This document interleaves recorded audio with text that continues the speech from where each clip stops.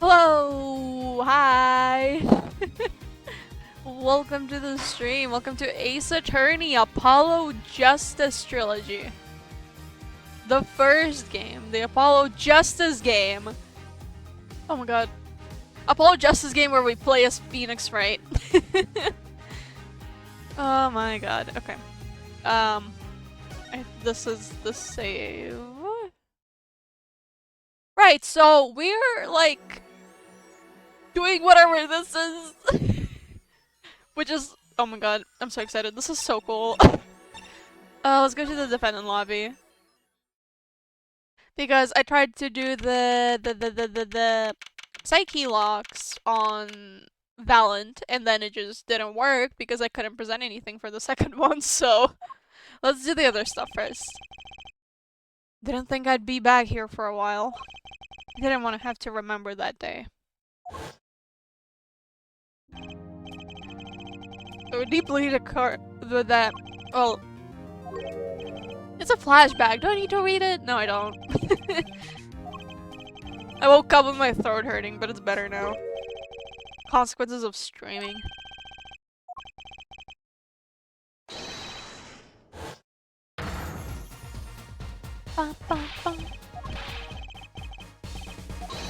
I know what happened. I played this yesterday.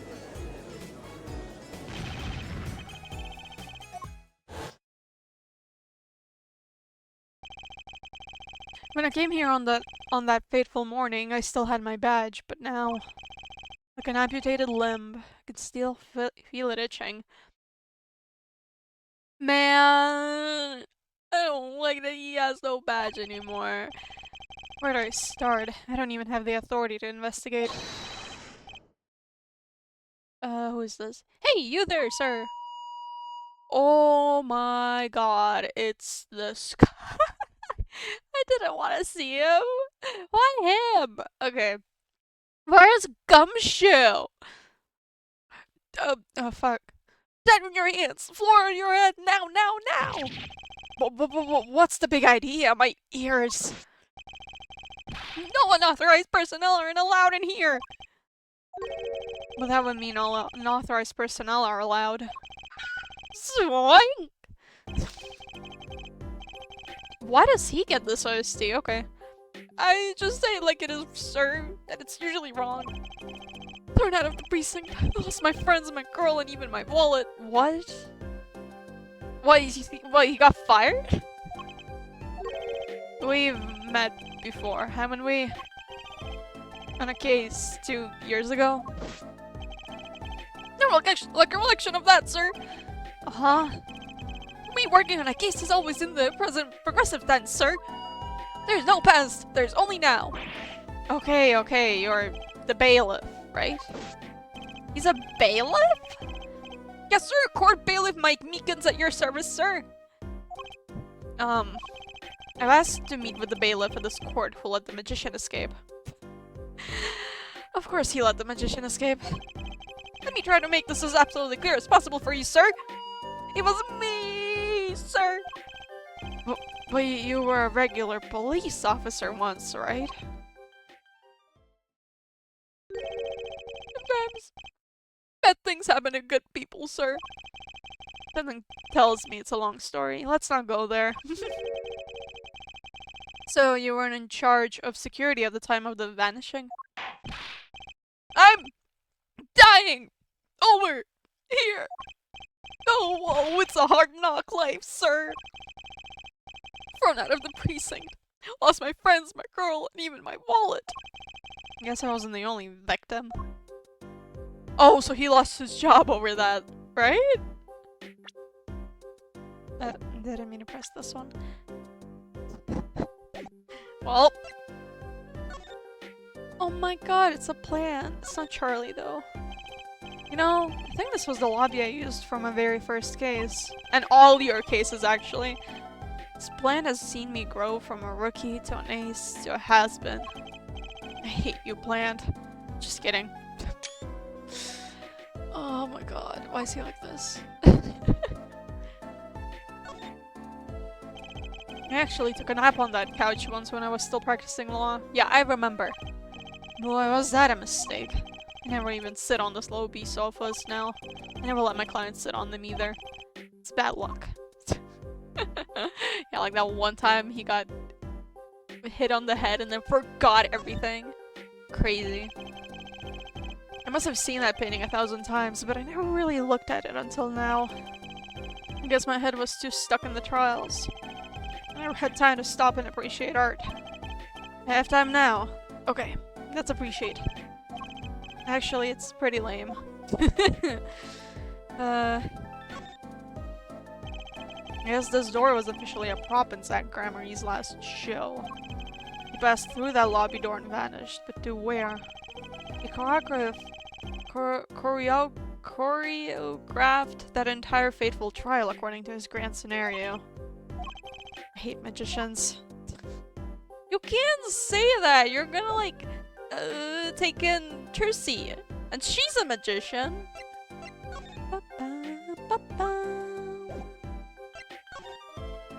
Meekins. The last time we met, you were a police officer, right? In fact, you're still wearing your uniform. Sir, I wish I didn't have to tell you this. Last year, tragedy struck a rising star at the precinct. I lost my case files 4 times in 3 days! They fired me! That takes real talent, actually. They don't know what they're missing. So here I am, sir. Forced to start from square one, a lowly bailiff. But your uniform. I took it with me as a souvenir the day I was fired. That can't be legal. So you were the one who let the magician get away that day. I'm dying over here. A star rises among the court bailiffs full of hope. Then tragedy strikes. Is there anything you can tell me about it? About Zach Gramarye's disappearance? Oh, the humanity! That's enough of that. The magician's disappearance. Why, yes, I'd say it was around 2 p.m. when I heard a commotion in court. I opened the door to see what might be amiss. The door slams open, slam!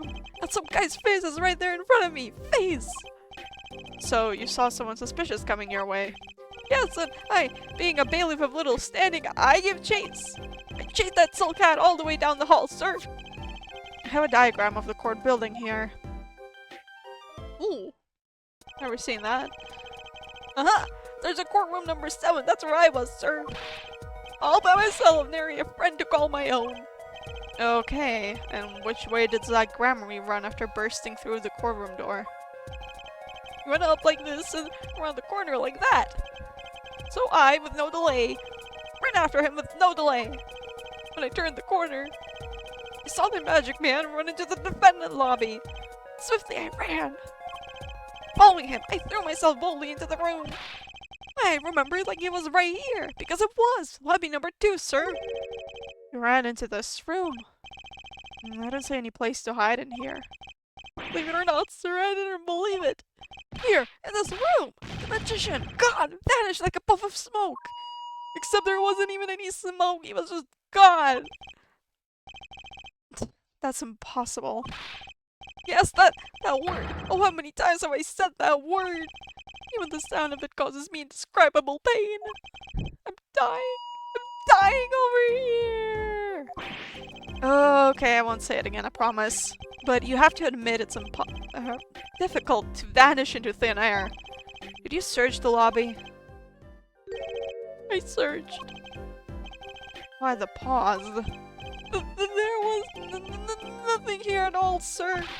That's right, nothing was here, sir. How can he talk so loud and still be hiding something? Uh-oh. Why did he not search? So Zach was in this room when he vanished. Absolutely, sir. I saw him with my own eyes. That red silk hat, that flowing cape. He ran right in here, right inside this room. Silk hat, cape. That's Zach, alright. But sir, look at the room. There's not a single place to hide. Sir, there was nothing I could do, but nothing, sir. What about now? Have any ideas? Sir! Yeah, ideas about what exactly, sir? If you don't mind me asking? You had quite a bit of time since then. Has nothing occurred to you at all? Do you have any idea what the trick he might have used to disappear like that? No. Oh, okay. Here we go. Oh my god. Oh, this one's only 2. Maybe this is doable. Psyche locks. I should have known. Okay, let's try.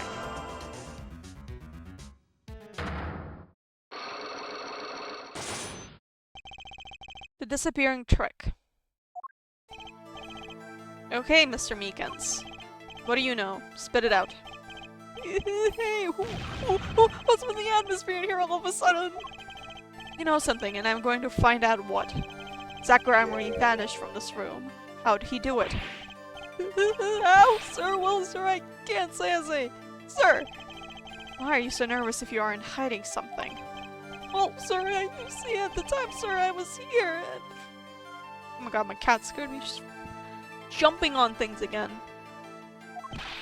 Listen, it was impossible!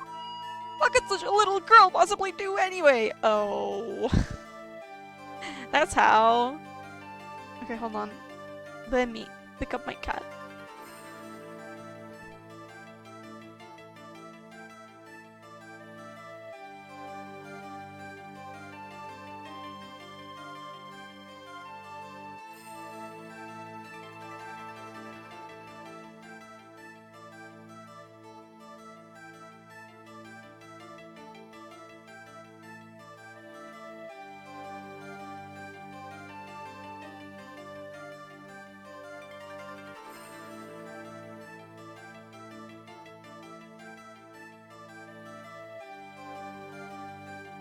I just fed her, and she's already asking for food again. It hasn't even been an hour.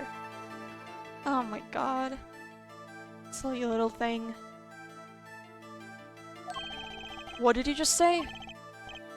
Sir, did I just say something, sir? No, you screamed it through that megaphone of yours. There was someone else in the room, wasn't there? Sir, I'm going to have to invoke my right to remain in a state of not talking. It's okay, Meekins. You don't have to tell me who Zach's accomplice was. I know who was here in the room that day. Trucy! Sir, I've never seen that girl until just the other day. What do you say? Sergio? What? Mr. Meekins, I'm not buying it. Sir, that day, she was here, in the room, sir. But he wasn't! You mean, you chased her into this room, not him? Sir, I did as a police officer, literally days. I learned a thing or two. Okay, just one thing, but it was not to mistake a girl for a 7-foot-tall magician. 7 feet? Zach isn't that tall, is he? You have a point. I find it hard to imagine that anyone would mistake a little girl for Zach Gramery. Hi, Espresso! Hello! But you saw something. And therein lies the trick. I think you know what it was, Mr. Meekins. Tell me, does this trick look familiar? What? What do you mean, this trick? Okay, so this is another one of the things that we can't do yet. God damn it.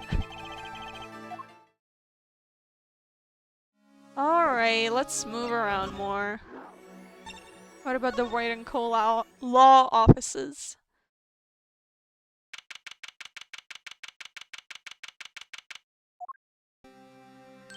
Oh! Oh, morning, Daddy! Oh, okay. This is the same. Oh, is she gonna be here? In the office?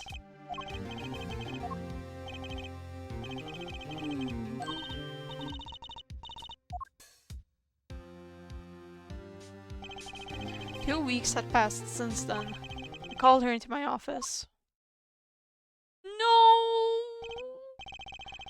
Trucy, there's something we need to talk about. It's been 2 weeks since your father disappeared. You need to start thinking about your future. Oh no, Trucy! I did some calling around. This is hard to say, but you have no living relatives. So, I was wondering if you wanted to stay with me for a while. Just until your daddy comes home. It won't be long. It's been 7 years. I hope. Of course, it's totally your choice. If you don't like it here, you can go wherever you'd like. I could look up some places you might like to stay at. This is so weird. Mr. Attorney, Daddy told me about you. He said I could trust you. Huh? Really? So if I stay here, does that mean you'll be my family? Uh-huh. I guess so. Getting weirder. Mr. Attorney? Or actually, why don't you call me Nick? Aw. That's what Maya called him. Or you can call me Daddy if you'd like. It doesn't have to be today or anything. Okay, say Daddy! That was quick. Yes? She's so silly. If I move here, I have to switch schools, right? And I was thinking, I haven't paid for lunches at my last school for a year. So thanks, Daddy!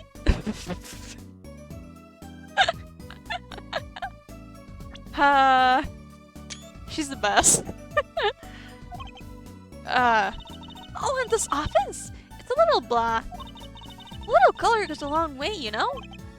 Oh, and Daddy, you got fired from work, right? Don't you worry one bit. I'll work twice as hard. We'll make it through this. Juicy, how old are you? Oh, I'm 8. But don't let appearances deceive you. I'm a young professional. Stick with me and you'll do just fine, Daddy. Thanks. Why does it feel like she's already in charge? Why is she so silly? Why is she so calm about this? Is she okay? Okay, well, let's examine Charlie. My mentor's favorite plant, Charlie. I guess watering Charlie's my only real job now. Wait, I have a child now. I can't feed Trucy like this. She probably needs more than the occasional watering too, I'm guessing.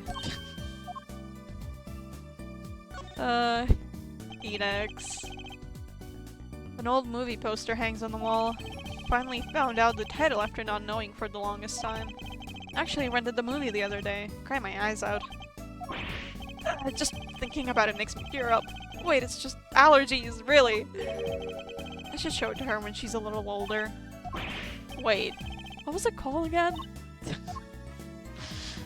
We're never gonna know the movie. Why the collection of law books? My mentor bought all of them. I used to be too busy to read them. Now that I have the time to read them, there's no need. But I can't just sell them. Maybe Trucy will want to read them someday? Nah. You could still read them. My desk. Not that I have any reason to sit there anymore. I guess Trucy can use it. It's great for studying math, English, geography, magic. Yeah, I'm not crying, I just got some dust in my eye. Phoenix. The sky is blue and so am I. No? Okay. You can still see that hotel from the window here. Every time I look out, I think back on those old cases. Wonder if the view looks different now that I'm not wearing my old badge. I really dig the far out view, Daddy! Thanks. She must have learned a lot of words from her parents. Let's talk to her. So, Daddy, you got fired from being a lawyer, right? Could at least kind of look aside or something when you say that.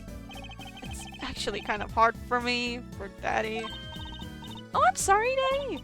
Wait, is that foolish pride? My other daddy always used to talk about that. Actually, that's pretty accurate. So here's my idea. I'll make a new office. Law just seems so stiff, doesn't it? No one will be my friend at school that way. Well, that won't do, I guess. I just don't know much about anything other than law. Or even much about law, if you were to ask some people. Maybe the problem is calling it an office. We should run an agency instead. You mean, like a talent agency? Forgive me for asking, but doesn't that require talent? You've got me, don't you? I'm a professional. A professional? Yep. After all, I'm directly descended from the famous Zach Gregory. Directly descended. He's your father. Oh, now I'm directly descended from the famous Phoenix Wright, too. I think an 80-year-old just massaged my ego. Why is she more put together than Phoenix here? God. Could you tell me a bit more about your daddy, or Zach Grammary? Daddy? Sure thing, Daddy. Which daddy was that again? Daddy's so amazing! The biggest star of Group Grammary! And they're big! The Grammaries, they were on television a lot. I haven't seen them on much recently, come to think of it. Big magic happens when you put Zack and Val and Grammary together, you know? Once they made a giant waterfall right there on the stage. This giant trout swam up the giant waterfall. Let me guess, there was a giant fisherman waiting for him at the top. I wish I could have seen more of Daddy's magic. I shouldn't have brought it up so soon. Wonder what'll happen to me with Daddy and Mommy both gone. What happened to her mom? Mommy. Yeah, what about Mommy? I haven't heard anything about Trussy's mother. But I like magic, and a great daddy even if he is unemployed. Stop, you're gonna kill him. Don't do it. Poor Phoenix. You know, I think things are going to be okay. Wonder if she'll talk about her mother. The professional. So, Trucy, you're a professional? Yes, it's like that thing they say. Baby frogs grow up to be frogs? They say that? I always thought it was funny, though. What was? Aren't baby frogs called tadpoles? Maybe they thought it would be easier to understand that way for kids. How stupid! Right, so in conclusion, you're a professional magician, Trucy? That's right! Well, wanna see a trick? You're going to do a magic trick? Yes, come on. That could give us some evidence for the other thing. Actually, I would like to see a trick. The future of the agency depends on it, after all. That's the spirit! Ready? Here goes! Ta-da! Hi, 53! Oh ho! Oh! Oh my god! She still has Mr. Hat! Okay, hold on, I need to screenshot that. Hey, Floyd, it's Mr. Hat! I gotta say, it's good to be seen! Yeah! Whoa, that was startling. The amazing Mr. Hat! Isn't he great? She's so cute. Oh, she looks away when she does it. I'm doing great. I'm doing just awesome. I'm doing fine. I don't know. What about you? What about you, 53? Your favorite neighbor, Mr. Hat, at your service. He certainly makes an impression. Doesn't he? I'm so glad you like him, Daddy. Some our teens do get a bit heady at times, huh? Get it? Eddie! My friendly neighborhood Mr. Hat nearly gave me a heart attack. Good to hear I'm chilling. That's great. Oh, okay. I see. That explains the trick. Okay. Mommy. Alright, talk about your mom. She's probably dead, but could you tell me about your mommy if it's okay? Mommy was so pretty. She was like an angel up on stage. She was the girl, she was the woman in the middle when we saw like those 3 Grammaries, right? I was thinking like, oh, she kind of looks like Trucy. Well, not kind of, she looks a lot like Trucy, but on stage, you mean with your daddy? Yep! She was always there with Zack and Fallon, smiling. And then she went away. Oh my god, is she the one who died on stage when that shooting thing happened? I could also present that to Valen then, probably, if we actually get info from this right now. Went away. It was a grand illusion, but she made a mistake. She vanished and I guess she didn't know how to get back. Maybe so. Cried then, a lot. That's when Daddy gave me this. Here. Oh, that's the thing Phoenix has in the present day.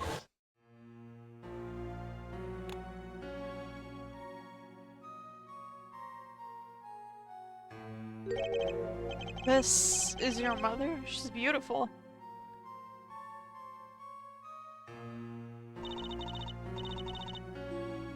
Oh my god, actually, 53, have you seen the new Limbus ID and Ego announcement on Twitter? Her name's Thalassa Gary.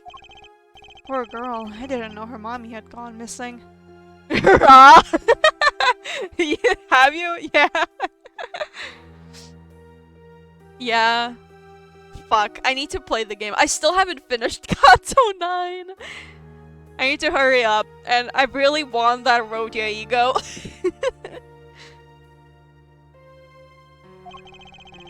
Now her daddy's vanished, too, right before her eyes. Hey, Daddy, you won't. Don't worry, I won't vanish, I promise. Wait!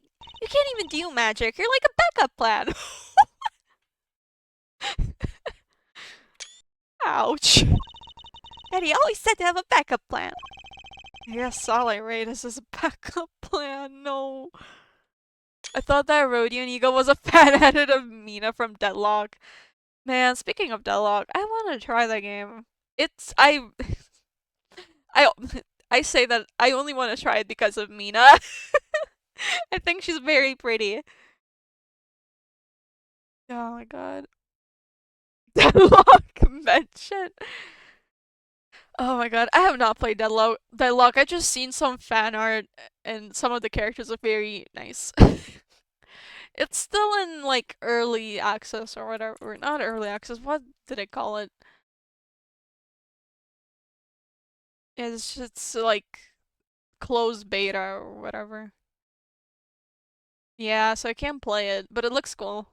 I love that look. It's so much fun and the community is absolutely unhinged. It is. Yeah, she's pretty and I've seen both sides of the artwork. Oh my god. Rodian is eating this season? Yeah, good. I'm so glad. I love Rodian. I think she should get all the rest of the IDs this season. It's in closed alpha, but you can be invited if one of your friends has access. Wink, wink, nudge, nudge. None of my friends have access, so I think one of them had it, but like they ran out of invites. I got a pass, but no friends to teach me to play. Aw. Wink, wink, nudge, nudge. Do you have one? Oh my god. But yeah, I saw Deadlock. I know nothing. I just saw the Mina character and I'm just like, oh my god, I need that game. I don't even play these types of games, but looks cool. Loudly winking and loudly nudging. Yeah, I can give you access. It just can as well. Alright. If that's fine. I'd be very happy if you did. Oh my god. Okay, hold on.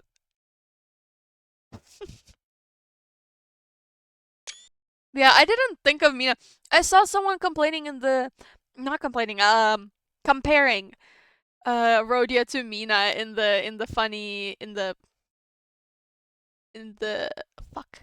What's the word? In the replies of the tweet to that Rhodia ego. I can also teach you guys if our schedules align. Hell yeah! That'd be fun. That sounds awesome. I have access, just don't know how to play. Oh my god. Maybe we do need to do that. This sounds fun. I'm not the best, but I have a shit ton of playtime. Oh, okay. I'm pretty bad at these games, so that would be very useful. I do like the dormant portal time. What is that? What is that? What is that? Mercy's locket added to the core record. I think that's probably enough for today. Sorry to ask you so much all at once like that. It's okay. After all, we're family. I just hope you're ready. The Right Talent Agency opens tomorrow. What? But are we representing anyone? Me and you. That makes two, Daddy. I think you need more than that to make an agency. Besides, you may be a magician, but I'm no talent. Oh, I'm sure there's something you're good at. Well, when you put it that way. You don't have any tricks? No old standbys? This will not do. A boy should always have a trick or two in his pocket. Okay, okay, I'll think of something. That's the spirit. See you bright and early tomorrow, Daddy. Mr. Hat! Welcome to the team, Daddy-o! The team, right. Sometimes when magicians vanish, they leave something behind. That's what Trucy became Trucy, right? My daughter. To be honest, I was pretty lost those first few days. Thinking back on it, it was a pretty dark time in my life. But Trucy, happy, smiling Trucy, she was my light. Aww, that's sweet.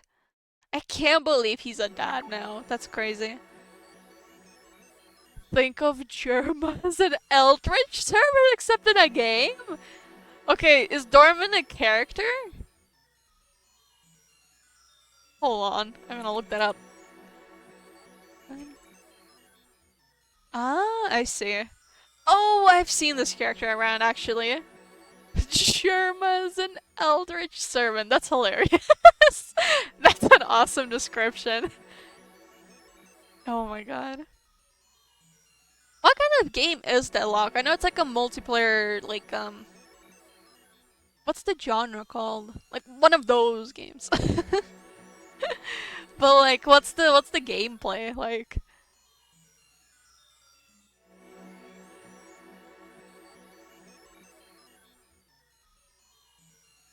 MOBA, I'm assuming? MOBA, really? Man, that does say I know nothing about this game, huh? MOBA? Okay, interesting.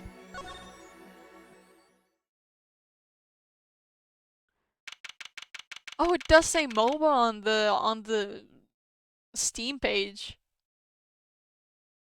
Think of third-person shooter League of Legends. Yeah, when you said MOBA, my first thought was like League of Legends, Dota 2, and like this one MOBA game I played that shut down. Third-person shooter League of Legends. Okay. What does MOBA stand for? How can it be MOBA and third-person shooter? Hold on. What does MOBA stand for? MOBA meaning.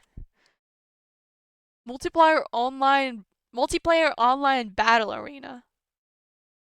Okay, that's so okay. Because when I think MOBA, I think like League of Legends. Didn't realize it's like such a like wide like genre. Wait, what other MOBA games are there?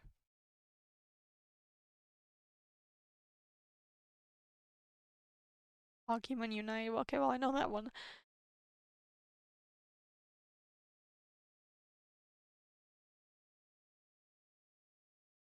Okay, Wikipedia's not helping. Whatever.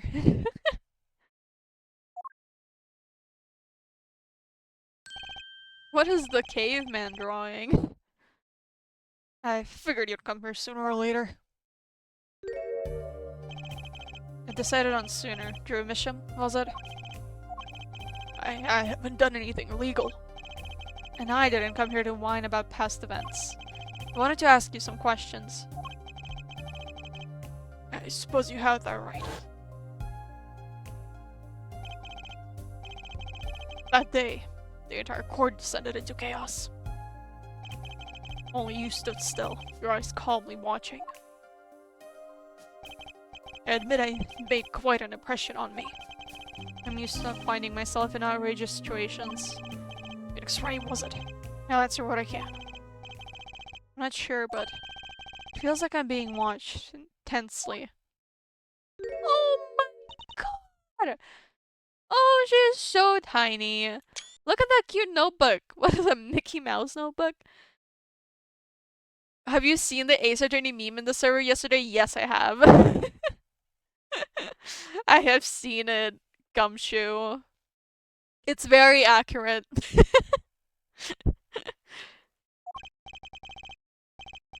Ah, this is my daughter. There, say hello.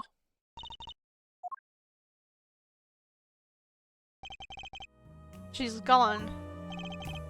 Shall we begin then? Whoa! Damn. don't remember that being in the room. Is this the old studio? Before they moved to another one? Doesn't even have like the letter exchange thing here.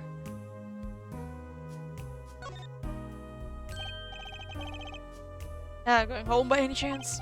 No, I was just checking out the door. Oh.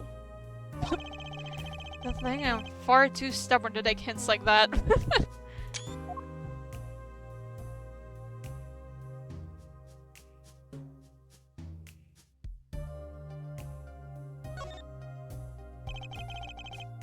What's this painting here? Ah, that's one of mine. It's an illustration for a book. It's not on sale yet, of course, but I thought it might be a good business. As a father, I'd like to be able to put food on my daughter's table. Not a feeling I know anything about. At least not yet.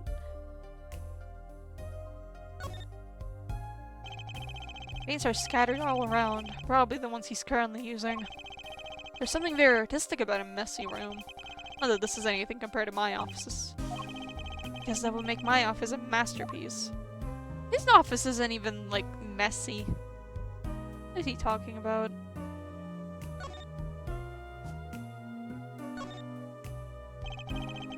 Paints and pigments are lined up on the shelves with some noticeable gaps.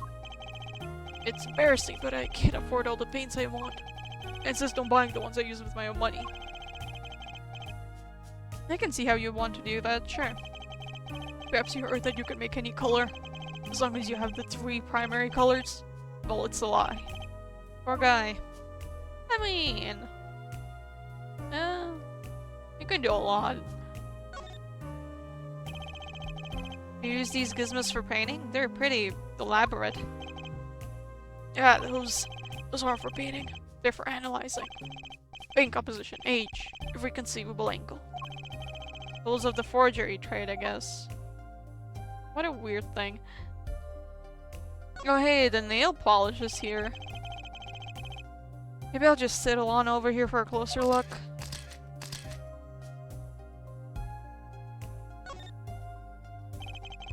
What's this red envelope? Ah, don't touch that! That's, it's quite important. The painter's face just changed hues. Guess I'd better behave, though it's tempting to just grab it. That's a pretty bottle. Ah, don't touch that, please. I'll get in trouble. It belongs to her, you see. She always puts it somewhere she can see it. She looks at it often. There's light pink fluid inside. Nail polish, I'm guessing. What is the deal with that thing? I have not heard anything about it, except the fact that she's always carrying it around even like 12 years later.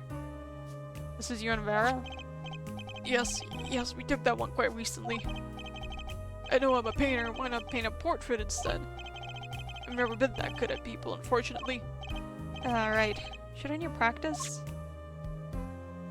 Here's the postmark thing. That's an awfully small frame.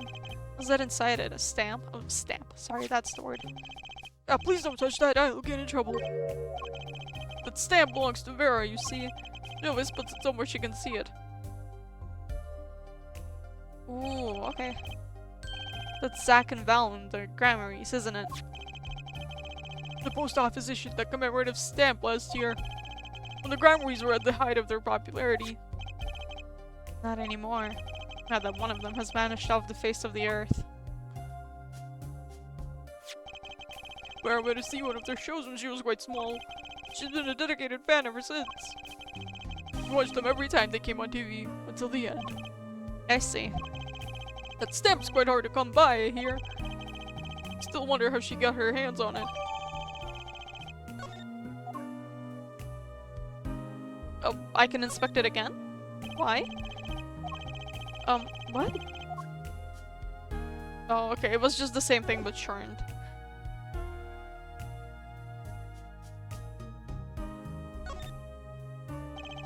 There are some finished paintings stacked here. They don't look all that bad, really. I'll sell you one for 50 cents. That's okay. They look kind of heavy. Oh. 50 cents? Maybe he needs to work on his sales technique a bit. No wonder he can't buy any paints. That shit's expensive.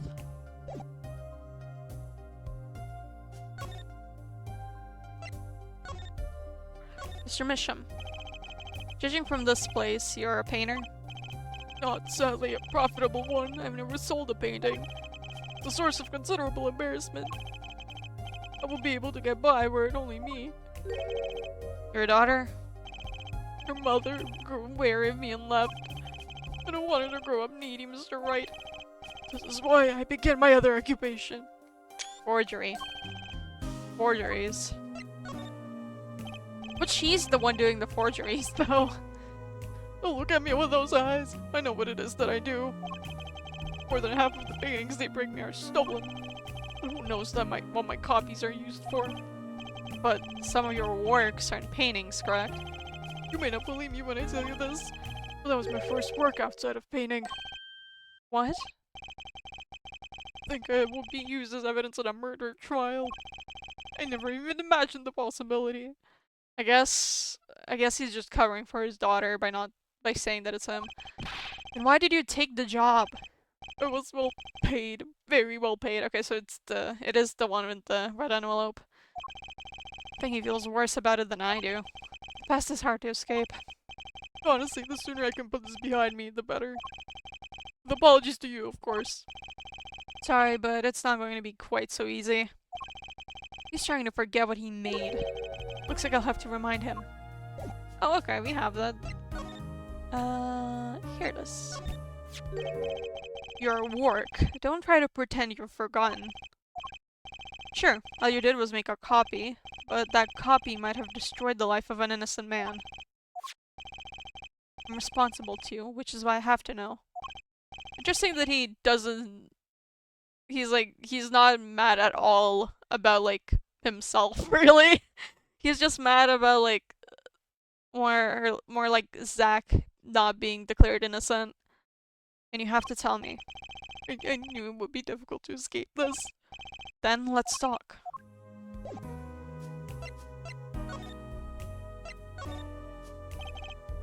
Well then, ready to tell me about this work you did? It wasn't like anything I had attempted before. I guess it would be a little different from paintings. It's not what I mean. In all my previous work, it sufficed to create a copy. Are we gonna pick up food? Enjoy your food! This wasn't a copy? The client gave me two things that day. The first was a sample page, as reference. The second, printed document I can only surmise was written by my client. So you used the real writing as a reference to reproduce what the client wrote? Yes, as I said, it was my first job of that nature. So, who was your client? As I said in court, I do not know. Really? Even for such a suspicious request? If it was me, I'd want to know as much as I could about the requester. I never met them. Not personally, there I met him. Yeah, a psyche lock, of course. Seems like you're still hiding something. Something about this work. Let's see if I can do anything here. Or if I have to go back to Valent and... Sorry, a coworker was bothering me about work of all things. I wonder why. No, it's fine. Yeah, Alfred, did you guys Delic? It's so much fun. Yay! I'm excited. That game does look fun. At least from, like, I don't know the gameplay, but it looks very nice. Let's hear it then. What are you hiding from me, Mr. Misham? I'm sorry, but I really don't know. I never met the client.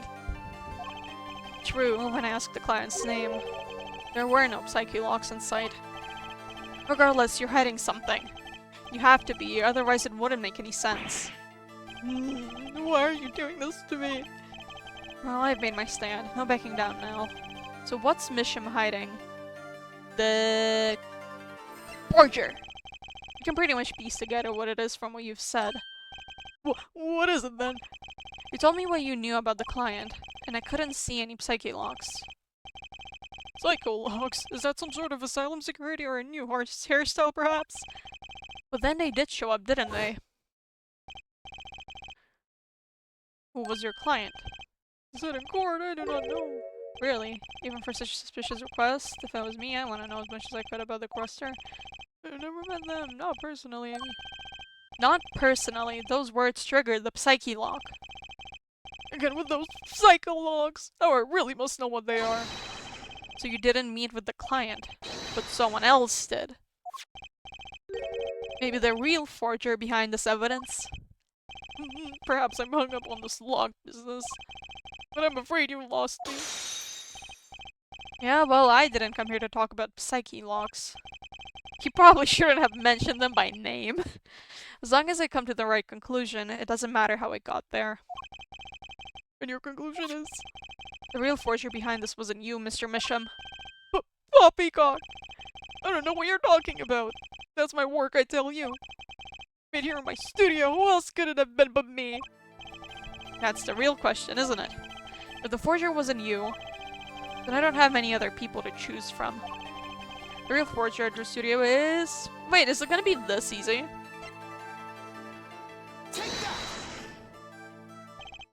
The real forger is your daughter, Vera Misham, isn't it? Ridiculous, my daughter's only 12 years old, Mr. Wright. I've always been more one for landscapes, not surrealism. Nice scumbag, but you're shaking in your boots. I've got you now. The only two people with access to the studio are you and your daughter. The psyche logs tell me you're not the forger, which makes your daughter the only possibility. I feel very much on the verge of going psycho-lock myself! Okay, well, one psycho lock. Fuck, even I'm calling it psycho lock now. Psyche locks. One person's psyche lock's broken. That reminds me, Edgeworth also called them psycho locks when he got to use the Makatama. Hey, I don't know how you knew, but you're right. The one who made this page was my daughter, Vera, not I. She's only 12. A genius, you might call her. A precocious little girl outshining her father. There's been a lot of that going around recently. I let her play in the studio and she watched me. She taught herself in that way. Drafting tools and analytical devices I bought when they became necessary. They're my little girl's playthings now. Ah, I detect a bit of fatherly pride. So, Vera was the one who made this page. Would she know who the client was then? Actually, the client came once. Here, to the studio. What? Why didn't you say so sooner? But their face was covered and they did not want to talk to me. So they talked to your daughter? I will speak only with the artist, the client told me. That little girl is the key to our mystery client's true identity. Your daughter. Okay, what do I do now? Maybe I should talk to her father a bit more, or is it time to turn my attention to Vera?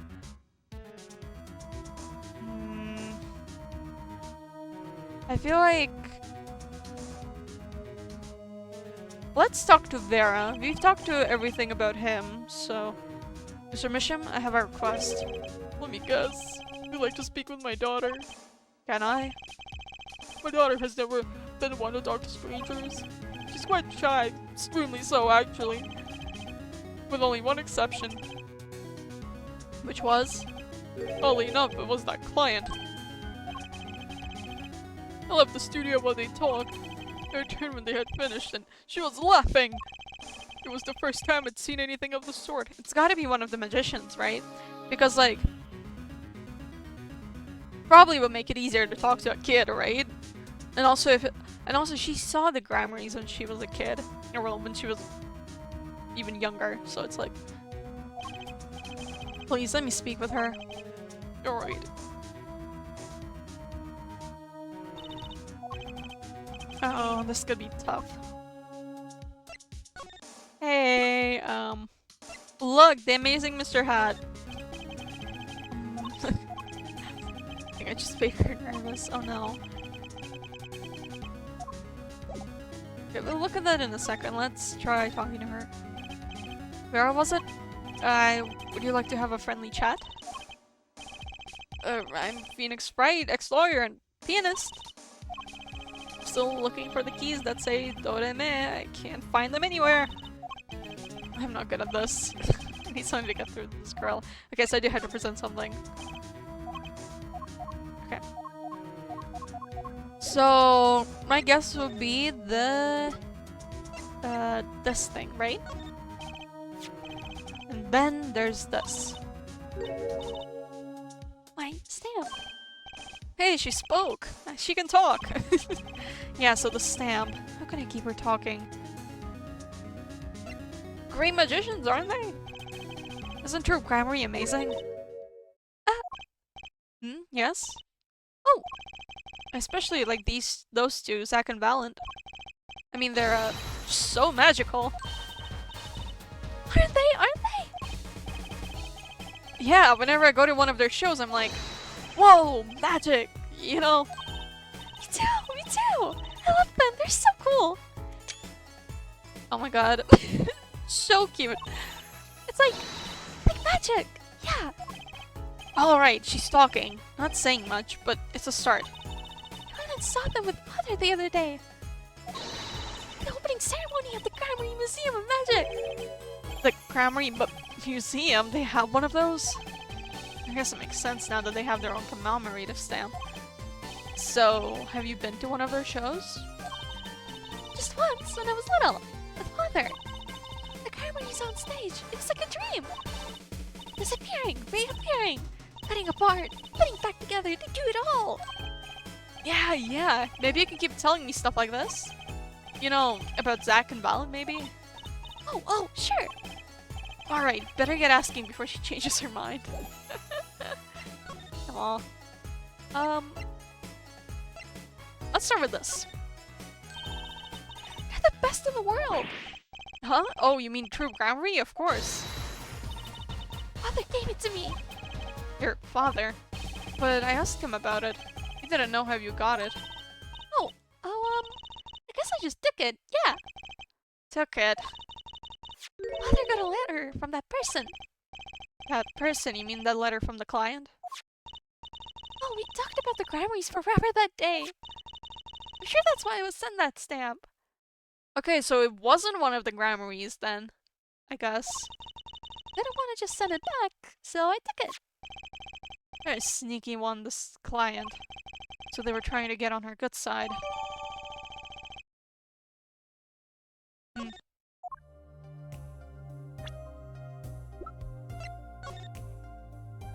I can't turn it around or anything. The forgeries. So your father tells me you're good at painting all sorts of things? I really like painting. A lot. Mother's always very happy when I paint them exactly the same. So you did this too? Oh yes, that was my first job. Your first? All I used to do was paint the same thing I saw. This was totally different. The pen slips in the way the writer held the pen and the pressure on the nib. I had to use a microscope and analyze it on the computer. She seems happy. Odd, her work was the last nail in the Grammary coffin. Guess no one told her. Oh no, that's sad. She didn't know. I don't go outside much. I like to paint in here. Why don't you like the outside? There's bad people out there. Well, true, but there are lots of good people too. Actually, I should tell you. She was almost kidnapped once. Kidnapped? Why? Since then she's been, well, you can see for yourself. She refuses to leave the house. I see. Wait, but that doesn't make sense. She said she went to the Grammary Museum. With you, in fact. Yes, actually, she was quite insistent on it, much to my surprise. It was the first and last time she expressed such a desire to me. The person gave me a good luck charm. A good luck charm? Or when I absolutely had to go outside. Yes, apparently she received something, a gift. From that client, actually. She won't tell me what it was. Oh. Is that the nail thing? Father, I told you to keep that a secret! From that client, huh? This I have to hear about. So, you meant the person that asked you to do this job? And you talked with them? Was this about a good luck charm you received? I can't talk about it. If I do, it won't work anymore. That's what I was told. Yeah, but I really have to know. Oh, whoa. Okay, it's only 2. It's fine, we can do it. Hopefully, I have everything for it.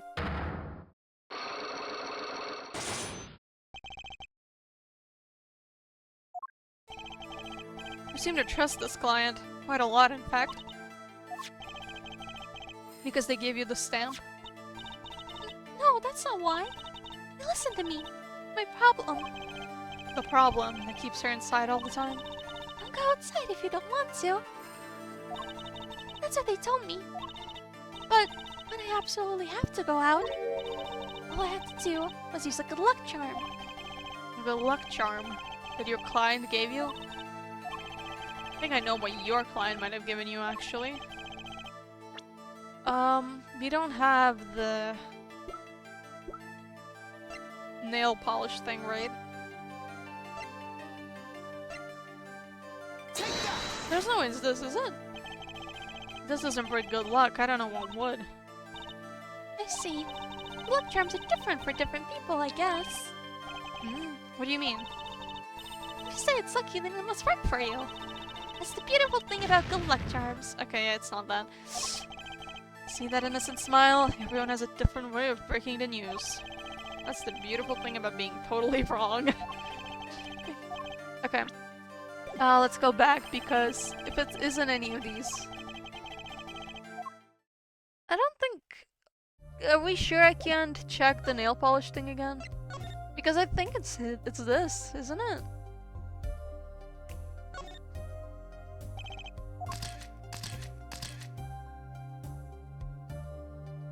No, I can't inspect it again either. Okay, let's do other stuff then first. Let's check on Val and Gramarye. Maybe I can do stuff here now.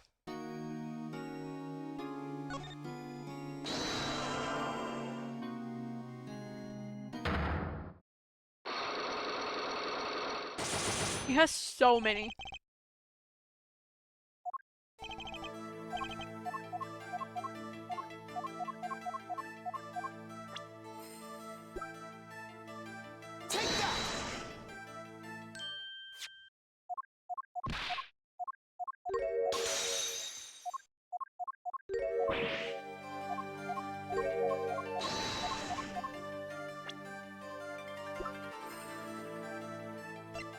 It's her. But that's Zach Gramarye's wife and Trucy's mother. I was right. Fuck. I don't want to be right. That's sad. Balassa, I believe was her name. Alakazam! It's not the time for your Alakazams, dude. But how can you save us? How can you say she was struck by one of our bullets? Still in denial mode, eh? The last of us at the greatest risk of being shot. This clearly shows just how much danger she was in.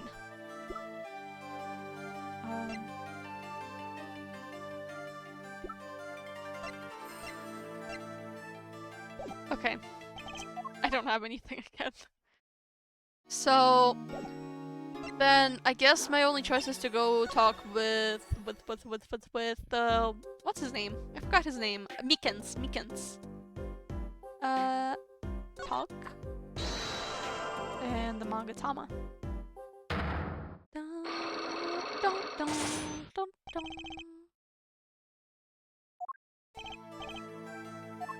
Let's see. I know that this one's gonna be Mr. Hat. Oh, Trucy. I forgot there was like a first one as well first.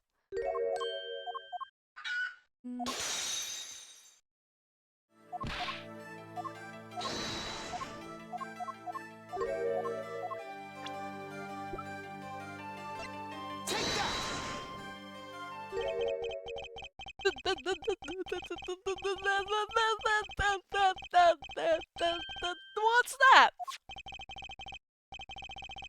That girl's favorite trick, the amazing Mr. Hat. She uses it in her show down at the Wonder Bar.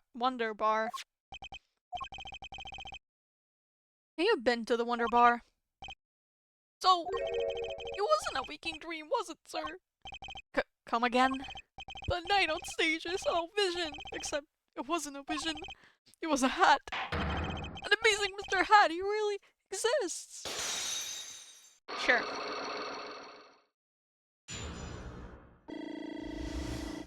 Oh my god, thank god they healed me. I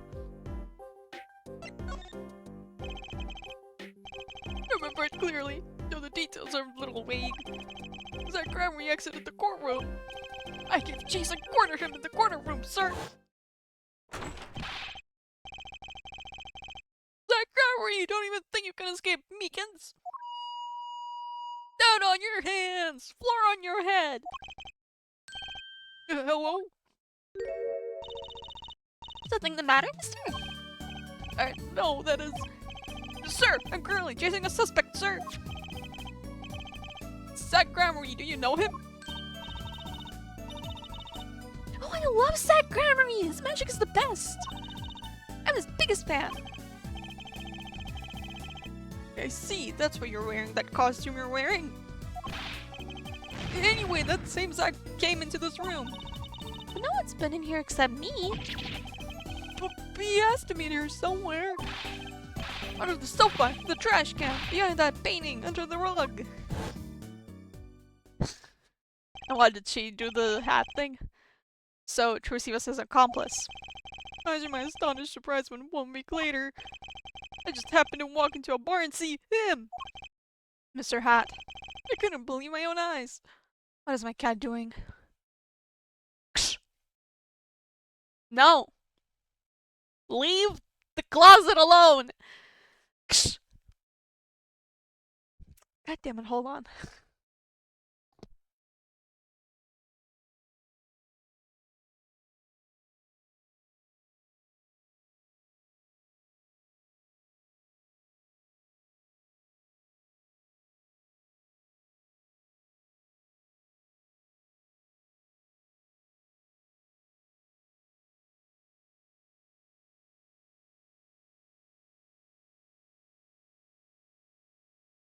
Okay, she's sitting on my lap now. For a while I thought it had all been a long dream. A dream that lasted a week? Don't question him, Phoenix! But it wasn't the magician who disappeared, it was Mr. Hat. The trick vanishes. Though it seems complex, what really happened that day was quite simple. You were standing by the door, and out came Zach. But that wasn't all. Another person got in on the act, and she was standing in front of Lobby too. Along with Mr. Hat. That's the beauty of it, isn't it? So, while you are standing in shock and amazement, the magician rounds the corner, and most likely runs through the closest door into lobby number 1. This is where you come in. You turn the corner in rather lukewarm pursuit. And at that very moment, Trucy runs into lobby number 2. Then all she has to do is tuck away the amazing Mr. Hat.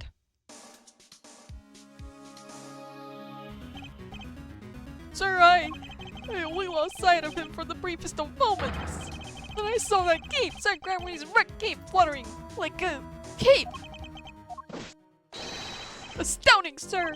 All my days of posing queries and making inquiries and chasing quarries wasted. It was as if I could see them melting away like an ice cream cone left by the side of the road to die, or the scattered remains of a Nestle chocolate parfait. Such sweet sorrows. I'm sorry. I had no idea how much you'd suffered on account of this case. It's an honor, sir! I've apologized to people many, many times, sometimes more than once. But this is the first time anyone's ever apologized to me! Actually, about that girl, sort of her guardian now. Is that so? Sir, you should know that I harbor no ill feelings whatsoever in my harbor. Okay. I let the defendant escape, that's the stone cold truth. Just another step on my way from singing the blues to wearing the blues. Someday, sir, I'll be standing side by side with the great detective Guamshu. Mr. Meekins, this is a free ticket to the show at the Wonder Bar, if you want. It's an honor, sir. Where did you get that from? Sir, I can't count the number of things I've had taken from me, sir. But no one's ever given me anything for free. Right, I'll see you in court next time then, sir. Yeah, I look forward to it. He's not gonna come back to court. All eyes were on Zach Gramery that day in court until his mysterious disappearance. Oh, I can't check the court record. I wanted to check the court record. I don't remember if he got anything from this. Now, part of the mystery has been revealed, but the magician remains out of sight. It would be 7 years before I met him again.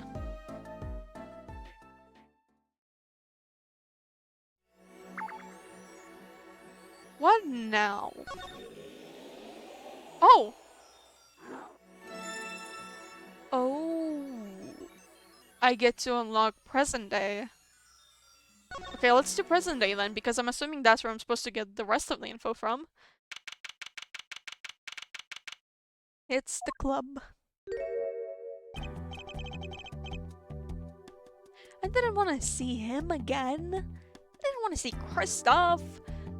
I'll be taking my leave now. Still have some work to do back at the office. Then I guess I'll go back to my piano. To be honest, it's better when you aren't playing. This frigid culinary dungeon almost feels comfortable. Later then. He's so sketchy. Fuck that guy. 2 hours left on my shift. Wonder if we'll get any customers tonight. Do you know who I am? Why does he dress like that now? Who I am? No, but if you hum it, I can play it. Just kidding, I don't do requests.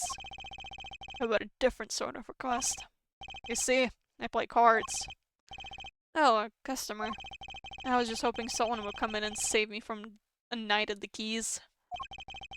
I seek a true competition. I have heard the Borscht Bowl Club is the place for this. I see the rumor is true. And this is... Why is he here? A friend of yours? Don't mind me, I'm just your friendly neighborhood newsman. I will not be playing tonight. When his business is finished, I shall send him home. This competition will be between us, no others. The Right Talent Agency represents 2 artists, and I'm number 2. I play piano, well, sort of. It's actually just a front for my real talent, which is playing poker. Why is he good at poker? Don't ask me how I got started, I don't remember. Like, he doesn't seem like someone who would be good at poker, to be honest. But I'm good. Real good. It didn't take long for the rumors to get around. Go to the Borscht Bowl Club if you want a real game. That guy's never lost. People don't come to hear me tickle the ivory. They come to watch me play cards.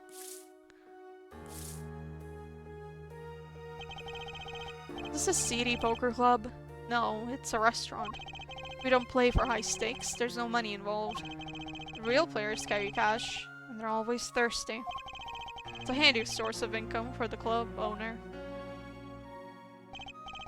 Well, let's compete. I'll take you to the room. The hideout, yes. But before we go... Yes? Allow me to introduce myself. My name is Shady Smith. Oh, and I'm Brishel, Spark Brishel, news reporter. No, I'm... No. Phoenix Wright. Huh? You must always look a man in the eye when you make your introductions. You still do not know who I am. Have we met? Yep, well... That's the guy. Okay, my cat left me.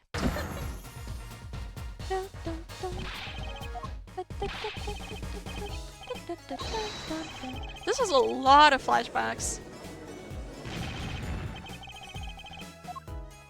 I mean, I guess it's better if I have, like, times to pause from reading, but You can't be, but you're... Zach Gramarye? Yes, the reincarnation act of the century. You didn't have only an audience of one. You. Zach Gramarye? This must be a bad dream. In a sense, this guy ruined my life.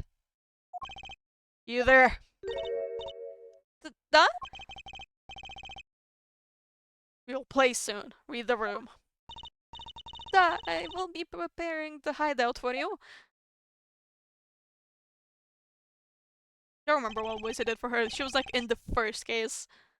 Are you really him? The Zach Gramarye?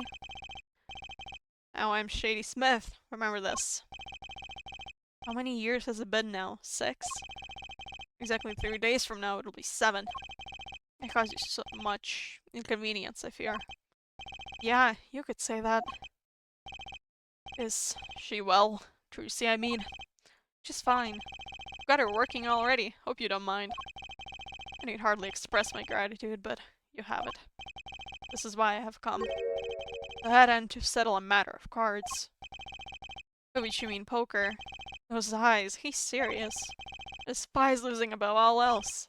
And so I have decided that I will win tonight, no matter what it takes. I know this guy's type, and they're dangerous. Everything's about the competition, all else is secondary. Perhaps we should take this time to talk before we play. I know you have much to ask me. And you. Okay, well, that's interesting. Hold on. I wish my cat would stop doing stupid bullshit. I'll be right back.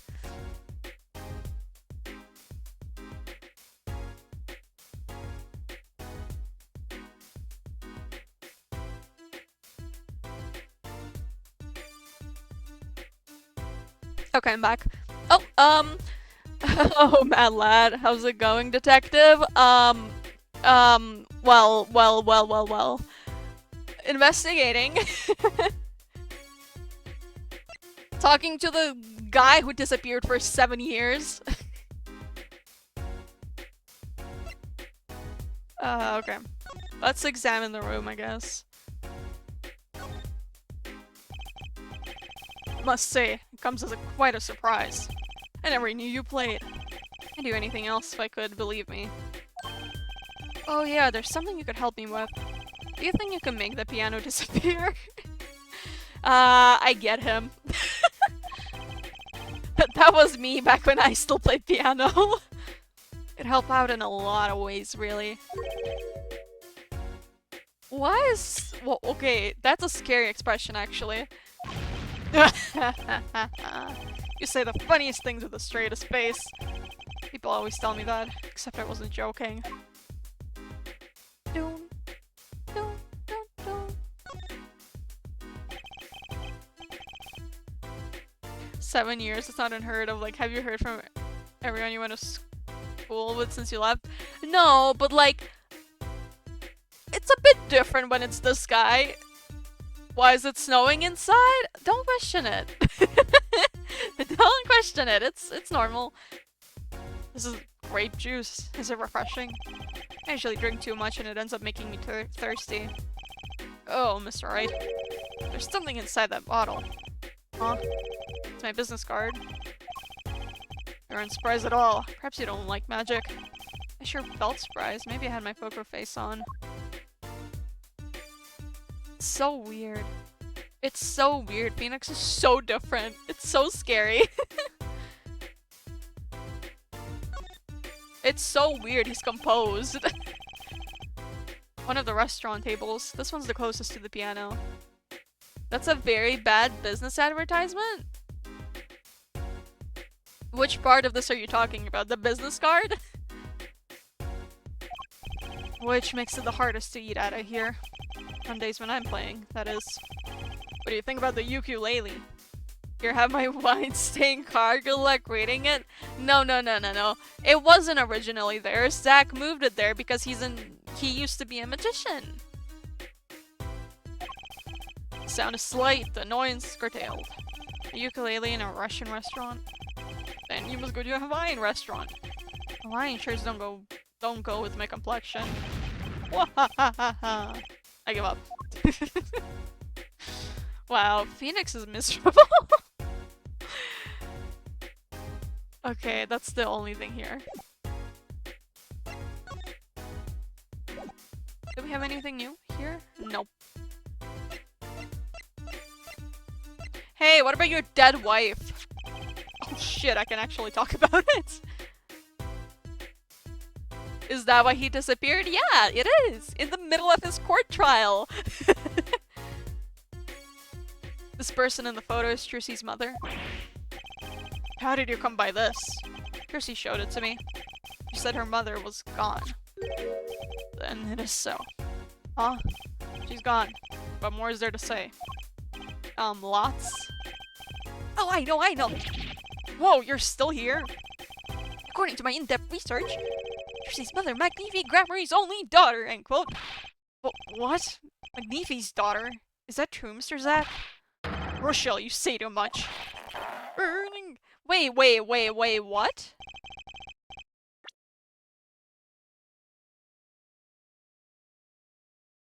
Trucy's mother, Magnifi Grammary's... Huh? Eh?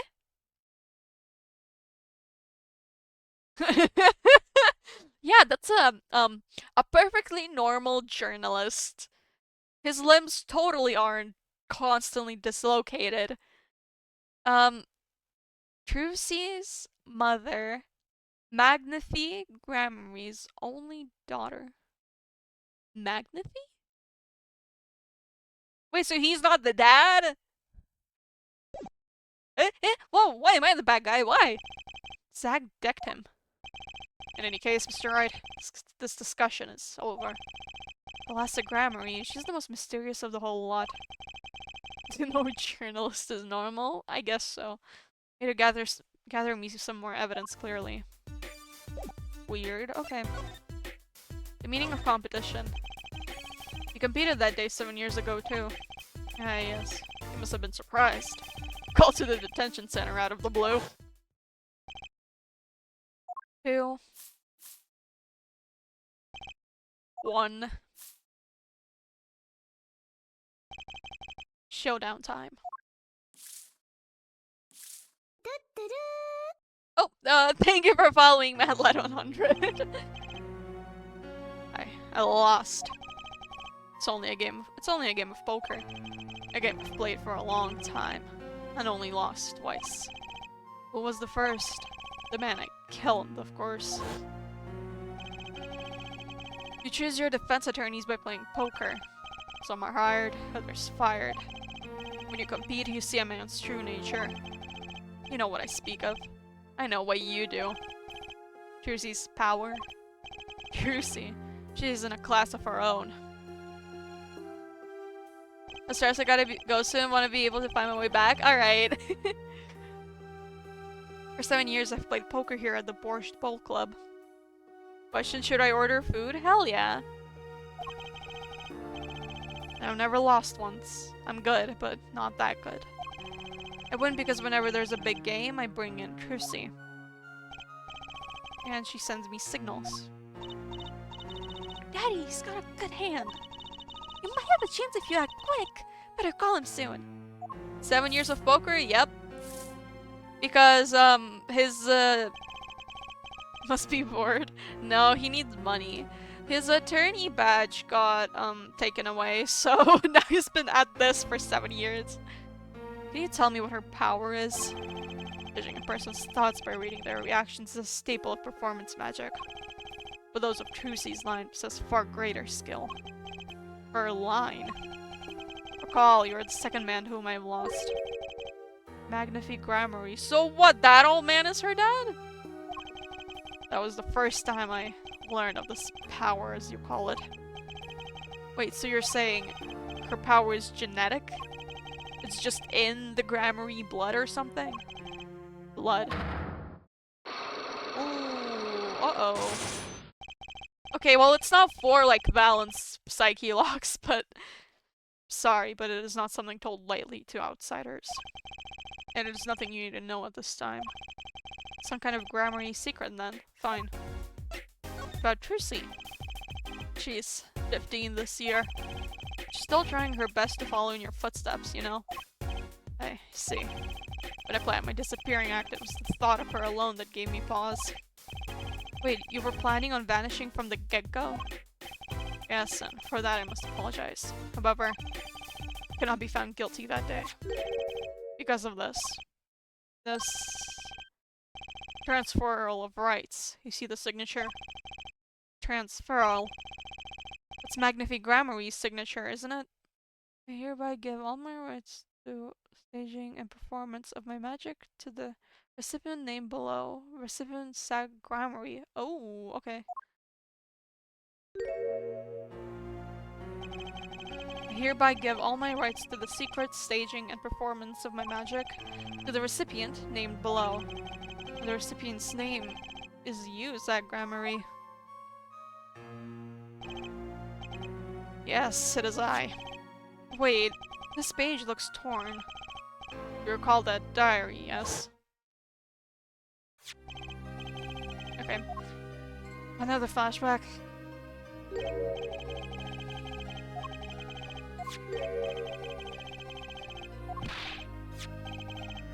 So who faked the thing? Because it doesn't seem like Zach did it.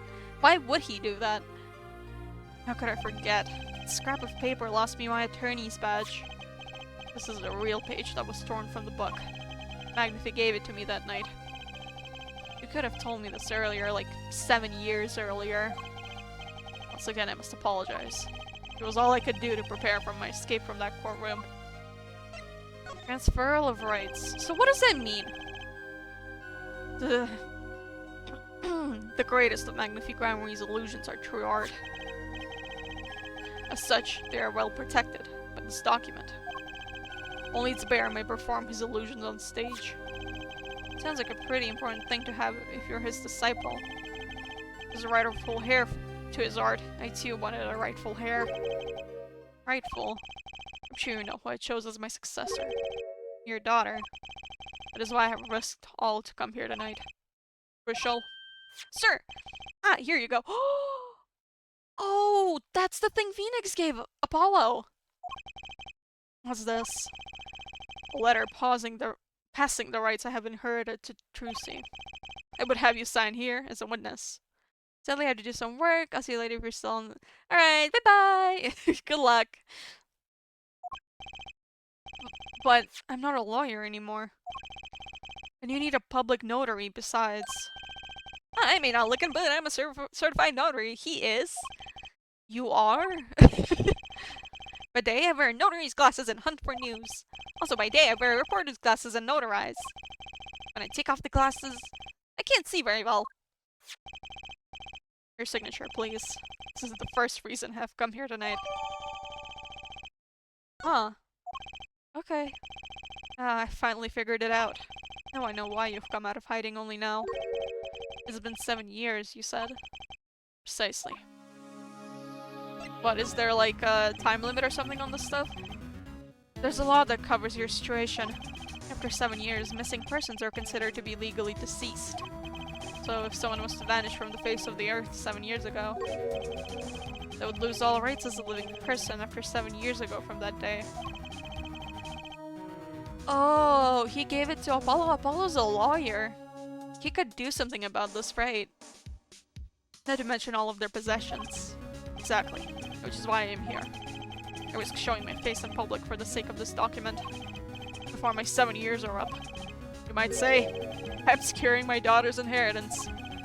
Do you really need this document? Wouldn't Trucy inherit your estate automatically? Not in this case, I'm afraid. This case. Yes, I received the performance rights from Magnifique Grammary. However, this was done in secret, without witnesses. Before Magnifique died, 2 potential successors to his repertoire were named. Myself, Zach Grammary, and Valiant Grammary. Not Trucy. I see, so you do need this document. I have known Brushel since before I vanished. He's a man I trust. Now only 3 know of my rebirth. I took the liberty of looking into Trucy's background, and found you had no other close kin. It is as you say. Okay. I was kind of hoping he'd say something about the mother at this point. Okay, I already presented the thing though. Do I need to present it again? I know everyone else, but Chrissy's mother is a mystery. Well, the prelude may have been longer than the main attraction. Shall we begin our game? My final competition. Final? Why? As you said, I have come out of hiding today to make this document legally binding. Once that is done, I shall slip once more underground. Without seeing your daughter. It would be best if I did not. 7 years ago we played. 7 years ago I lost. I have returned what I miss. So, we are now in present day. Right now, 7 years later, for this specific dialogue, and we're finding out why Zack disappeared and why he came back 7 years later to play poker with Phoenix before he died, which was the first case of the game. And apparently, the old man that he quote unquote killed, his mentor, he was supposed to inherit the rights to the performance, magic, and all of that stuff of the old man. And he disappeared. So 7 years later, because 7 years later, a missing person is now considered deceased. So, if this with this letter, it could be basically done that Trucy, his daughter, would be the one to get the rights to all the magic and performance stuff. I already lost to Magnifi. I do not care to lose to another. And I've heard that you never lose. It's just a rumor. Yes, for it is impossible to never lose, unless one has an ace up one's sleeve. As a magician, it causes me no end of irritation. I think a mere lawyer might be out there, pulling the wool over so many eyes. Hey, I just signed your document for you. Maybe you could try lightening up. That was that. This is this. For my final competition, I will destroy your perfect record, Phoenix Wright. This will be my final performance. You're warned. This guy's beyond serious. So much for a fun evening of cards. Rochelle, you may leave. Ah, but it's your last game. I mean, what a scoop. I punch and I punch. But still, it is not enough. Alright, just remember the future, prior engagement. What, does he beat him up? Doodles, gentlemen. Oh, and nice meeting you, Piano Man. Then let us begin. Dealer. That will be witness to our competition. That it is honor for me. Why haven't I seen her around here before? Yeah, that reminds me. I saw a familiar face as I entered this restaurant. He did not seem to notice me, however. Gavin, I believe was his name. You know him. After a fashion. Listen, Phoenix Wright. One can learn much from a true competition. Remember this. It's gotta be Kristoff who forged the evidence, right?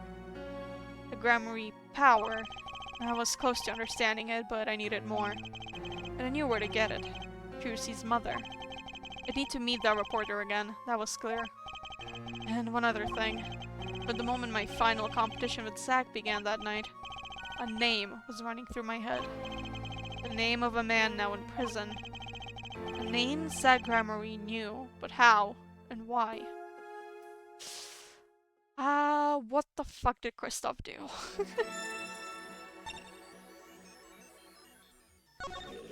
Can I not complete either of these?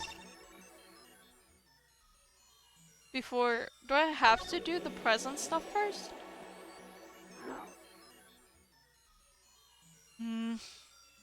Okay, whatever. Let's just do it as it unlocks, because I can't think of what evidence I could present to the Psyche logs in the past yet. Oh! Well, hey! It's him. Why is his jail cell so fancy? Why does he get all that? Well, isn't this an unexpected surprise? What errand brings you down to my cramped confines? Gavin. This is your idea of revenge, Phoenix, right? Revenge for the events that took away your attorney's badge 70 years ago. My past is like my logic, straight and true. Nothing's changed. All I did was point the finger of justice in the proper direction. Fine.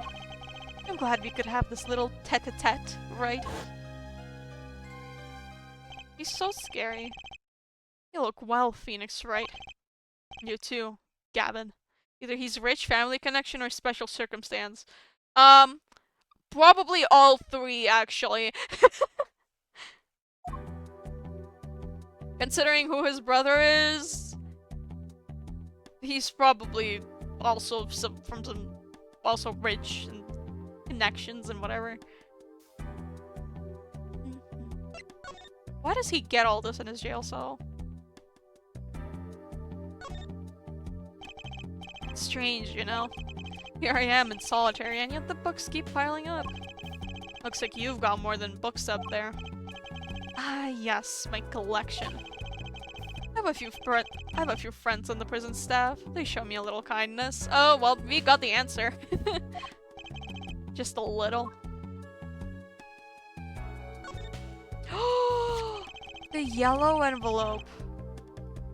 From the court thing that we had, the one that got sent away. That envelope's been bothering me since I came in here. It's not nice to peek at other people's mail. Oh, look at that lighting. He's so evil. You got mail here in jail? That I do, though they read it first, apparently. Still, I am allowed the pleasure of correspondence. Packages and the like are a different matter, however. Looks like sneaking a peek is out of the question.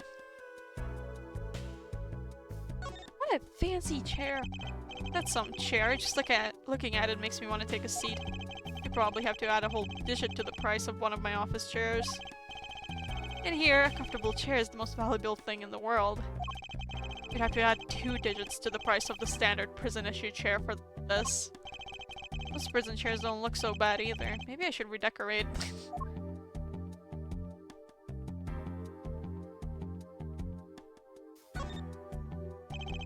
Nice roses. You taking care of this one here? Ah, yes. She's surprisingly delicate, you know. Requires careful tending, but she's my best friend, as they say. Best. Come on, now I'm starting to feel bad for you. Oh. Of course. She's known to bite if handled roughly. Your rose bites? Are you stupid? Oh. I have a speaking of the photo next to the rose. My retriever. Mongol. Cute, but feisty. Oh, he has a dog! Fuck you, you don't deserve a dog. Every dog has its thorn. Fucking idiots. Okay.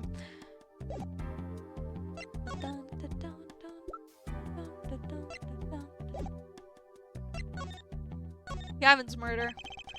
Life has been full of surprises for both of us. No doubt you never expected to lose that attorney's badge of yours.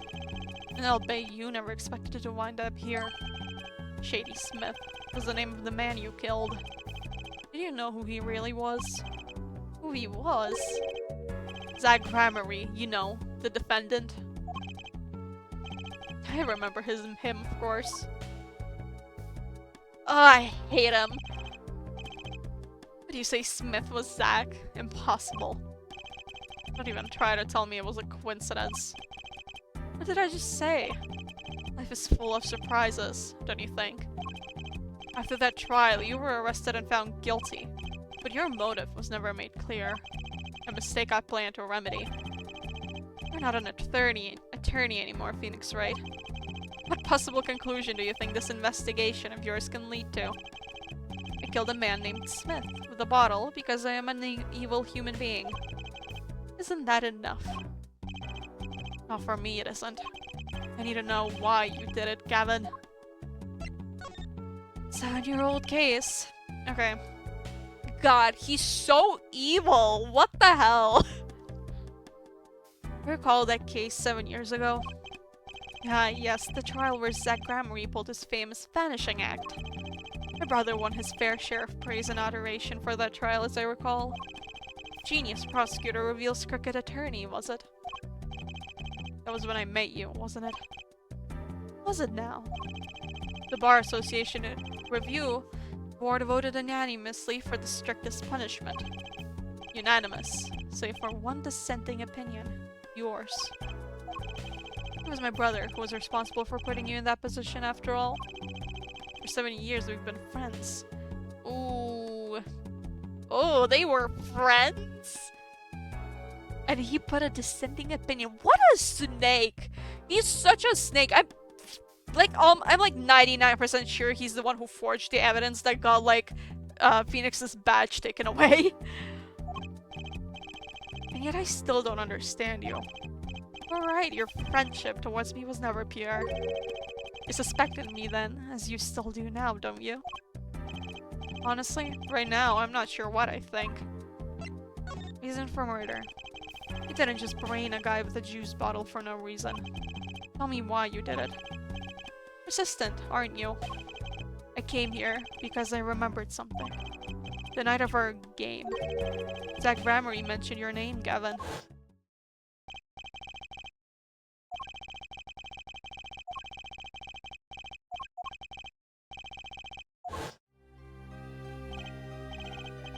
After that, he was killed, and asked you to help me. Because I remembered your kindness back when everyone had turned on me. You seem to be in a bit of trouble, something like that. Dead, someone hit him, hard. Me? Please, the cops should be here any minute. I'm in your hands. Should it come to that?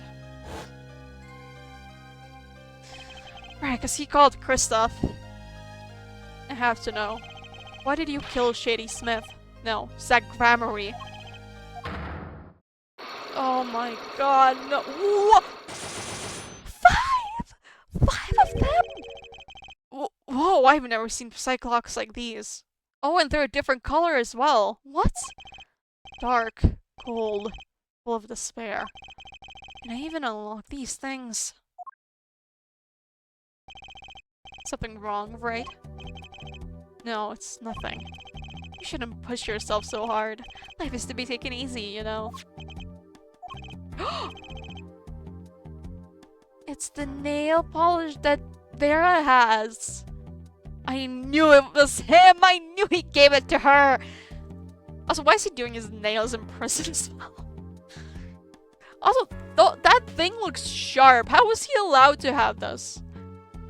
He's doing his nails.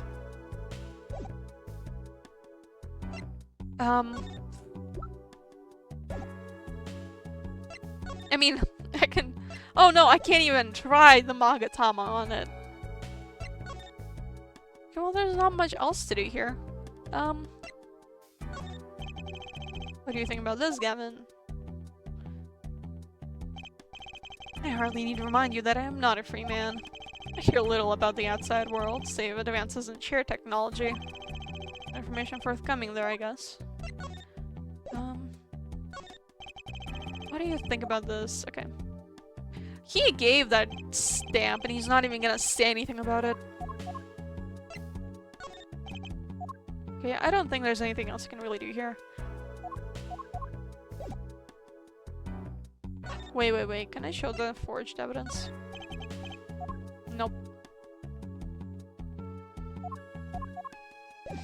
Alright, let's end this inquiry then.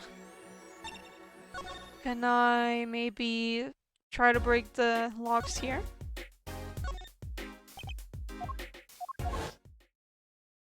God damn it, I should have pressed the Magatama button. No, it's making me watch the cutscene.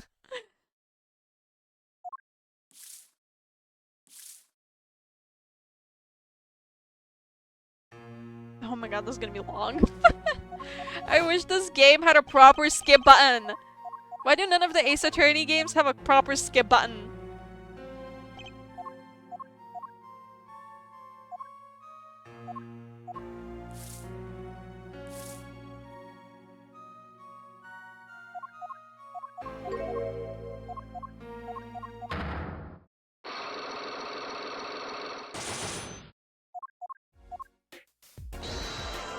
Alright.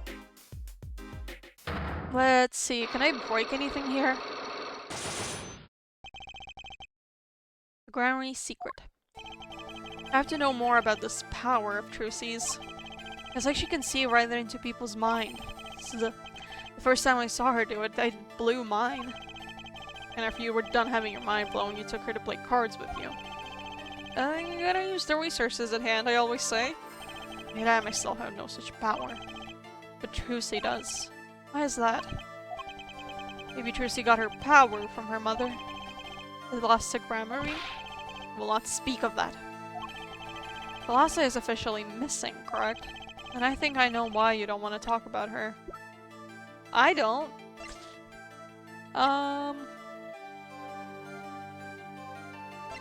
Gun! Oh, okay. That is correct. The three of you were a team once. Not that the entire country doesn't already know this.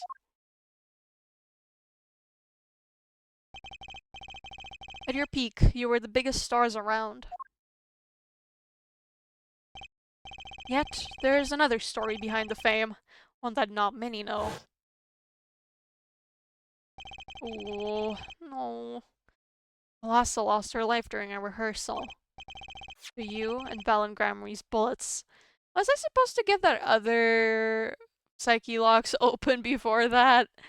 Because I feel like I missed something here. It was an accident. It wasn't me. How could I shoot my dear Thalassa? I'm sure Valid would say the same thing. It's just like another murder I might mention. Damn you.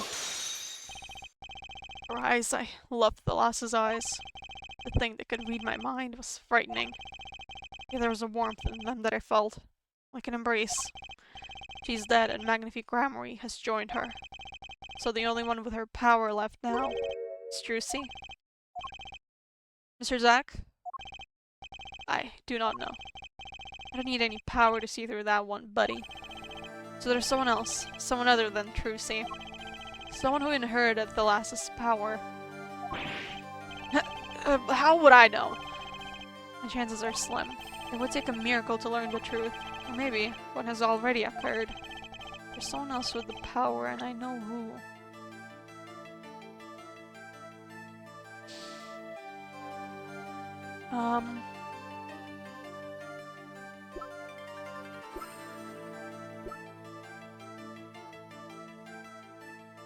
Oh, she's the daughter of Magnifique Gramarye. Okay, that makes more sense.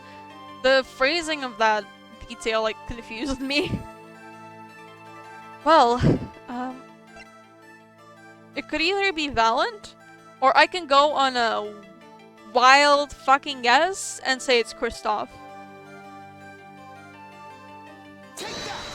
It's not Kristoff.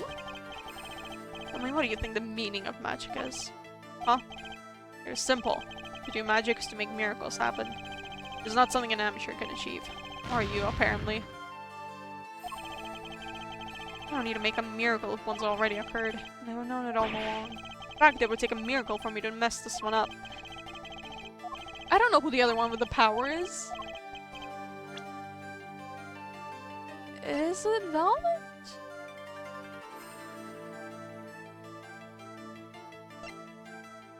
No.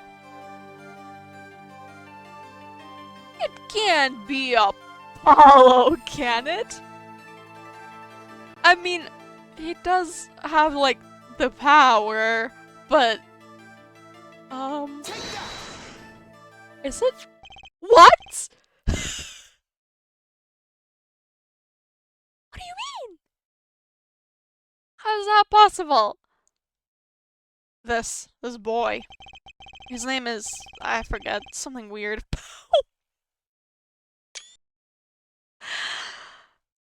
Phoenix, you suck. Wait. No, this was before they met. Oh, I guess he wouldn't know him because he's Kristoff's, like, a student or whatever. He was learning from Kristoff. Okay, never mind. Not as rude. Who could he be? An attorney. Attorney? I noticed him when I went to visit a friend's law offices. So, what are we to make of this, oh great ex-attorney? You can show me pictures of strange boys all you like.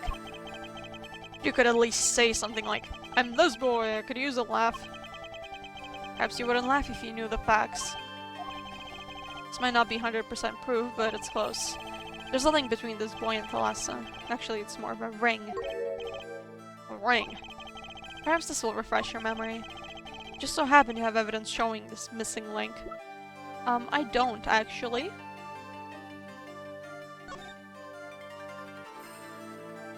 It doesn't have the bracelet here. Can I open this? Nope. I don't have evidence showing this missing link.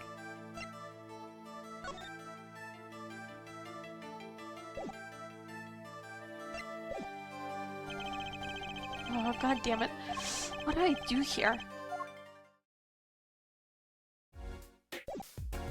Okay, so I guess we're going back to the past. Shit. Suddenly clicked out of the game. Drew Studio?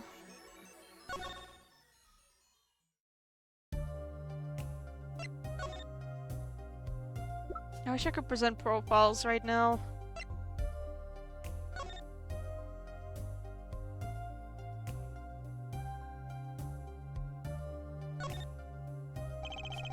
Zach's signature. I'm sure he's written it many times, being an ex-star and all. I bet there's plenty of people out there who'd kill for a Zach Grammary autograph.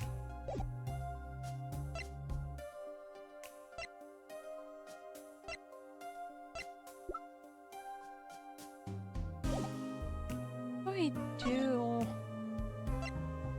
I'm pretty damn confident this is the Lucky Charm. How do I prove it?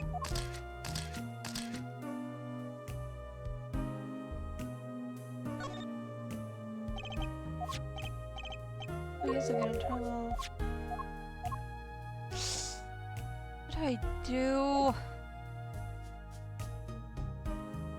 I don't know what else could be her lucky charm.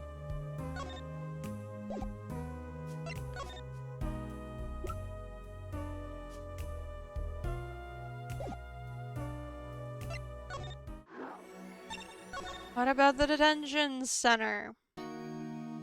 Let's talk to this guy again.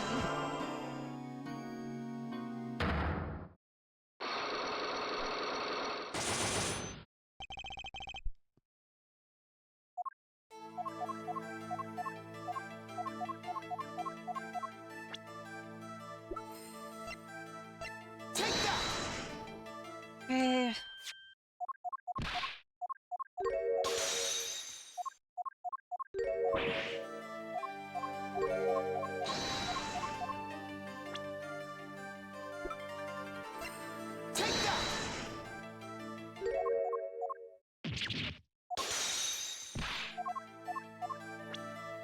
So how much danger she was in.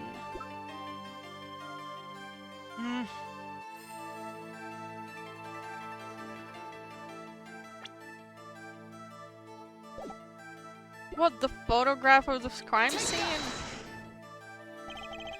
So right, I envy you. It appears you chose a profession this far, more lenient than mine. What do you mean, for us magicians? This step can be fatal. A single mistake can be fatal for an attorney, too. Oh, so we can. God damn it. Loss is the key. I can see our name affects him, but just the name isn't enough. I need to recreate the day in his mind. Where she stood?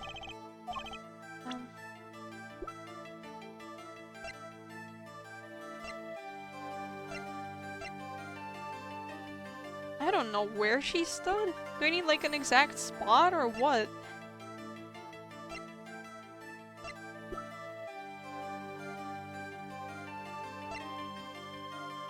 The commemoratives? Really, this? I thought we know that she's okay. Sure, whatever you say. Group Grammarly's performances were very, very popular. So popular they even made a commemorative stamp at the height of your fame. We were not merely the latest craze, we were an age, a golden age. It's all here on the stamp. There's Thalassa, yes? Trucy's mother is missing, I hear. What happened to her? I don't know. Part of his memory is still locked up. There's one thing you're failing to address. What's that? As you say, your troop was a world unto itself. If our leader, Magnifi, was so inclined, he could hide anything he wished with ease.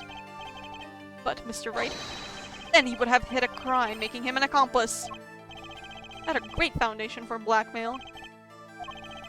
Colin's got a point. If one of the troop members died in an accident, and Magnifi covered it up, his innocence would come into question. Okay, but he was about to die soon. Got the right address, Mr. Wright? I'm so close, there has to be something. But how Thalass's death could affect Zack and Valen's relationship with Magnifi. I see in your eyes. You still have something to say. How could you possibly prove more than you already have? Prove why Thalass's accident tied your hands completely.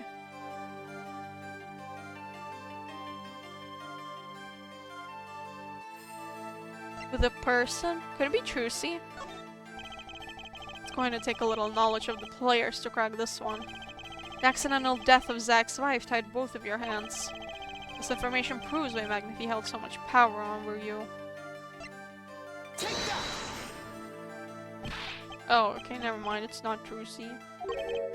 Were you by any chance trying to threaten me? No, of course not. You'll never make a good blackmail artist, never. Not a career choice I've been considering, actually. Give up your dreams. Work an honest job, that's my advice. It was a tiny unit, it's all about the people involved. Their personalities, their histories. Ooh, bust the Thalassa, really.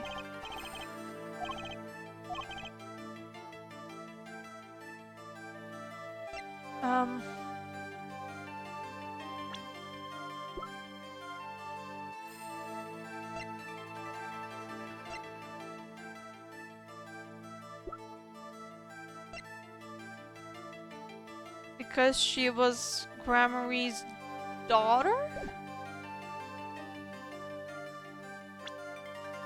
I don't think I have anything in evidence, do I?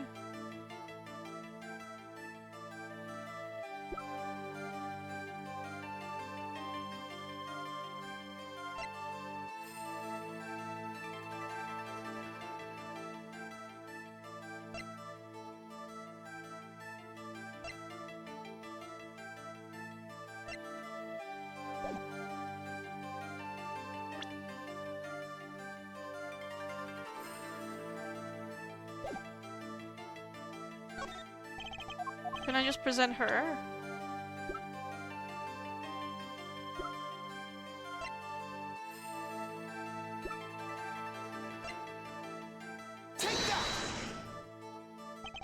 Oh, okay, nice. It wasn't a question of who shot Thalassa. Thalassa herself was the problem. What do you mean? She was Zack Gramarye's wife, Trucy's mother, and Magnifi Gramarye's only daughter. There was a terrible accident, and the two of you killed your mentor's only daughter.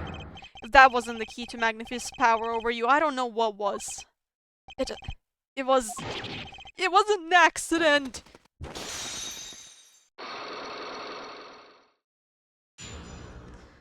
Okay, so I was right, I was supposed to get this earlier than that. Blackmail. There's no proof, none at all. But the last someone missing. And your mentor blackmailed both of his disciples. It doesn't take a genius to put one and one together.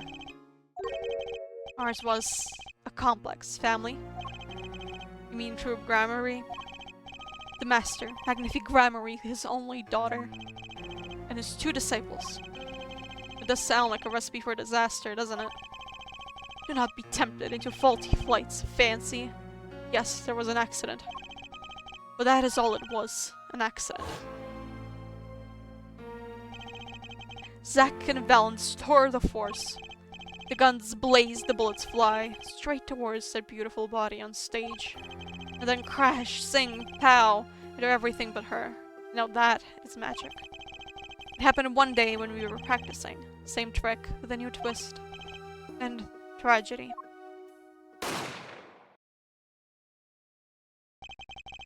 But as for whose bullets stole Thalas's life, we shall never know the answer. Thalassa disappeared from our lives, and Zack was bereft of his wife. Trucy lost her mother, and Magnifi, his daughter. Poor Thalassa. Then led to blackmail, I take it. It is all part and parcel of the darkness that comes when the curtain falls. Why did Magnifi Gramarye try to cover up the accident? It was his own daughter who died. All I can say is it was a critical time for True Gramarye. The passing of the torch from Magnifi to Zack and Valant. They all sacrificed so that it might be a success. Thalassa's death was the greatest sacrifice of all, yet even when her life was extinguished, her presence was not. What do you mean? In time, myself and Zack found we could no longer oppose Magnifi's wishes. Magnifi forced us to perform his art for his benefit. I see, I guess I can understand. I mean, he did lose his only daughter. But do you not find cowardice in his actions? Huh? To decide to hide the truth of your own daughter's death is one thing, but then to hang that death as a guillotine above our heads? Things are dark behind the scenes in True Gramarye, that's for sure. Is Trucy? No. She was not told, naturally. Who would want to know that their father might have taken their mother's life? True. I had not thought of that accident for a very long time. Sorry to dredge up old memories, but this has helped a lot. Not to find Magnifi's slayer, I should think. True. After that accident, there was one who came sniffing, quite persistently. A reporter. He called himself a newsman at the time. Often I spied him lurking about the dressing room doing his research. That journalist, really? Do you happen to remember his name? What was his name? Sorry, I have forgotten. But in the course of his interviewing, he became quite close to my partner, Zack. I liked him not. I see. His name I do not recall, but his scent, the cloying aroma of mint. Yes, whenever he smiled, which was far too often. I see. Thanks for your help. It does no good to interfere with the past, Mr. Wright. You will not uncover answers, only wounds. I'm sorry. I had begun to notice a dark curtain hanging over True Gramarye, and I began to realize what I had to do. I had to protect Trucy from that darkness. The reporter he mentioned, the newsman, I never learned who that was at the time. Though I've got a pretty good idea who it is now. That smile and the sickly sweet smell of mint. The last floss-thin thread connecting Zack Gramarye to this world. I wonder how those two became friends of all people. Sooner or later, I'd have to track him down. Okay, so now we're gonna unlock talking with him, I guess. Or not? Oh no, we did, okay. Oh, both. Okay. Let's get through these then.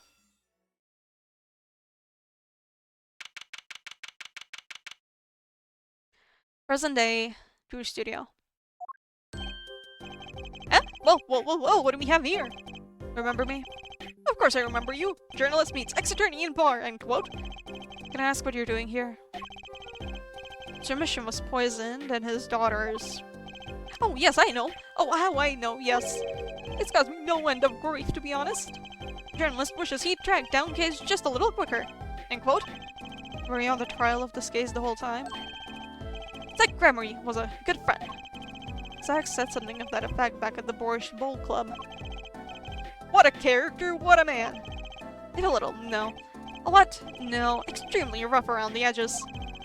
Do you think I could ask you a few questions? Oh, you serious? I mean, I'm usually the interviewer, not interviewee. Journalist asks question, not the other way around, end quote. Fine, shoot, I don't care. People have been asking me all sorts of things lately. Okay. Do I want to examine everything? Is there a point in examining everything? Ooh, look at that. The nail polish is gone. I want to hear Phoenix's commentary, so let's investigate. The door outside. Vera might come walking in at any moment if she wasn't in intensive care. Oh, so this is after she passed out. Will she ever come through that door again, I wonder?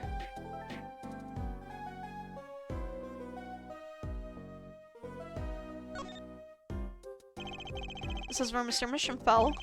Never thought our seven-year reunion would be quite like this. Wait, you knew Mr. Mission? I met him once in court. It was a brief meeting, but one I'll remember for the rest of my life. Now that's a story right there, that is. I smell a scoop. Ex-attorney now down on his luck, pianist placed a knot of sorrow, unquote. I'm all ears, let's have it. Don't hold anything back. Ow, I bit my tongue. Could you at least get rid of the down on his luck part?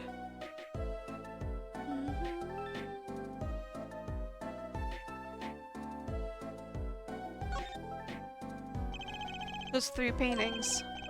Audrey's works, of course. Which is to say, Vera's works, really. Or to be more precise, Vera's forgeries of someone else's works. Of course, if you demand utter and total precision. Actually, there's nothing more. I was about to say.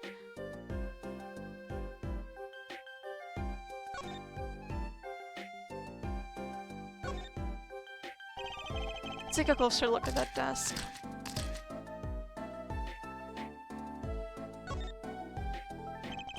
Envelopes from the client who requested that forgery. Just think if that had gotten lost in the mail. I'd still be wearing my attorney's badge.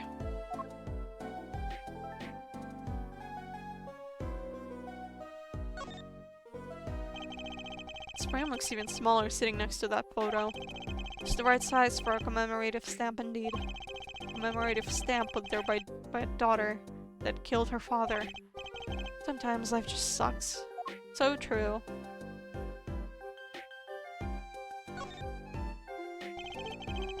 Picture of a young Mr. Misham and a very young Vera. They're smiling. They look happy. Of course, now Mr. Misham's passed away. And Vera's on death's doorstep in the hospital. Guess I'll just do what I can and hope it's enough. Objection! Whoa! I just have to do that when I see this pose. Aw. Can't believe it's been 7 years. I have to stop torturing myself with these things. I know, I'll just pretend it's saying something else. The post office? Why, it's right over there. Good day, sir. Poor Phoenix. I really do feel bad. Look at all the jars of paints and pigments. Why are there so many jars of the same color? I guess it's that they're sorted by age. Age. You're making a forgery, it's important to match the age of the original, see? Paint compositions changed a lot over the years. Oh, right. Did you learn that in journalism school? Journalist relies on writing skill and imagination. End quote. As long as you don't do news stories by imagination. Either that or they just bought a lot of the same color by mistake. I find myself not caring anymore.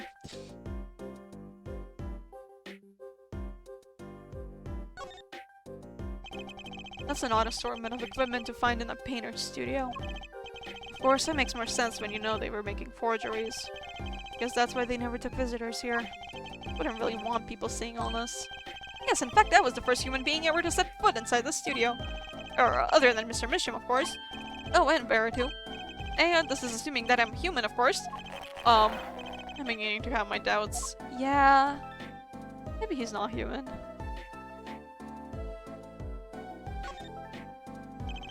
A drafting table, probably for making detailed designs for forgeries. You know what I think about that? I'll tell you. Painting should be done freehand. No rules, no restrictions. You really think a line drawn by a ruler is going to move anyone? I smell a letter to the editor. Would you write an article with a ruler? End quote. Unless you wanted a ruler to write the address on your blackmail letter straight. That's what I think. You can quote me on it too. You could drop this guy on a deserted island and he wouldn't get bored. He's right. I mean Phoenix right, not him. Not this guy. Family of forgers. It was tragic what happened to Drew Misham and his daughter. Forgery is a serious crime and they paid the price. You know what really did them in though, don't you? Yes, a forged diary page. The night I interviewed him, I found out something about Mr. Misham I hadn't known. What's that? You know, he always felt like he was being watched. Every day, for 7 years. Walls have ears, potatoes have eyes. End quote.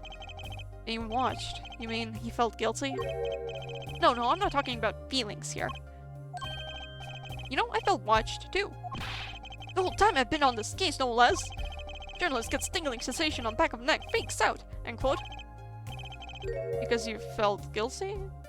Who is watching them? That's creepy. Why would I feel guilty? I felt like you were being watched, huh? Wonder what it all means. Could it be valid? There's no way, sir. Oh, paranoia. If your mission felt like he was being watched, and you along with him, you sure it wasn't just nerves? Nerves? No, it's not something so mundane. I stopped paying attention to my nerves a long time ago. But I felt it too. Journalist, sure he is being watched, end quote. Don't you wonder why Zach Bramley got rubbed out after 7 years ago? After 7 years? Right after coming into contact with me? He completely vanishes from the courtroom. Then for 7 years he talks to no one, not a soul. Then just as the remaining time was almost up, he contacts me in order to have this made. And then he dies. Starting to put the pieces together, aren't we? And you were being watched this whole time. Maybe not just me, maybe you were too. Me. That Gramarye. I met Zach through that case, actually. You mean the shooting of Magnifique Gramarye? No, before that. It's not widely known. You mean the accident during the quick draw shoot-in practice? My, you're well informed. You should have seen me back then. I dug up quite the scoop. I wanted it all. Money, fame, woman, a little puppy, all for me. I was younger then, and my days and nights smelled of fresher men than they do now. Well, Gramarye did mention one particularly nosy reporter. In fact, I was in close speaking terms with Magnifique Gramarye at the time. I knew his daughter too, of course. Thalassa, was it? Really? And Thalassa disappeared, quite suddenly at that. Magnifique wouldn't say a word about it. Yeah, my evil habit got the better of me. Journalist catches scent of a scoop, goes on feeding frenzy. End quote. Feeding frenzy, what? I set up a one-on-one interview with Thalassa's husband, see? Zach Gramarye. Something strange was in the air over at the Troop Gramarye in those days. The whole screwy mentor-controlling disciples scene started by then, I'm guessing. Thalassa, she was part of it all, right? Go on, you could tell me off the record. Sorry, I don't know. Anyway, I kept trying and eventually became friends with Zach. Sure, he punched me once or twice, or 5 times. But over time, he came to see me as his confidant. Honestly, deserved. He should be punched. He's been waiting this whole time, 7 years, eh? Waiting. For his big comeback, of course. Big revival of the Magnifique miracle. Of course it was all a dream. Because of this. The performance rights. In the absence of any official documents, he was golden. Who's to say the old man didn't give his rights to both Zach and Valent? So Valent waited until Zach died, legally at least. The time finally comes, and Valent's like a kid on Christmas morning. Getting ready for his show at the Sunshine Coliseum, you know. That document sees the legal light of day. It's going to put a bit of a damper on the big show. He's a sorry one, that Valent Gramarye. I feel like he did commit the murder, though. Lost out his partner at work, and love too. Love? The same old story, really. 2 disciples and their mentor's only daughter. What has 3 sides and all of them pointy? A love triangle.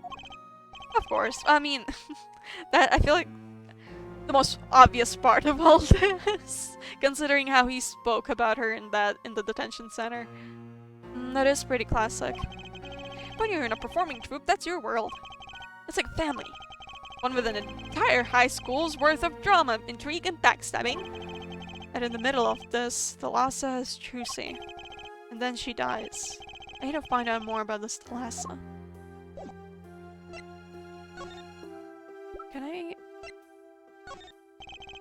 Mr. Brushell, do you know this person?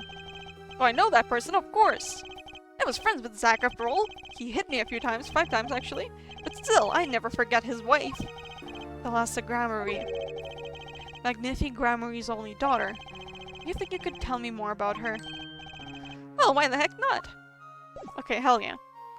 At least someone's talking him in here. He hasn't even had any psyche logs yet. I hope I don't jinx it. So Thalissa married Zack and had Trucy, see?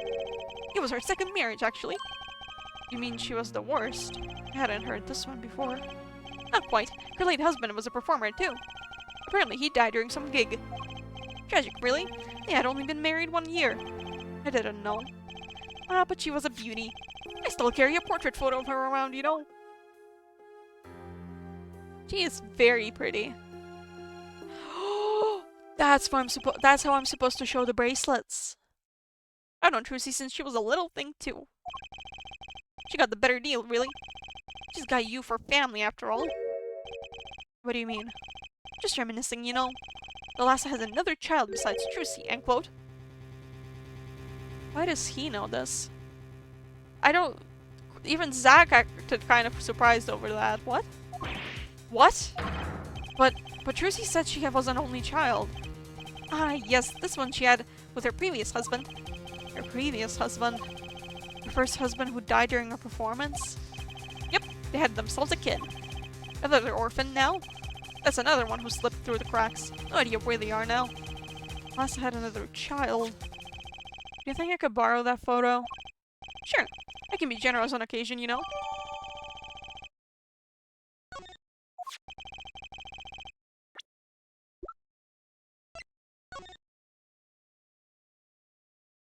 It is the same exact bracelet. I wouldn't need this locket anymore. Better return it to Trucy before I forget. People and events all get tangled up together and get bigger and bigger. Is it gone from our inventory? Yes, it is. Don't you think? I was too busy wondering about bigger to listen to what you were saying. Still here just working on stuff? Good luck with whatever you're working on. Sometimes you just gotta accept that you won't be able to untangle it all, I think. Maybe so, but still. I have to do what I can. And I have to tell what I find to those who come next. Next, you say? I'm not the one who will close the curtain on this little play. Apparently, that's not my role anymore. Oh, that's sad. Magnifi. I was just wondering what Magnifi would think of all this. What do you mean? Haven't you seen it in Trucy? She's got his power. You mean how I can't lie to Trucy? It was the same with Magnifi. And with his daughter, Thalassa. A strange thing, you think it's some grammar, Eugene? Magnifi told me once, back when Zack married Thalassa. He said Zack had good eyes. But not good like Gramarye's eyes. Not that good. I wonder if Zack ever played a game of poker with his wife. Who knows what the Gramarye secret was? Maybe nobody now that Zack's gone. Zack Gramarye. The plot had finally begun to reveal itself. It sprouted from a warp in the Gramarye fabric and grew, swallowing everything, wrapping itself around the Gramarye's power.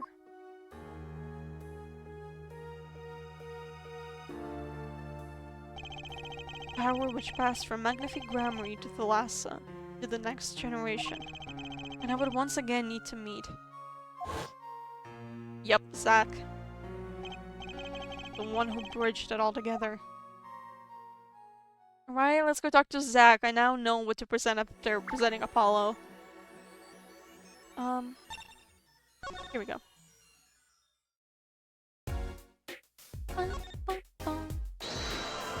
I have a feeling I'm not gonna be able to finish this case today. I'm still at this, and to my knowledge, this case still has a whole other part.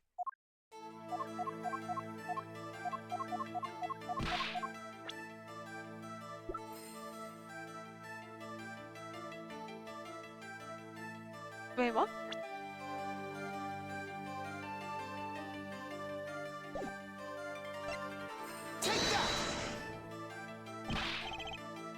That's not it. No, there's another girl about you.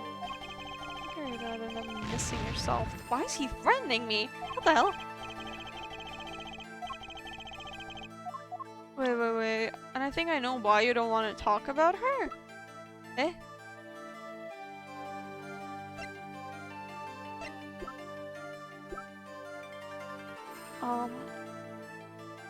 Pistol? Okay, here we go. I Forgot what I was supposed to present there.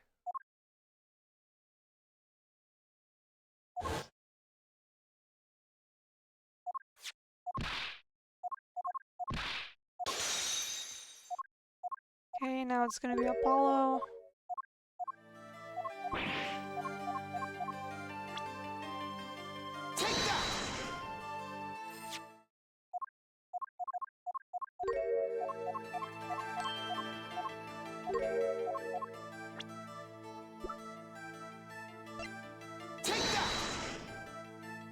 Here we go. Actually, I know something. Your marriage to Thalassa was her second. How did you know this? Her first husband, he died a year after they were wed, right? He was a performer. They met when he joined us Gramarys as a guest on our show. After Thalassa wed him, she left the troupe for a while. And you say she had a child then? I have a photograph of her here.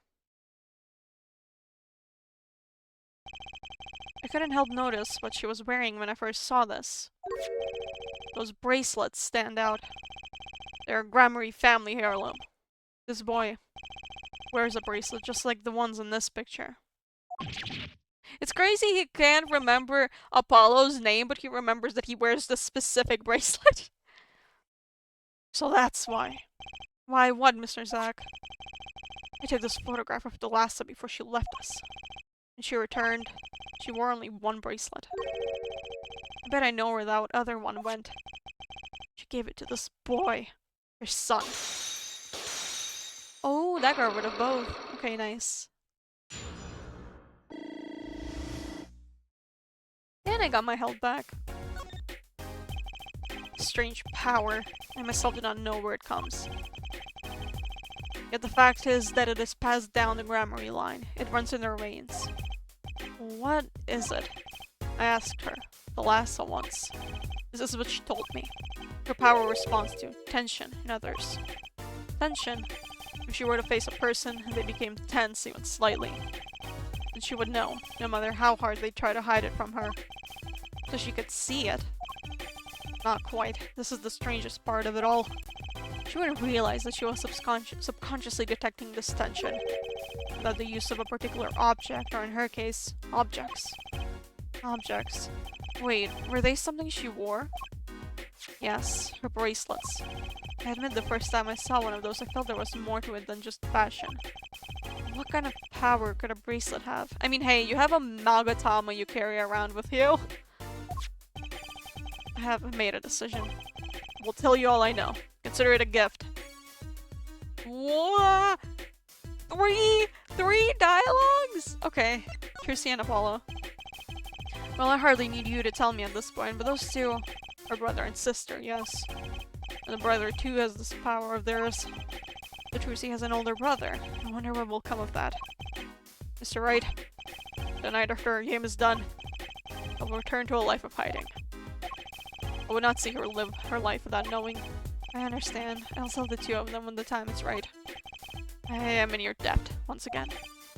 No kidding. What I want to know is how all this got to be so messed up. The bracelets. Those bracelets are made of special alloy. It is said to expand and shrink very slightly in response to body warmth. So they're temperature sensitive or something? Yes. This is how they can shrink to the exact size of their wearer's wrist. And this has something to do with the power. What have I told you? The Grammarly power reacts to tension in others. When a Grammarly senses tension, they too become tense. This tension translates into minute contractions of the muscles. So minute, they cannot sense it on their own.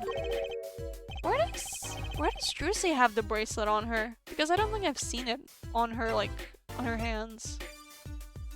Or I guess it would be hidden by like a cape or something in order so the player wouldn't figure it out too soon. Their muscles. Oh, so that's what the bracelets are for. The bracelet on. One can sense these contractions. Because the bracelets is always a perfect fit. So when the person they're watching gets tense, the bracelet feels tighter on the wrist. Precisely.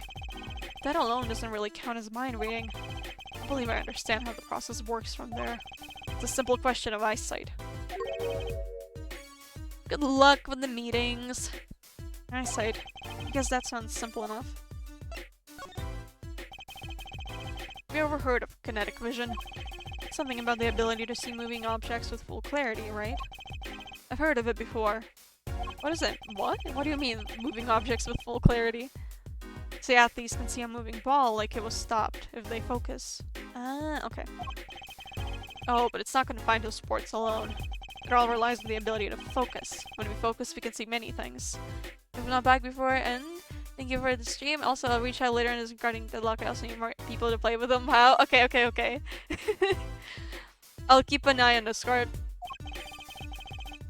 The faintest twitch of the face and the meaning that lies behind it. Therein lies one of the secrets of magic. One must know the mind of the crowd before one may distract it. So basically what you're saying is, the Gramarys can see really well. For them, seeing is more than believing, it is knowing. Their power relies on eyesight combined with exceptional focus. Damn, I could never. My eyesight is so bad.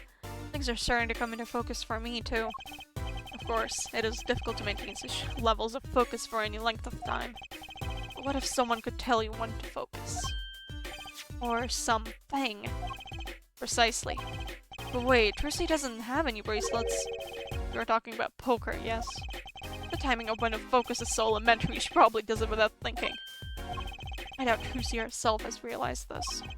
That is all I know of things Grammarly. Thank you, Mr. Zack. If this boy's bracelet is the real thing, then he will use it before long, thereby awakening his power. I'll keep that in mind. Well, shall we play a game? I've said so much. Let me say one more thing. I will tell you of that night. That night?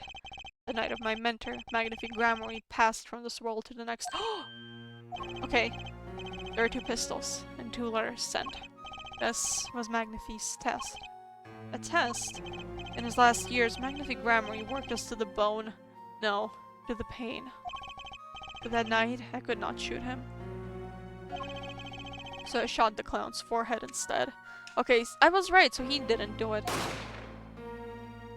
It's gotta be Valen then, right? This, it seems, was the correct answer.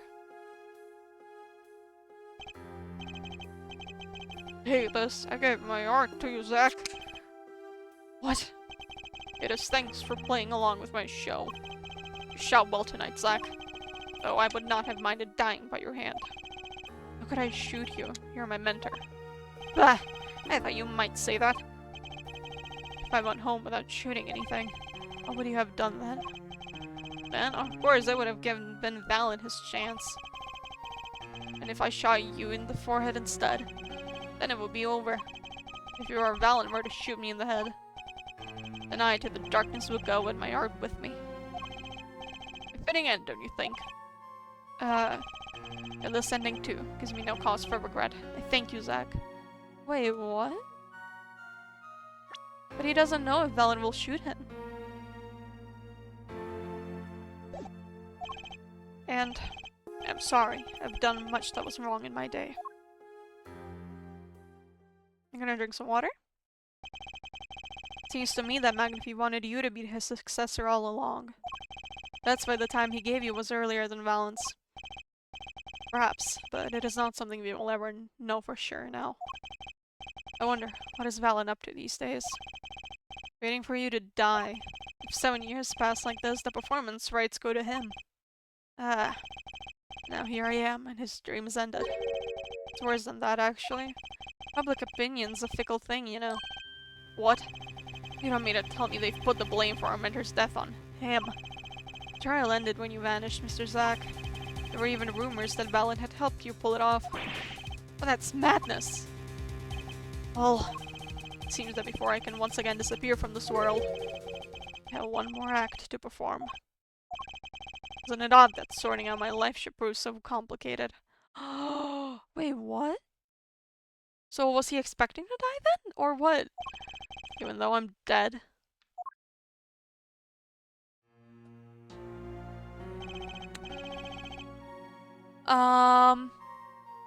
What? That night, Zack Grammarly was killed. He died as Shady Smith, a mysterious traveler with a secret past. He left one thing behind before he parted. This.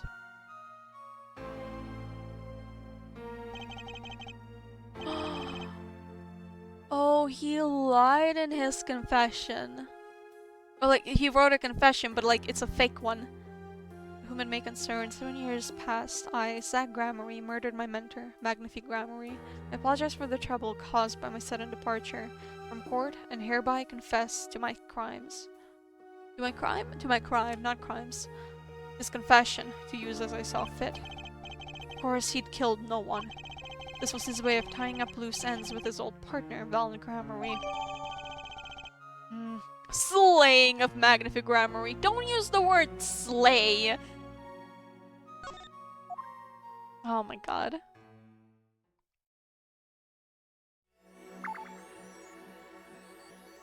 That's a silly word. So, what now? Dungeon Coliseum, I guess.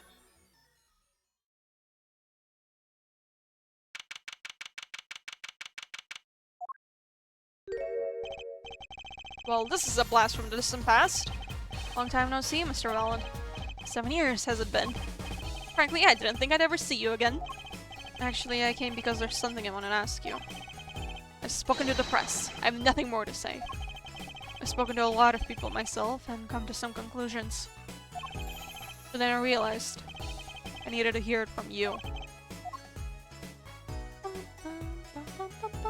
I'm not even gonna check all this. Actually, I can check this. That sure is a big sign. Yes, it's a favorite of mine. Impressive, isn't it? I considered using it for one wall of my house when the show's over. Wow, your house is that big. Actually, as fate would have it, I currently live in a one-room apartment.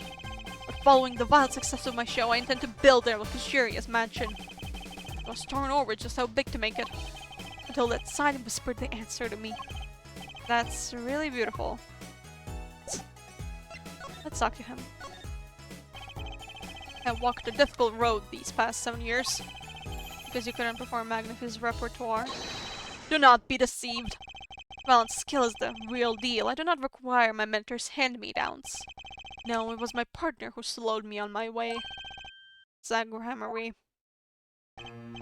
His rather well-performed disappearing act 7 years ago was the end. Or so I thought. Like Gramarye murdered our mentor and fled to escape punishment for his crime. You said something to that effect 7 years ago, didn't you? I remember it's as if it were only yesterday. Yet that was not the way of it in the end. For a while he vanished. The suspicions upon my own person never did. His partner Zach vanished to protect him. That's what those thieving magpies of a press said. I had no idea. Yet that very same press comes to me now feigning interest. They cover the greatest magic show in history as if it were a vaudevillian distraction. And here must I stand, smiling at them all. What am I if not a player in some fiendish farce? But I suggest it's because you never made it clear what happened. Agatha's death is still a mystery to this day. Which is why I came here to get the answer from you. Ooh. Only 2? Okay. I knew I'd be seeing these sooner or later. The audience has no business stepping upon the stage. They must be content to sit and stare at the spotlight. That sounds an awful lot like something I heard 7 years ago. Well.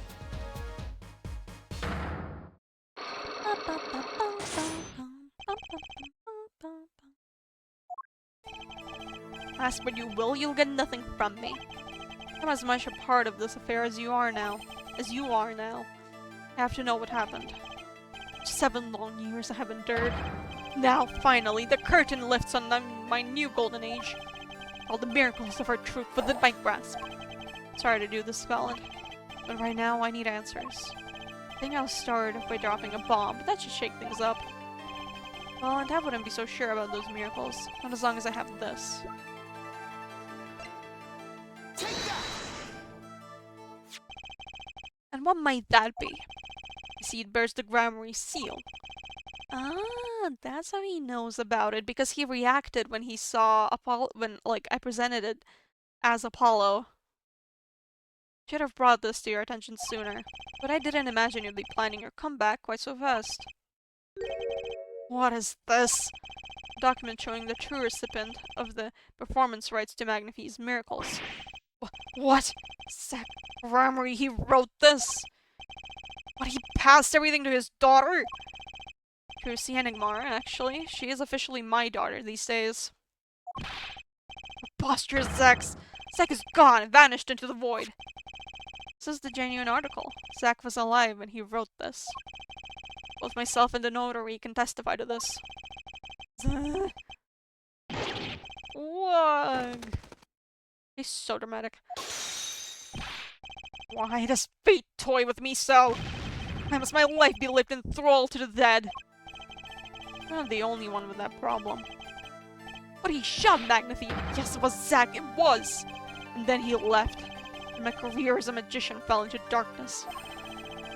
Do you think there might be some way out of it? Say if you could prove Zach Ramery shot Magnethy. Was that what you testified? Yes, my way out.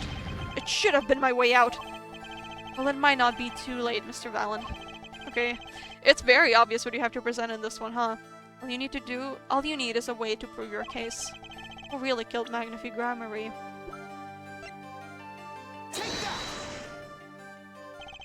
I believe I have the answer to your prayers right here. Zach Ramery wrote one more thing before passing on.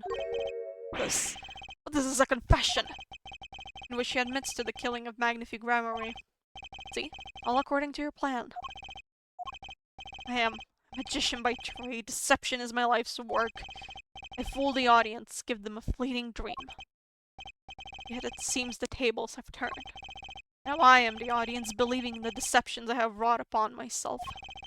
Zach wrote this right in front of me, after I explained your situation to him. Alaka. Zoong!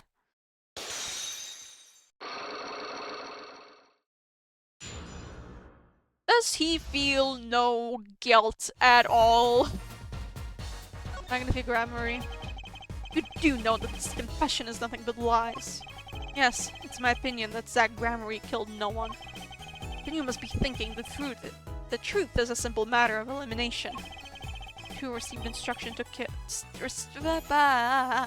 Two received instructions to kill, but if one is innocent. So, like, well, did Kristoff do it if it's neither of them? I'm gonna blame everything on Kristoff, actually. I don't even know if he... Well, no, I'm pretty damn sure he did the forgery because we literally saw the nail polish in his prison cell, but, you know, then the one who remains is guilty. That would be the logical conclusion, yes. But he vanished to protect me, his partner. A staring tale, this is true. Did you shoot Magnethy Ramery in the forehead? If I had, and I told you, what would you do? Run to the police, perchance? Do as you will. There is nothing left for me now. It is true, after all. Oh, never mind. It is not Kristoff. It really was Valand. How little talent. I needed my mentor Magnethy's repertoire. Because I was suspecting him the entire time, but like, he went all out denying it, so like, I was starting to doubt myself at this point. It was as if a little demon grabbed hold of me. I knew it. Valand Ramery did kill the great Magnethy.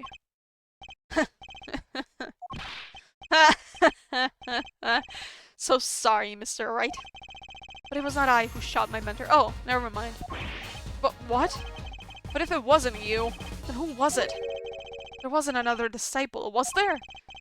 Another disciple, such as... I don't know. Nagkantalan Grammary, maybe. Your wild fancies couldn't be further from the truth. Only Zach and Valand have received those threatening letters. But there was another. One more person could have fired that pistol that night. I don't suppose you figured it out by now. If it wasn't Zach or Valand who shot Magnethy, then it had to be the only other person at the scene, which means... The doctor? What? What do you mean? Wait, you don't mean... Yes, the great Magnethy Ramery himself. Oh, it was suicide. Really? Okay. So Magnifique Grammary committed suicide? You find it hard to believe? To be honest, I hadn't even imagined it as a possibility. When I arrived that night, the old man was still alive. He appeared to be asleep. I could not shoot him. But when I turned and made to leave the room, the old man called out to me. So you spoke with Magnifique Grammary? Yes, and this is why I knew what he had done. Magnifique transferred the rights to his repertoire to my partner, Zach Grammary, not me. I see. Then I guess I owe you an apology. I always thought you were the one who did it. You owe me no apology. Huh? My crime was, in a way, more serious than that of murder. What? Your crime? Is Valen Grammary confessing something to me? Wait, what? What could be more serious than murder? Forgery? No, forgery is not as serious as murder, right? You see, I knew that 2 letters had been sent. There are no secrets between partners. It was easy to find out. That was when I understood Magnifique's plan. He wanted to die by one of your hands. Little did I expect it had anything to do with the rights to his repertoire. That was when I heard it. The little demon whispering inside my heart. The demon? Let me confess, I had intended to shoot Magnifique. And I planned on framing my partner for the crime. But what? I mean, yeah, framing him makes sense. I mean, did you hear what he said in court? Despite knowing that the guy was still alive when he showed up? That night, I prepared something before going to Magnifique's hospital room. Which was IV fluid, of course. I'd seen it on an earlier visit. If Zach did not shoot, I would do the deed. Then, I would use the IV liquid to place the murder on his hands. That was my plan. But you didn't shoot him. I could not. The demon in my heart fled when the moment came. But then Magnifique called me back. I'm sorry, Valen. I'm giving my magic to Zach, not you. You still lack the draw he has. Please, help him if you can. I left the room.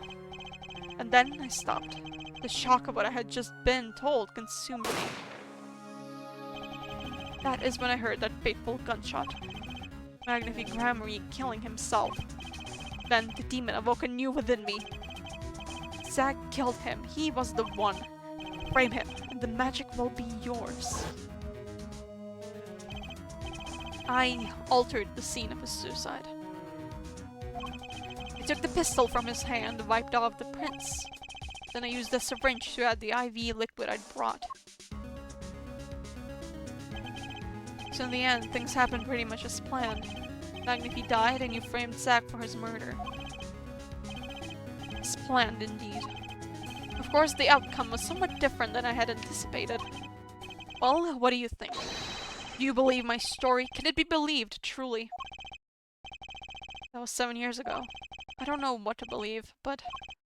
Yes, I'm glad I heard it from you, Mr. Valen. Thank you. It is I who should be thanking you, Mr. Wright.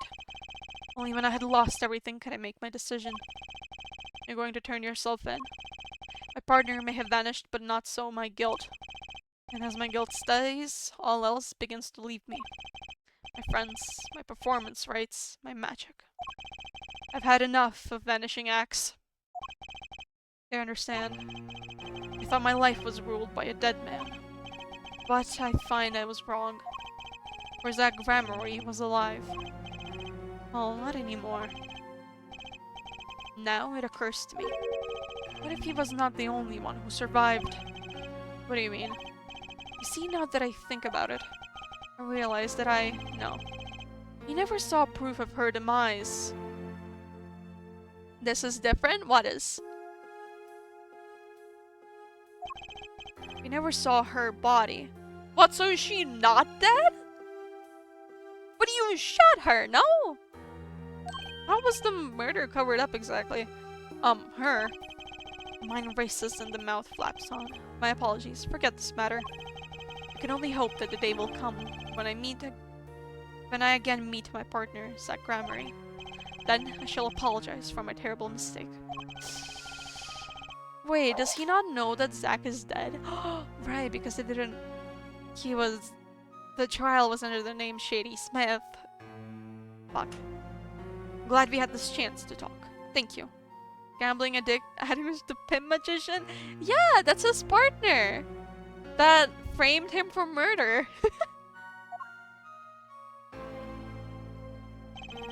Zach Graham or Shady Smith, whichever name you prefer. He's no longer with us. The truth revealed in that trial was only a sliver, and the impenetrable darkness that remained has taken another life. I knew what I'd have to do to push back the darkness for good, and it would involve paying that man a visit. We have to see Kristoff again. Alright. Not so Slim Shady. Okay, I guess we're gonna talk to this guy again, Kristoff.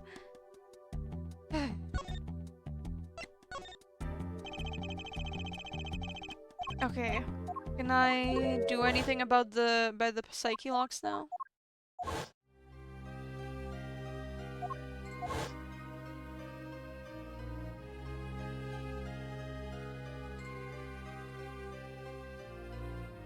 Can't skip this.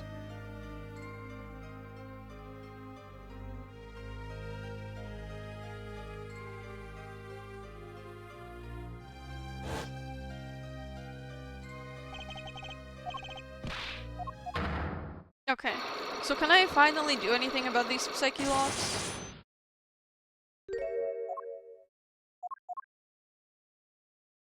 You posh people into poor to have a tie like that? I mean, literally look at him. He has like a... He's in prison and he has an entire bookcase, a fancy chair, and all this stuff in a prison cell?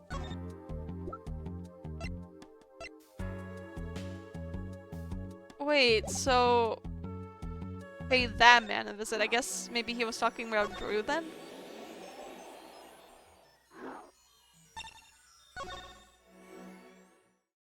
Didn't see the bars? Yeah, he's in a prison cell. So what exactly do I do here? I still don't have anything to present here. Can I really not examine the nail bottle again?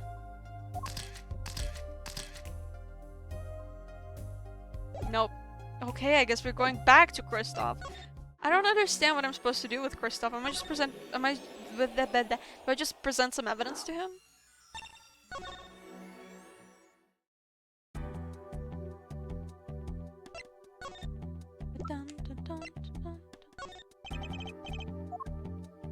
On this. Not this.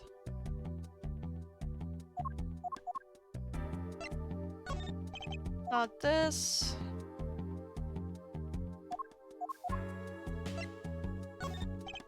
Not this. So if the dude is in a prison, why are you reopening the case? No, because this is a separate case. He was already in prison when the Drew guy died. Although this case is like related to a case from 7 years ago, and this guy might have forged evidence for that case. What do I do? What do you want from me, game? Oh, I can inspect it now! You're thinking, what self-respecting man would use nail polish? Not really. I know appearances are a big thing with you. You know what I say? One cannot live a beautiful life without beautiful nails. First rate in all things, except nothing less. That certainly does look like the first-rate nail polish. I like that sparkly bottle. It's crystal. If you're so drawn to it, please have one. It's on me. Finally! Okay, now I have the thing to present to her. Okay. Posh response.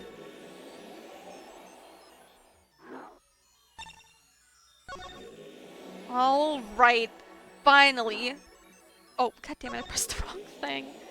I'm gonna talk to Vera.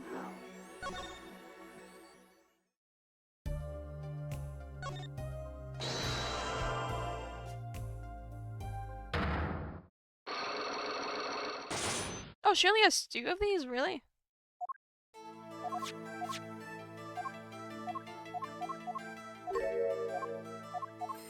Who even tried to kidnap her and why? Is there anything I can inspect here? God, my brain too small for this? Yeah, same. Ariadone. I've heard of that brand. This must be the brand's symbol. It's supposed to be some kind of flower. I know, maybe it's a hand. Wait, on second thought, is that an eagle? Who makes these things up anyway? I think they try for a clear symbol at least. Okay, man. Alright. This was what they gave you, wasn't it? Ah! The same bottle's over there on your desk. Your good luck charm, right? I heard once. Cosmetics were once thought to ward off evil. This is a magic bottle. It has the power. Of course it does. I'll just refrain from commenting anymore on that one. I think I know who gave you that bottle, actually. The one who asked you to do this job. Was this the client? First off... Oh, shit. Vera, is something wrong? I won't tell you. Even if that is the client, I won't. So you say. But I know it wasn't the client. Oh. Wait, that's... What do you mean that's not the client?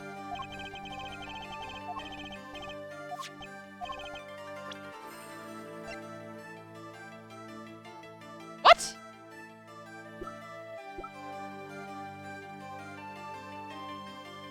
How is it not Kristoff? What else could it have been? Is it Thalassa?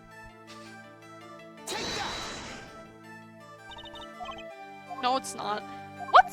Hold on, what? Did I accidentally press like on Apollo or something? I'm pretty sure it's Kristoff.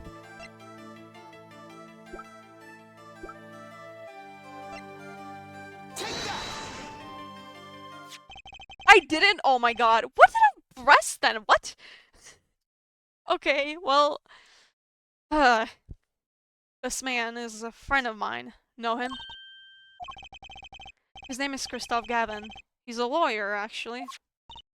I promise not to tell.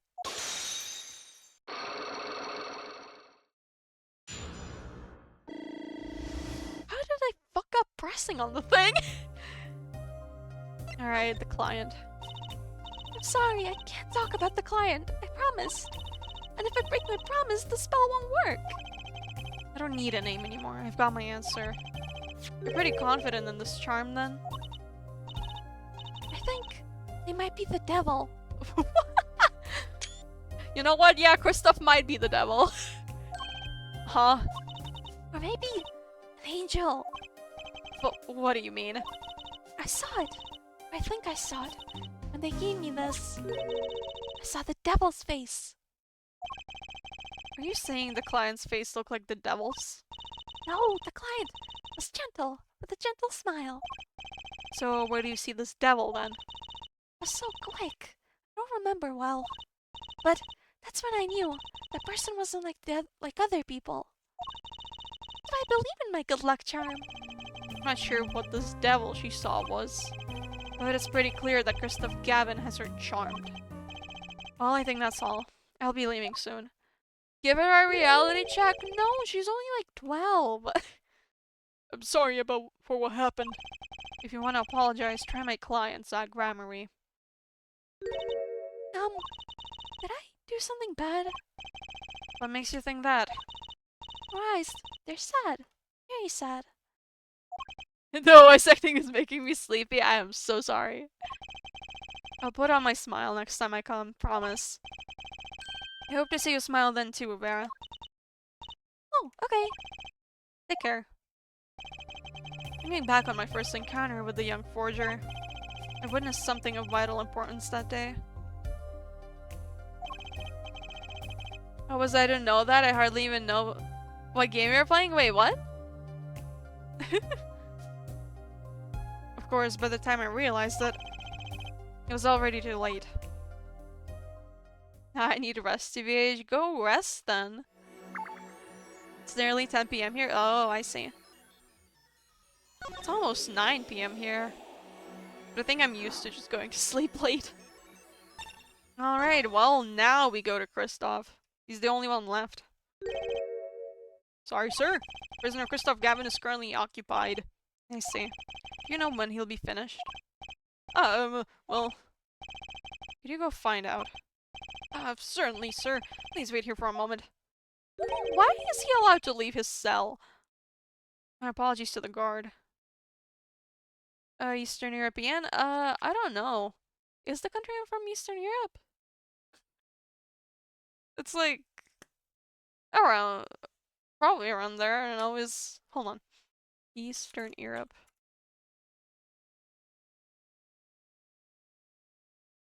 No, it's not Eastern Europe. It apparently does not go under Eastern Europe, but it's close. A bit more up. Yeah. Yeah, that's what I meant. I don't know... I don't know if the country I live in is Eastern Europe. But apparently it's not.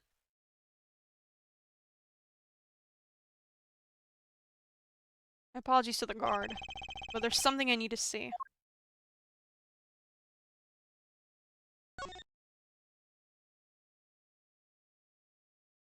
This?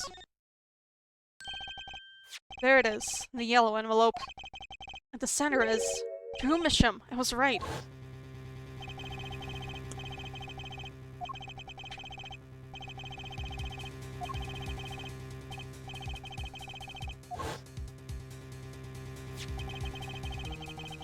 If this is the last letter that Drew Misham wrote, then there's something I need to do.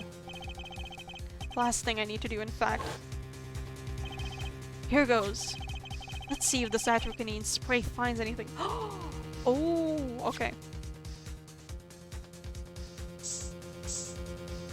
Yep. Well, that's proof enough.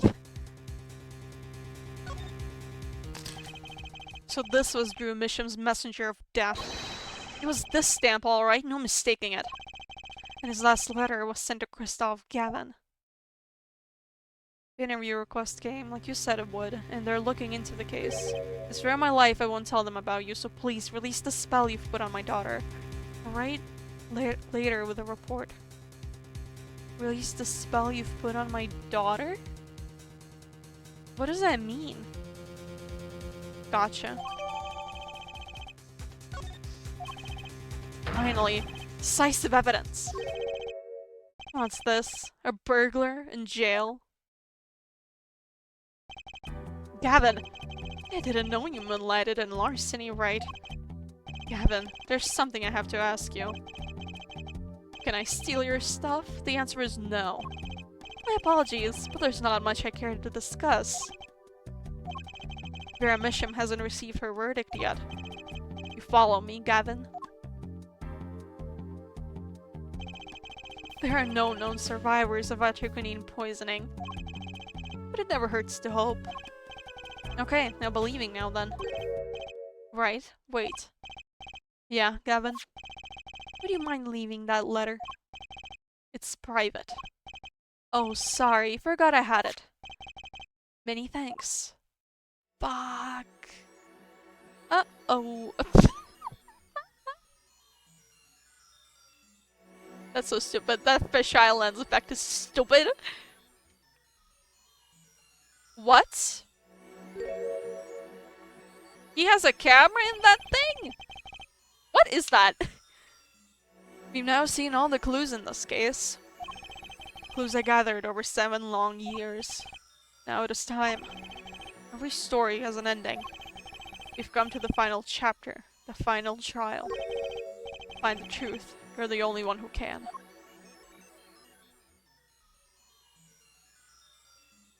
Ooh, we're going to the final part of the case.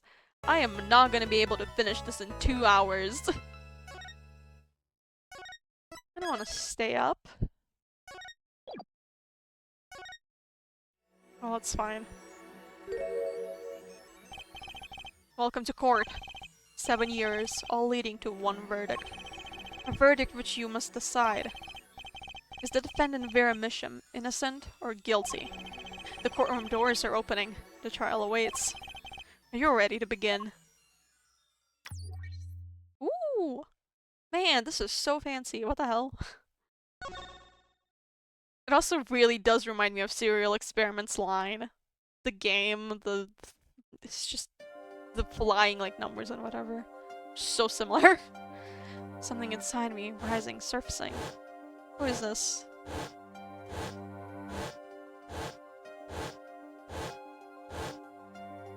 Is this Apollo?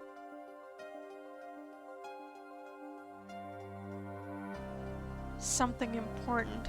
Lost long ago. It's close now. So close. October 9th, 10 a.m., District Court, Courtroom number 3. Court is now in session for the trial of Vera Misham. The defense is ready, Your Honor. Prosecution's ready to rock. Prosecutor Gavin, how is the defendant Vera Misham's condition? Acute atropine poisoning, according to her position. She could die at any time. Thus, her absence from the courtroom today. What? They can't put her on trial without her being here.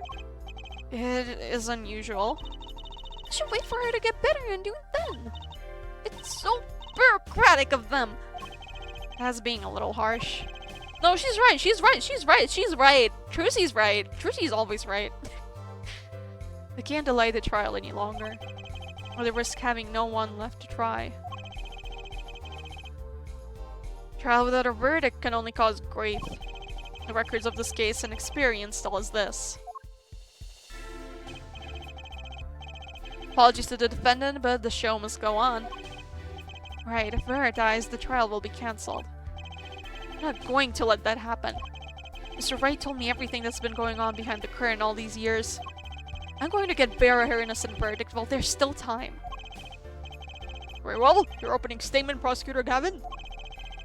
Prosecution's case is unchanged by recent events. Why did Vera Misham succumb to poison? Because she couldn't live with the guilt of what she'd done. Objection! But Vera was poisoned with atropine. The exact same poison that took her father's life. What better confession could you ask for? Being the killer, she would have had access to the poison. Significant, since it's rather hard to come by.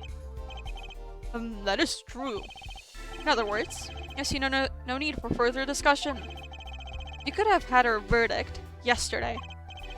Well, Mr. Justice, if you have no objections, I see no reason to postpone her verdict. No! You're wrong! What we need to worry about isn't the verdict, but the trial itself. The defense holds that Vera Misham is the victim, not the killer. If that's so, then you have to prove something. She was in court giving her testimony before us.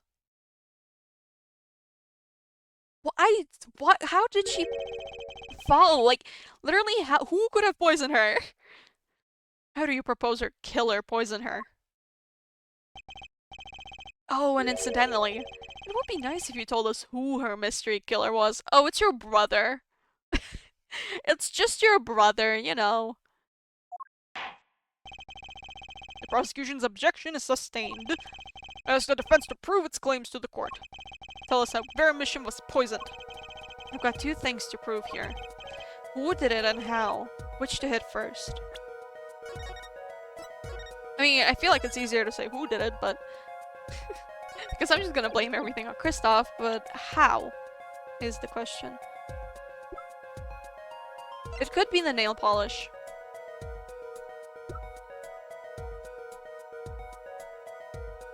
Ooh, we still have this letter in our evidence.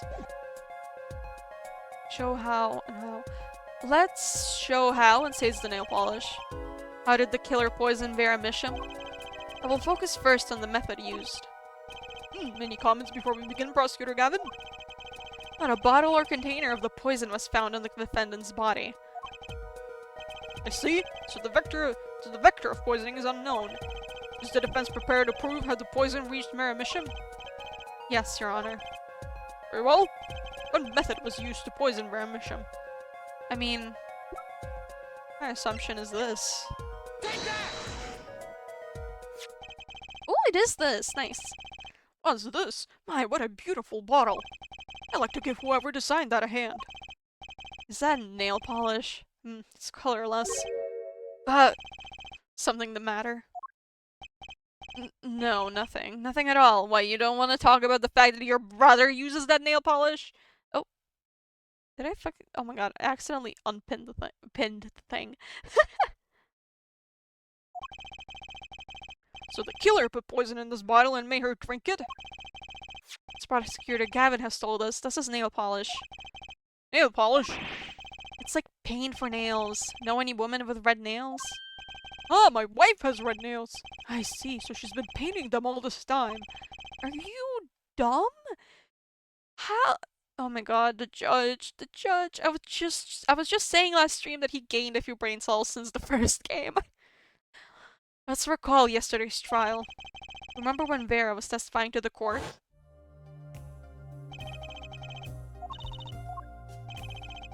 Oh, she was chewing her fingernails. That's what it is.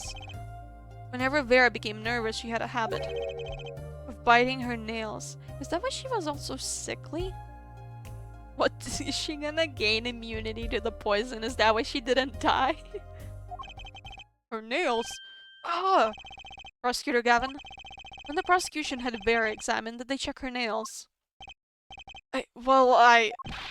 Bailiff, have them check the defendant's nails at once. Mr. Justice? Yes? Do you know who did this? Do you know who put poison in that nail polish? Yes. That bottle belongs to Vera Misham? Why do you ask? Know someone else who might have a bottle like this? No. Just checking. He knows.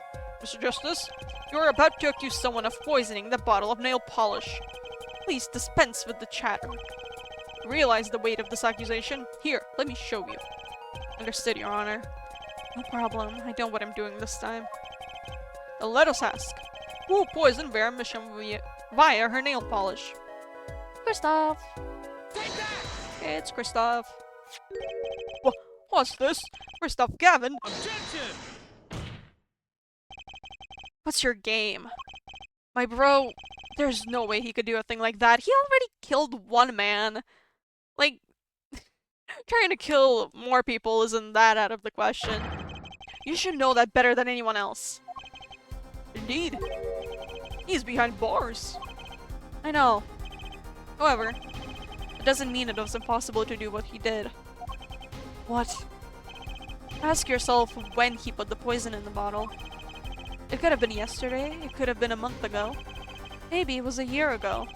Or perhaps it was 7 years ago. But Kristoff Gavin had no motive for killing this poor girl. It's simply inconceivable. Oh, he did. Prosecutor Gavin doesn't seem to think so. That face tells me one thing. Kristoff Gavin's own younger brother doesn't find it inconceivable at all. Well, Prosecutor Gavin, if you feel there is a clear and pressing need, then we may have to summon Kristoff Gavin from jail as a special witness. Fine. I've known for some time that an impenetrable darkness lurked at the bottom of this. Darkness that has swallowed even myself. Okay, the defense's wish is granted. Let prisoner Christopher Gavin take stand. I'm glad he cooperates. Bailiff, begin proceedings to call a special witness. The witness is Kristoff Gavin, currently residing in solitary cell 13 at Central Prison. You won't mistake his cell, he has a whole ass library in it. Hi. What's up? Ah, Your Honor. How nice to see you again. It's been quite a while, hasn't it? To what do I owe the pleasure of your company? It's not every day I'm summoned from my solitary cell. In fact, it's never. I think you already know, Mr. Kristoff Gavin. Ah, Mr. Justice. I hear you've been doing quite well for yourself. Ugh. Why do I feel like somehow he's still my boss? Step up our lip, Apollo! You can do it! Does this bottle look familiar? Ariadne nail polish? Why yes, I use it myself. As the delayed defendant, I hear. She's not dead yet. And, was there something concerning this bottle you wish to ask me about? I admit I respect her for her taste in nail polish. Her taste indeed. This nail polish was how Vera Mission was poisoned. Atrocanine, was it? You're well informed about the case, Mr. Gavin. Yeah, he has his acquaintances. Even in solitary, much comes to my desk, and I have nothing to do but read. Well, Clavier, maybe you can explain this. You're being accused again. By him. Again. And you agree with his accusation, do you? Let's hold a proper trial, shall we? Christopher Gavin, your testimony, please. I'd be delighted. Charges against you are quite severe, Mr. Gavin. You are suspected of the poisoning of the defendant in our mission. Please testify on this matter of the court.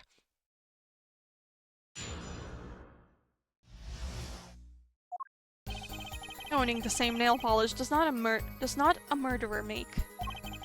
I have been in solitary confinement for half a year. How could I poison her? Her father died of the same poison, the meaning which should be clear. The prosecution's case holds. She poisoned her father, then attempted to poison herself. Surely you aren't going to suggest I was responsible for poisoning her father, too. Well, in a way. Well, I'm afraid the defense's claim is sounding rather unlikely.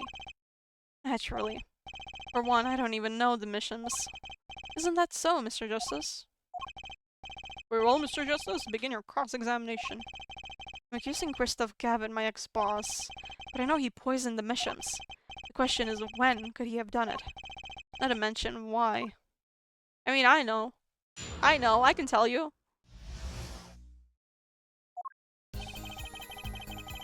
Ooh, okay, this activated, I see. Although this isn't a very suspicious thing.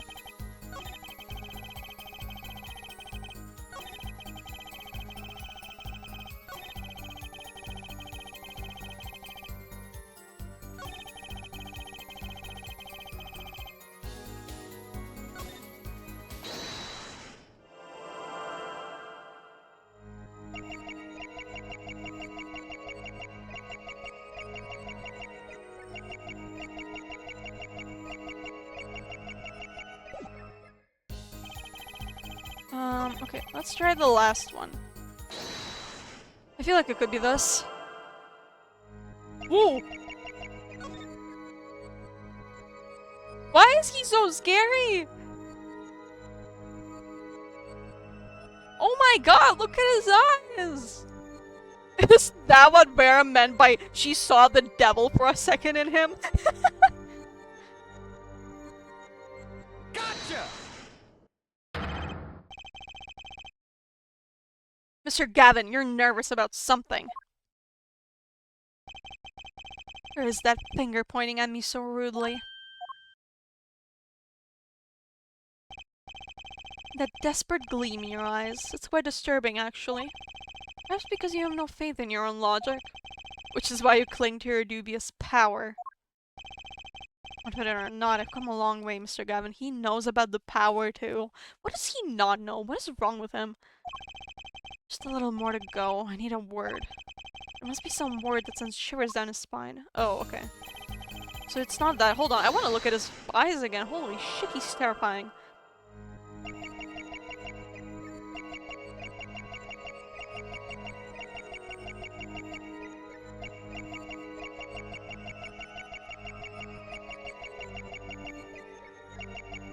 Oh. What was that?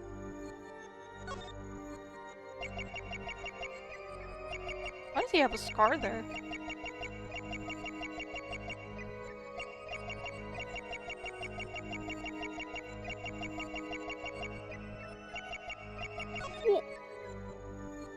is that?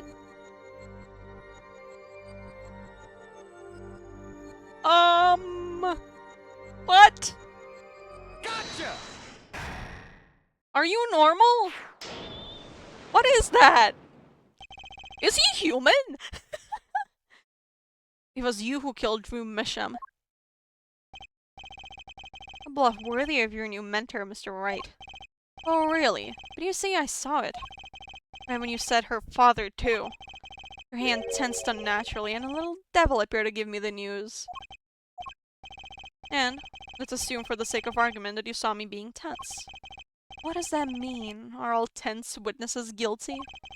And tell me, was Drew Misham fond of nail polish too? Sorry, but there's more than one way to poison a man. You don't need nail polish to get to someone's mouth. Then I must be very talented indeed. I just had a thought. You see, Drew Misham was killed on October 6th. Well, I was already in my solitary confinement at Central Prison. If that's not an alibi, then I don't know what is. But you found a way, all the same. And I found it, too. Oh, look at his face. Is this how you poison Mr. Misham? So, how do I show the stamp? This? Or something else? Or this thing? Take that! I'm sure this commemorative stamp requires no introduction. He's so scary. The night Mr. Misham died, he was seen writing a letter. Atropine was found on the stamp, Mr. Gavin. So am I to understand the stamp was the murder weapon? Yes, you are. Oh, and yes. This stamp was found in your prison cell. Oh. Why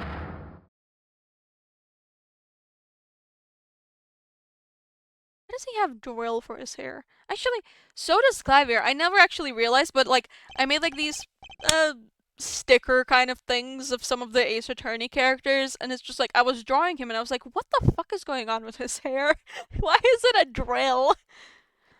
Like a very long drill, like, you could probably like make a hole in a wall or something with it. That is all, Your Honor. Order! Order! Order! Poison on the back of the stamp! After Drew Misham was killed, someone paid a visit to this witness's cell. Phoenix Wright. Daddy? That's when he found the stamp.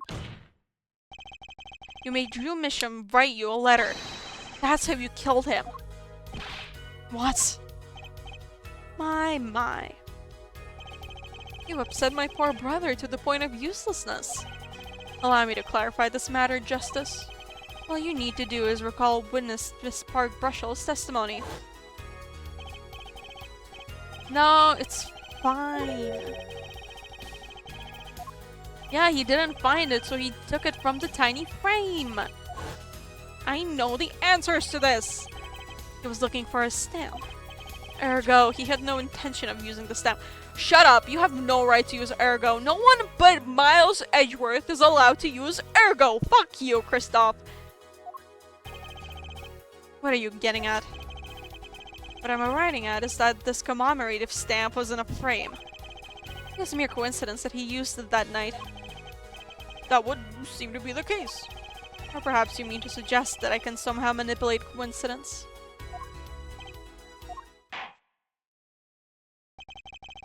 He does have a point.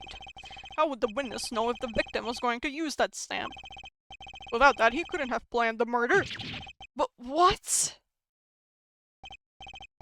Really, Clavier? You should be seeing through these weak-spined bluffs by now. He's right, though. How could anyone have known Mr. Misham would use that stamp that night? Least of all, Christoph Gavin locked away in his cell. Did he need to know? Maybe he wanted to kill them immediately. Well, it seems that the defense has run out of things to say.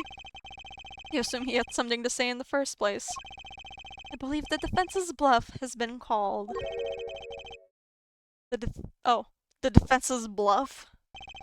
I'm not sure I agree with you there, Kristoff. Clavier. Honestly, I wanted to believe you. But the defense wasn't trying to get away with a bluff. You were, Kristoff. What are you saying, Prosecutor Gavin? Clavier. I was like, it's so refreshing to have the prosecutors on your side. Like, Clavier has kind of just been working towards the truth. Like, there's not really been a single time he tried to, like, really, I guess, purposefully try, like, hide things. It's so refreshing. Her forehead. What was your accusation again? Uh-huh. Oh, it was that this poisoned stamp killed Drew Misham, yeah? To which my brother responded thusly. There was no way to know when Misham would use the stamp. Yes, that's right, which is why it couldn't have been planned. Tell me, it needs to be planned. Why? Why couldn't it have been a coincidence? The defense's case is simply that Drew Misham died by that stamp, that's all. Coincidence. Kristoff, you tried to slip out from under his accusation by changing the subject. If that's not bluffing, what is it? What are you up to, Clavier? I could ask you the same question, Kristoff.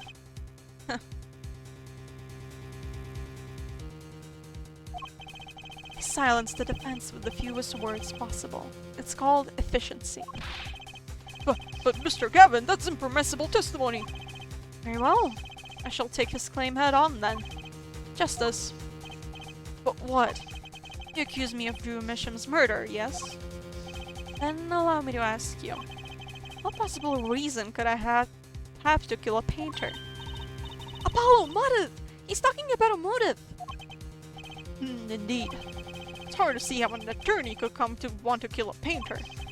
Now here's something. Why didn't he bring up the motive from the very beginning? Because we have proof that he has a motive. Unless he was afraid it was a battle he might lose. So, what does it mean? It means there might be a weak spot. Maybe I have some evidence to prove a motive. A motive for murder. This is vital, if not the most vital element in this case. Please consider this when you making your statement. I'd say it's about this vital. No, not 2 health bars. That's pretty vital. Well, Mr. Justice?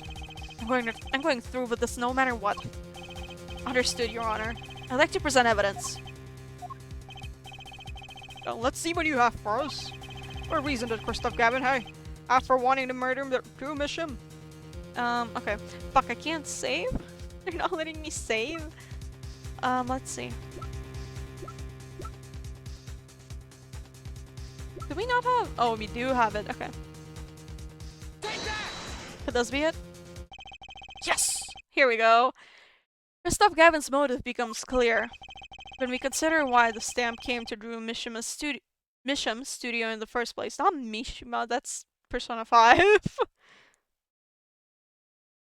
Oh, my mouse. And why was that? Forgery, Your Honor. Go back 7 years. Drew Misham accepts his first job creating forged evidence. I've seen that before. A page from a diary, wasn't it? Magnifique Ramori's diary. When attorney Phoenix Ray lost his badge, yes. This was the evidence he presented, to his loss. This evidence is a fake, yes. But did Mr. Wright request the forgery be made? That was never proven. Objection! The defense attorney on that case was Phoenix Wright. Who other than him, drunk with the prospect of victory, could have done it? And why would they? Clavier, you know. Clavier, you already know. From the beginning of this trial. Just out of curiosity. Do you remember this letter? This is the first page. Yeah, in the first place, Phoenix does not have $100,000. He is a broke-ass bitch. Phoenix does not have the money for a forgery.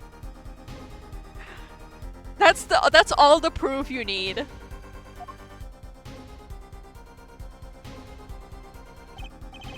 And this is the second. Those were presented in court yesterday. This letter was sent to Drew Misham by the client who requested that forgery. The enclosed stamp was none other than the poisoned commemorative stamp. Drew Misham drew his last breath just the other day. However, the motive for his murder was already 7 years old. 7 years old. The client who requested this forgery was very cautious. He tried to erase anything and anyone with connections to the forgery to keep them from talking. But he made a mistake.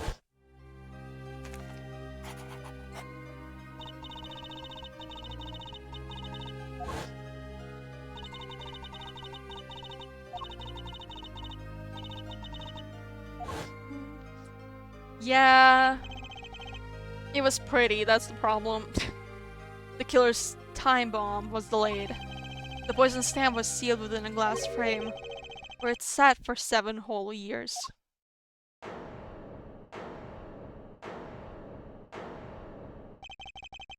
Her forehead. Do you understand what you're telling us? The one who schemed up the forged diary page was the one who poisoned the stamp.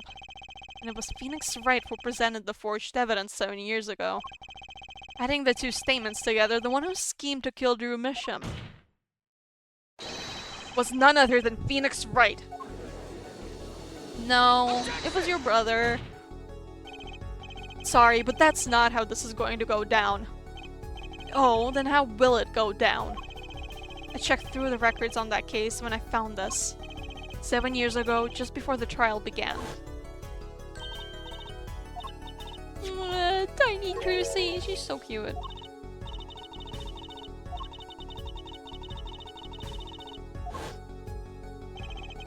And one more thing.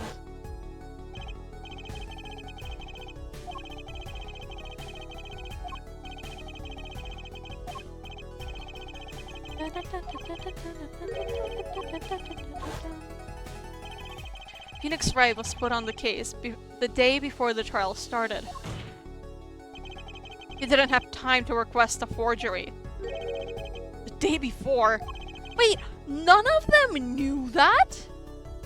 Okay, I'm sorry. How irresponsible are they? And they still took away his badge? Oh my god, they're dumb. Holy shit, I hate them. Now here's a question. Just who was Shady Enigmar's previous defense attorney? No, this can't all be. It was Kristoff. But it is all true. There was another man, a defense attorney with a badge and a collar. It was you, Kristoff Gavin.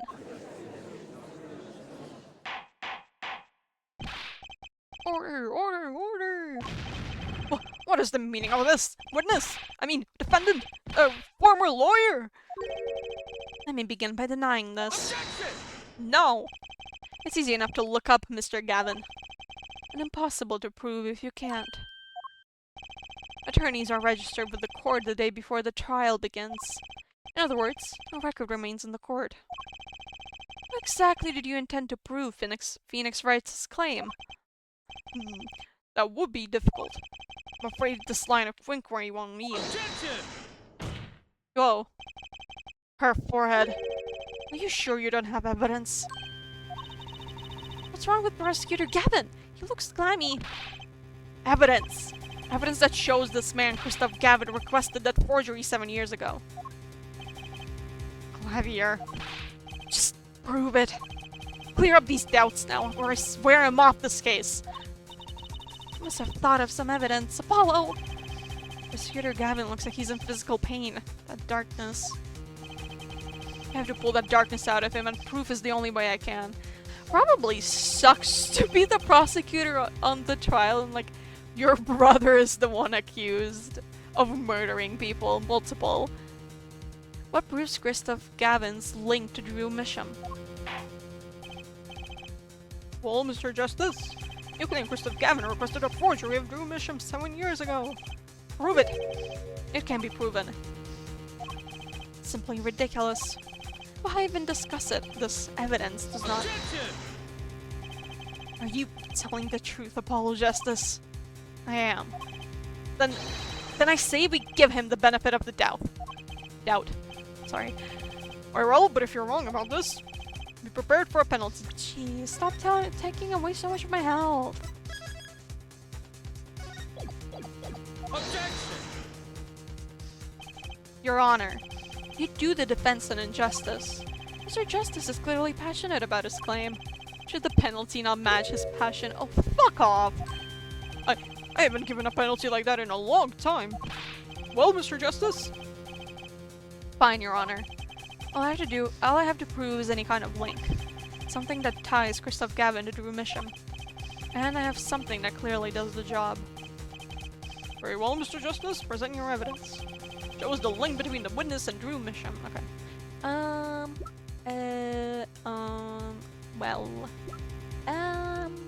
This?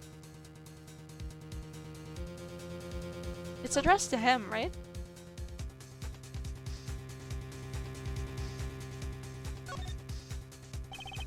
There's an address on here and a name I've never heard of. At least I think so. It's too blurry to read. Oh.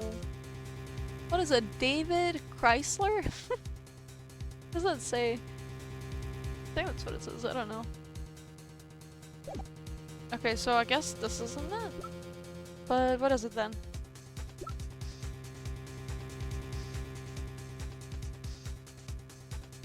Or maybe it is.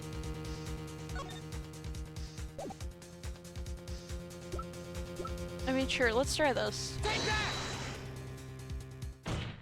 Here we go, that worked.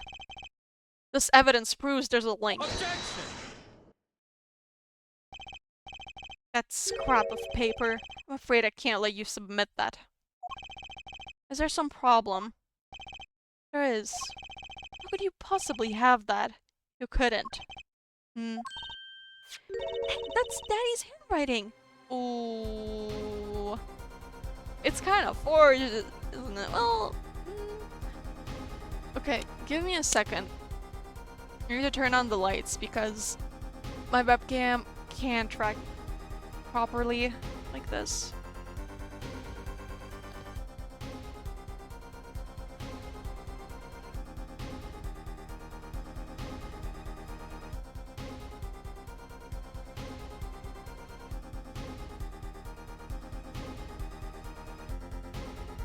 Okay, I'm back.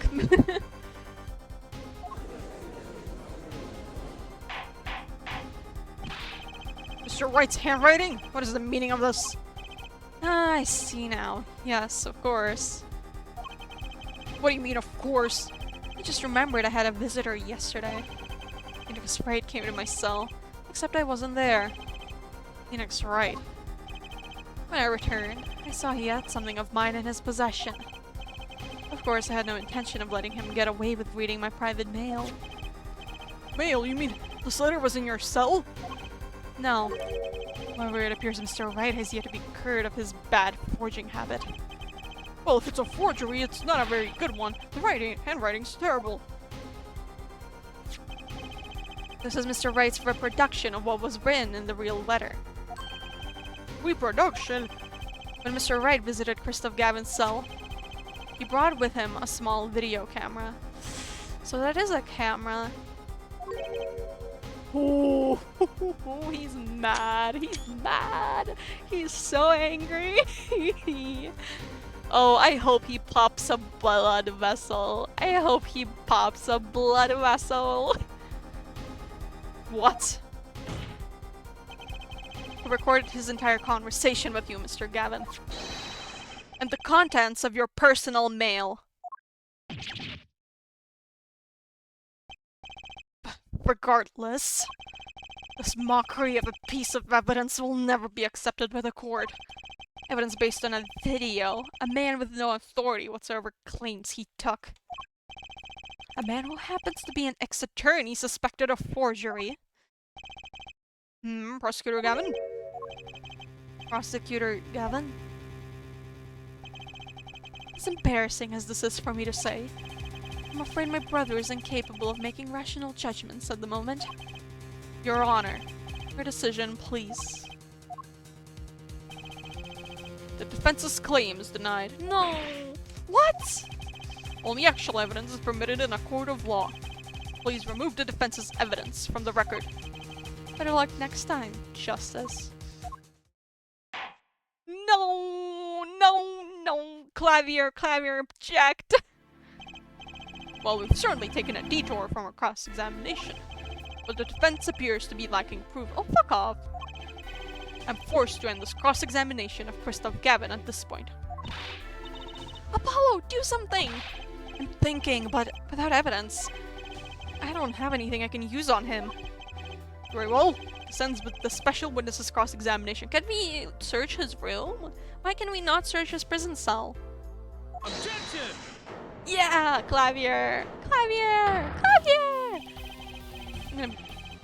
Show's over, yet the crowd screams for more. Only now do I understand why. Prosecutor Gavin? Frankly, I'm relieved. This has been bothering me for 7 whole years, and I'm tired of the whole youthful angst scene. Now's our chance. Let's clean out the family closet, eh, Christoph? Clavier, you're spinning out of control. Yeah! Go, Clavier! Ruin your family! Call yourself before you say something you'll regret. Spinning out of whose control? Mine or yours? Take a moment to consider everything you've built. Your reputation as a prosecutor, your fame with the masses. You could lose it all, Clavier. Apollo, did you see that? He's trying to press Prosecutor Gavin! Prosecutor Gavin, try to remember what's really important to you. You amuse me, your forehead. I couldn't forget what's really important to me even if I tried. In fact, I haven't. Not even once. 7 years ago. He looks so weird with short hair.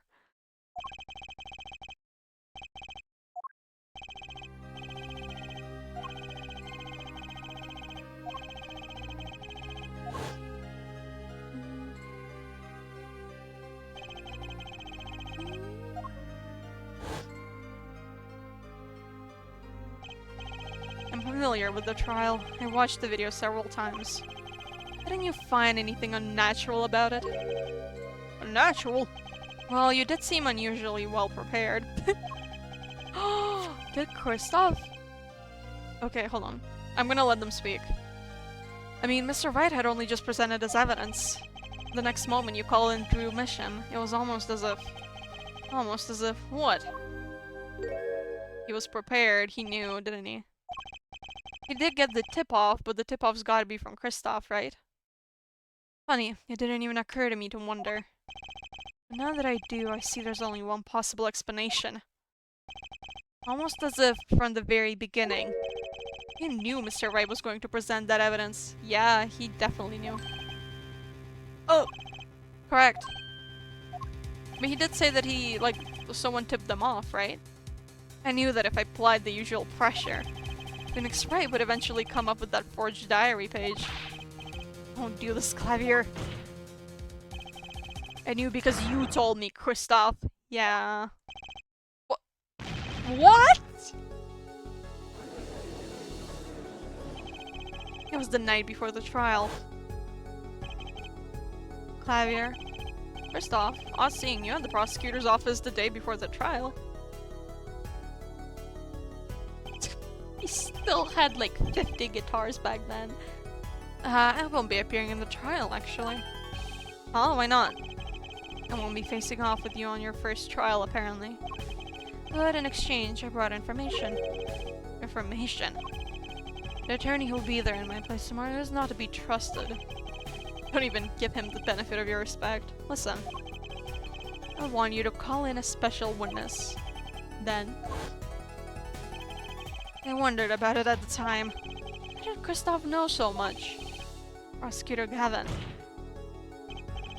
Christoph, you were supposed to face each other in that trial. Oh, we were supposed to face each other in that trial. Fair fight, brother to brother. I deserve that much. You let me borrow the victim's belongings. You showed me all your research on the case. Victim's belongings? Which would have included Magnifi's diary, wouldn't it? Mr. Gavin? My, Clavier, you disappoint me. You find trees and miss the forest. You're the one missing the forest, Mr. Gavin. Don't call him Mr. Gavin. They're both Gavins here. You can't sweep this under the rug. Not anymore. Tell me what was going on behind that trial. Why not? I've achieved what I came here to do. I see no harm in a little reminiscing. Apollo! I think we're finally going to shine a light on the black belly of this thing, Trucy. We've done everything we could. I hope it's enough. 7 years ago, the day before the trial, I visited the detention center at the request of my client, Zach Gramery. 2 cards. Oh. 1 card.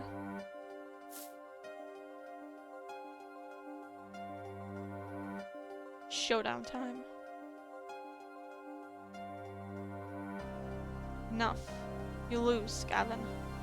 Thanks for the work. Now go.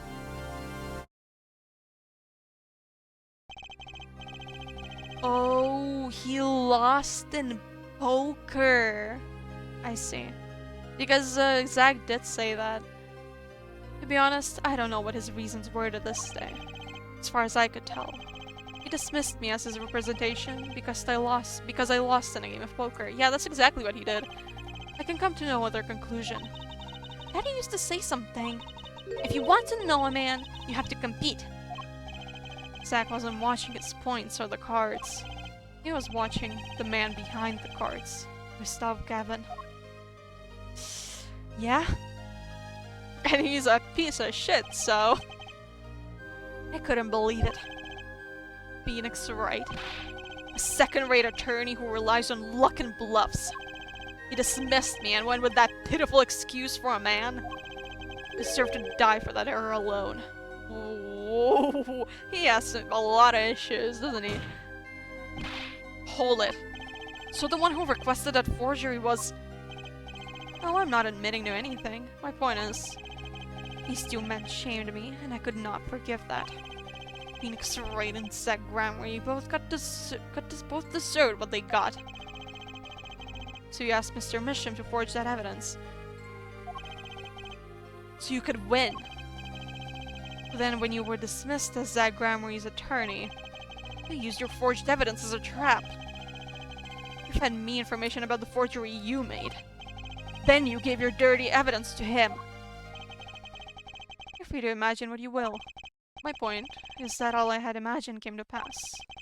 Everything went perfectly.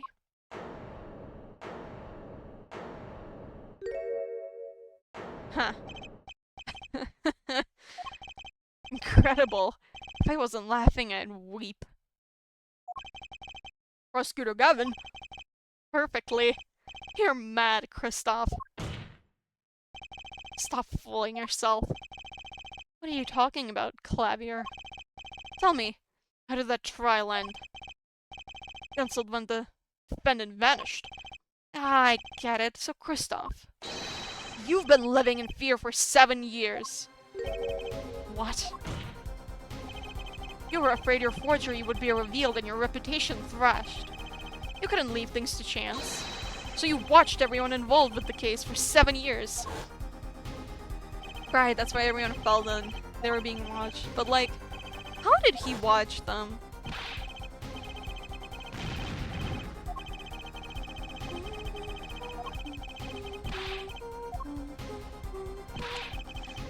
Wait just a minute. Zach Gramery was seen by this reporter? How is that possible? Was he alive after being gone 7 years? Finally. I knew this moment was coming. I just didn't think we'd get here so fast. Zach Gramery gone missing for 7 years. Trucy's father. And Trucy's your sister, apparently. What's wrong, Apollo? Go get him! Right, leave it to me. Allow me to refresh the court's memory. Apollo's quite competent when he knows everything, doesn't he? Isn't he? 6 months ago, Christoph Gavin was charged with murdering a mysterious traveler. Remember him quite well. Shady Smith, was it? Oh my god, they're so dumb. They didn't realize that was Zach Gramery. I wasn't in a Chinese restaurant. Tragic. What was a restaurant? Okay. The details don't really matter right now. What matters is the traveler was Zach Gramarye.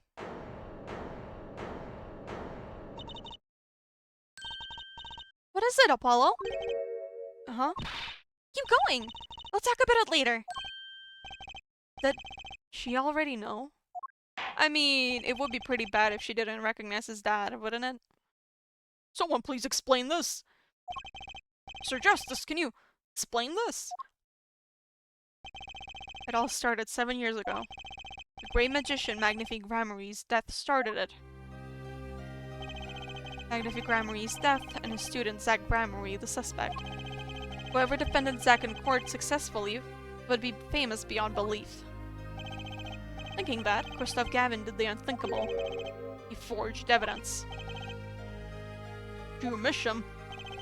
Actually, it was his daughter, Vera, who really did the work.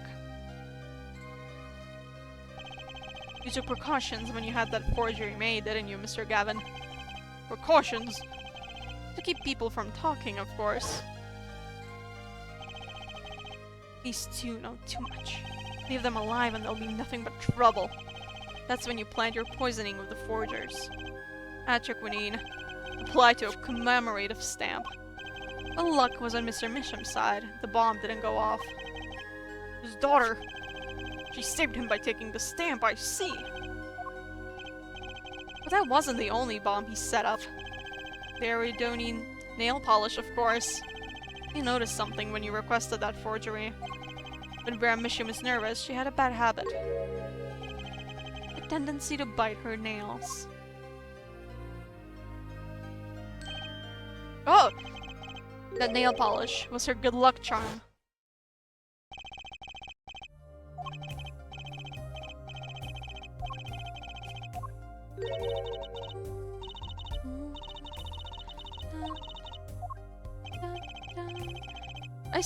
I'm curious. Is her being, like, is someone trying to kidnap her gonna be relevant at all, or is it just, like, a detail? Because why would someone try to kidnap her? It was his insurance. Insurance? As long as she lived quietly at home, there was no danger to her. But what if she had to go outside? If she ran into any trouble, she'd become nervous. And the nail polish would do the rest. These time bombs sat there for 7 years. And then, they went off almost simultaneously. It's crazy that nail polish lasted her 7 years.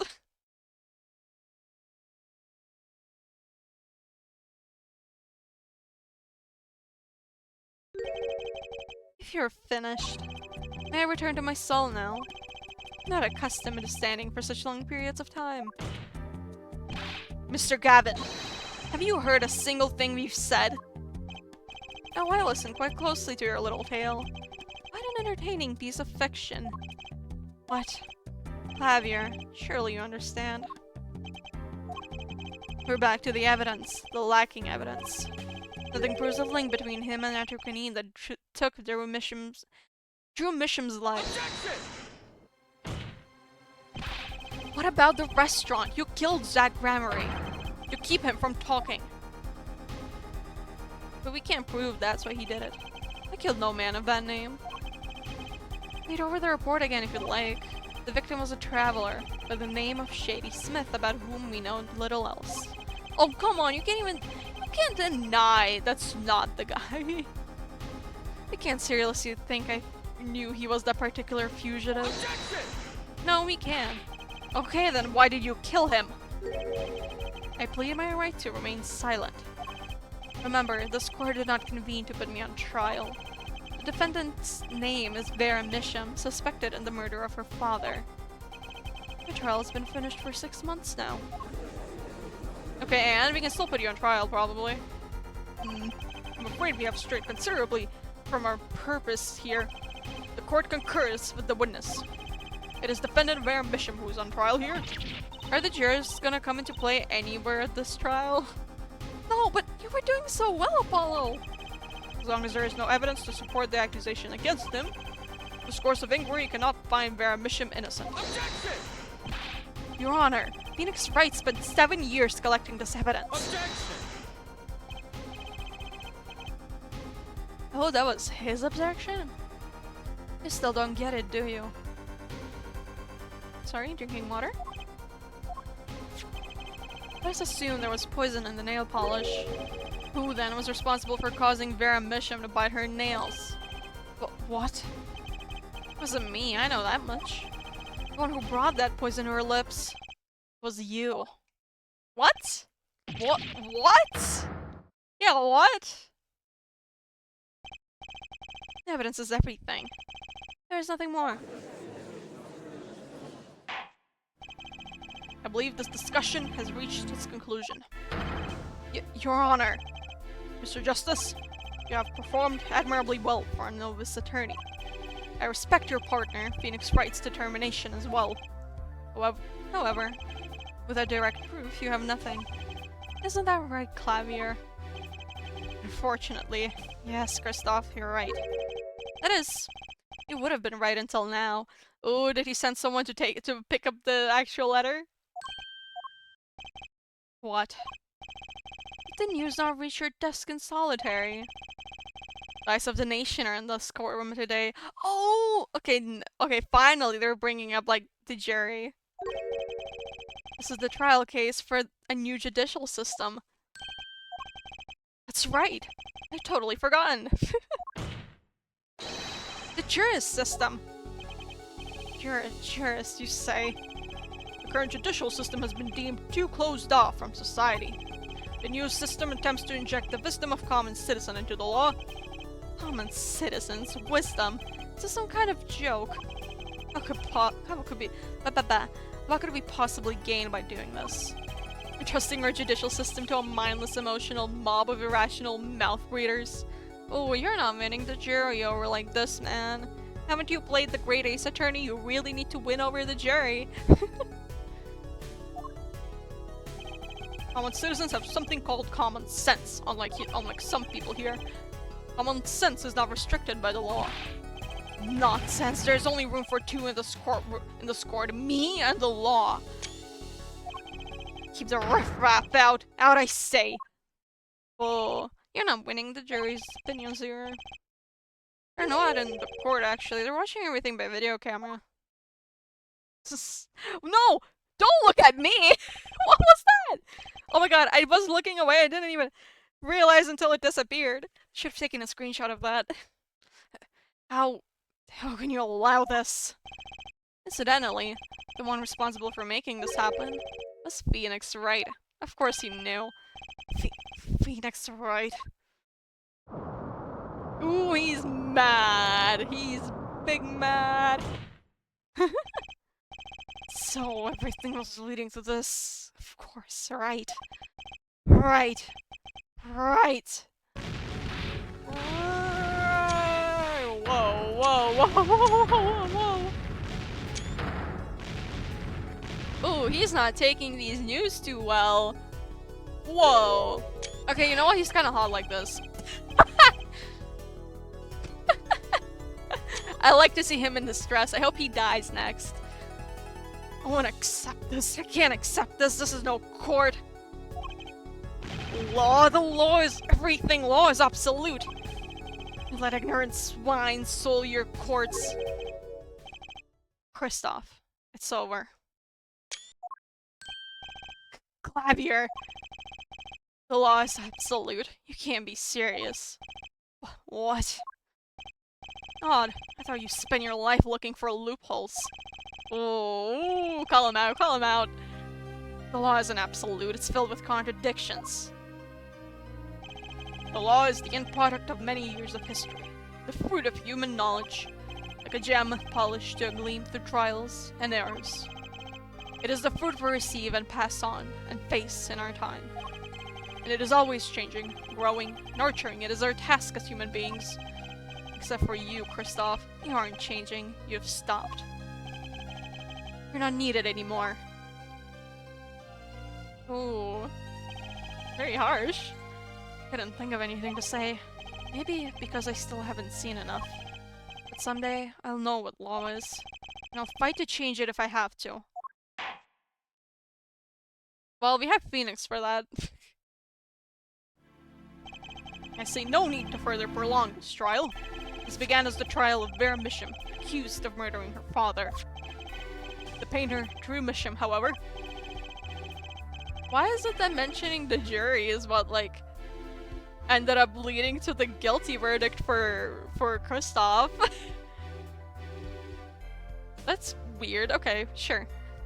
Several other incidents were reviewed, and we seem to have reached a conclusion. Before this court declares a verdict, I await your decision. Jurists of the court. For the death of Drew Misham, how do you find the defendant Vera Misham? Innocent or guilty? Do we have to answer? Oh god, do we have to answer? Oh god, do I have to answer? I turn to you now to consider this matter. Ooh! Ah! Scary! Ooh! Whoa! This game's pretty this game's really fucking sick. God, this last trial is awesome. It's so unique. Like, I don't know how to explain it. It feels like, obviously it's Ace Attorney, but it's just so like, oh my god.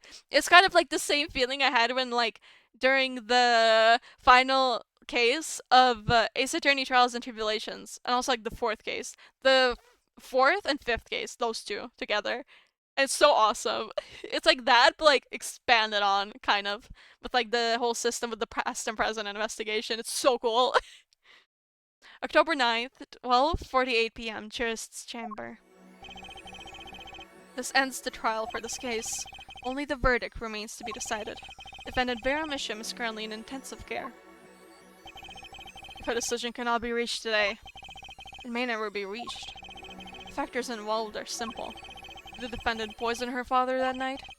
If so, she is guilty. Or was there another reason for Mr. Misham's death? Did another person poison him? If so, she is innocent. A panel has been provided for each of you to input your decisions. Let me save. Oh, I can't save. Great. That is all. Number 6? Hello. Please, wait. Yes, jurist number 6? There's something in the jurist handbook here. Persons involved with the case may not be jurists. That is correct. I looked into all of your dossiers. None of you were involved with the development of the case.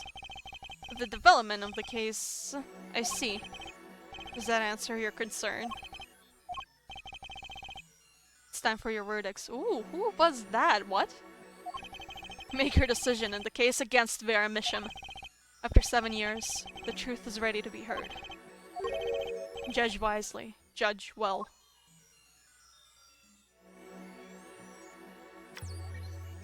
Oh my god. Oh, I'm jurist numbers. Ah! Whoa!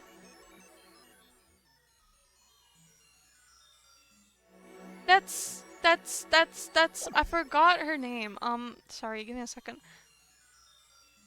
She's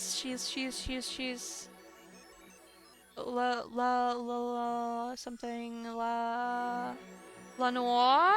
La Noire, maybe? Hold on, I have a screenshot of her.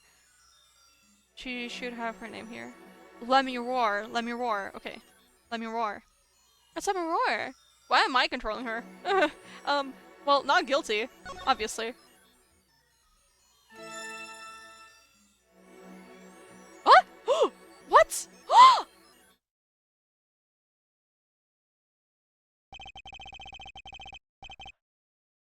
No wonder I thought she looked familiar! I did think that she looked like Lemiroir, but like, I thought it was just like a design thing or something. Oh my god! The mom! I forgot her name. Something.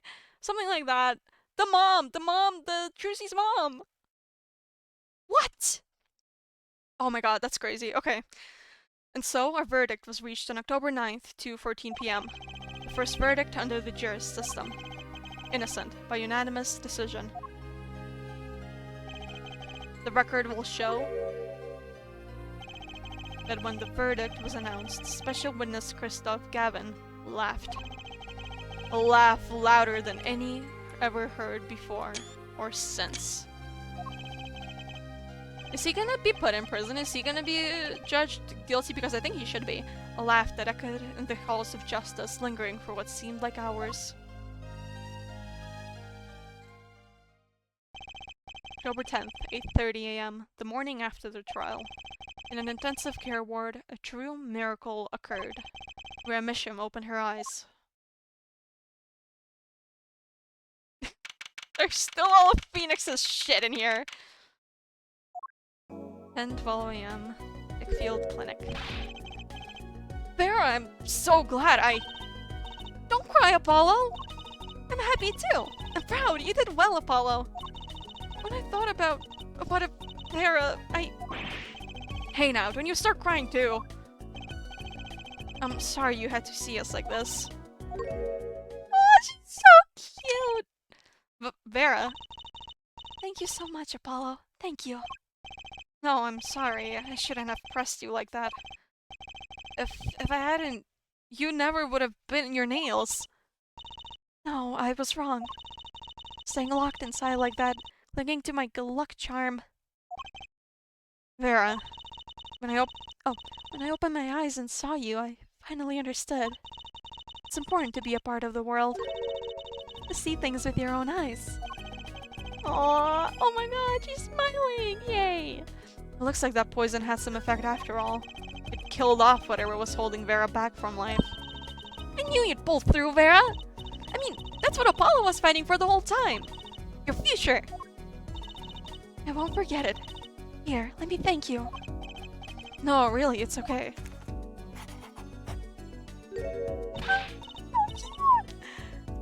Oh my god, I wish I could hide the dialogue box. Oh, look, it's me! I love it! Thanks! Is the next one gonna be Apollo? It's bug antenna! So true! I love you, Vera. You're so right. Is that me? She really captured your essence, Apollo. Well, I think so, at least. That reminds me. Do you know where the other lawyer is? The other lawyer? Oh, you mean Daddy. Except he's not a lawyer anymore. It's my fault, isn't it? I'm sorry. Oh, no. That's not what I meant. No, it's okay. I'm through looking away from things I've done. I hope I can look him in the eyes again someday and apologize. I'm sure he'd be happy to hear that. He brought all those things for me when he came to visit earlier. Oh, that's how they're gonna explain it. That's how they're gonna explain not redrawing the hospital thing. CG, background, whatever. Give me that stack of videos. Mr. Wright finished watching them all. You know, I knew my real daddy was alive. Huh? I was there 7 years ago, remember? I was the one who helped him vanish from the courtroom. You did what? How? I'm not telling. He promised me that day he went away. We may not meet again for some time, Trucy. But know this, I will be watching, and one day I shall return. You're the next Grammary, after all. Aww. He really was a nice guy. I feel bad for being so suspicious of him in that first trial. Oh, Trucy. In the end, he couldn't keep that promise, could he? It's okay. Phoenix is my daddy now, even if he can't really play the piano. That he can't. Oh, and I've got you too, even if your voice is kinda loud sometimes. Glad I made your list. Hey, come to think of it! Where is Daddy, the one who can't play? You know, Apollo? I think he said he had to meet someone. I wonder. Maybe it's a new mommy. No, that's Edgeworth. Oh, Trucy? Yes, Vera? I was wondering, could you show him to me once more? Sir Hat, was it? Oh, that's cute. Oh, he's not been knighted yet. Here goes. Do us an impersonation, Mr. Hat. Objection. Ahem. Not loud enough, and I like Miss Magic underwear better. Anyway, that's magic panties, Apollo. No, Mr. Hat is awesome. Fuck you, Apollo. So, your memory's returned. Mr. Wright, was this all part of your plan, too? I don't know what you're talking about. Ah, he's talking to Lamiroir. She did lose her memories, so she did get in an accident, but she just didn't die. When I lost my memory, I was reborn as I'm Roar. But you knew my true identity, did you not? That is why you chose me as one of your jurists. You're thinking into it too much. Besides, there was no guarantee that regaining your memory would make you happy. Of course it is a happy thing. For so long I thought I was alone. But now I know I have children. 2 dear children. I'm so proud of them. This, too, I think, is thanks to you. Are you going to tell them? They do not know? Nope. They don't know their mother. They don't even know their siblings. I will go to them when the time is right. Until then, Don't worry, I'll take care of them for you. Aww. Aww. Aw, they're so cute. They're very important to me, too. Aww, he admits it. A little annoying at times, but still. I have to keep an eye on her, at least. Because I'm the only one who knows how she really feels on the inside. Aww. Oh, no. Your bracelet. Yes? Oh. I've seen a lot of mysterious things these past 7 years. Your bracelets were the strangest of all. I remember meeting him half a year ago in Christoph Gavin's office.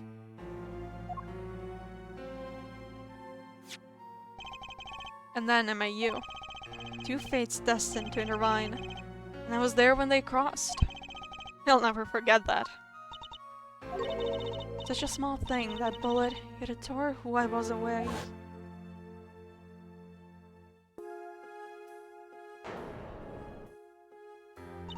It's depressing.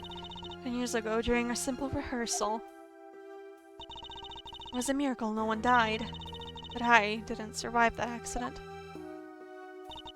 That is why I left the troupe, my family. Now, my memory has returned. I am myself once more. For the first time, I am glad to be alive, Mr. Wright. Speaking of miracles, Rhea Misham regained consciousness this morning. I can only hope she's as glad as you are. It is a strange thing, fate. Sometimes a life is taken, sometimes a life is spared. You know what I've been thinking? People don't die that easily, really. Yeah, you would know. You got hit by a car, you fell off a bridge, you ate a glass bottle with poison in it. As long as they've got something worth living for. That's pretty much the end of my story, for now anyway. I've still got a long way to go in this power of mine. Well, it needs some work.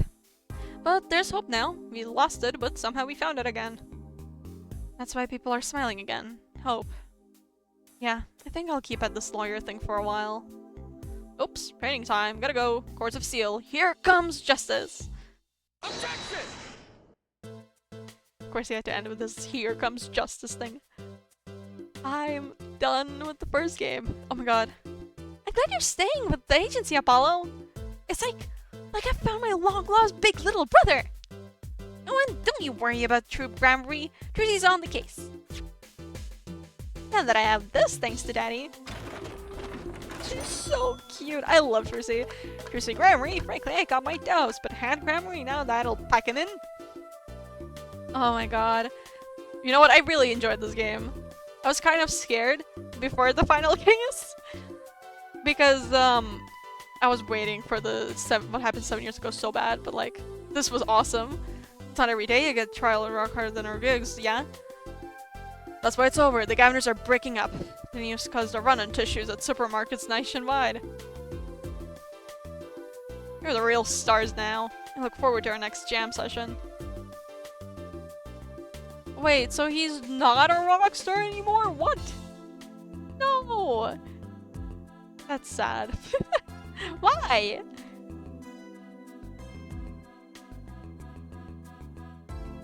Man, this game is awesome. I loved this final case. It was so good.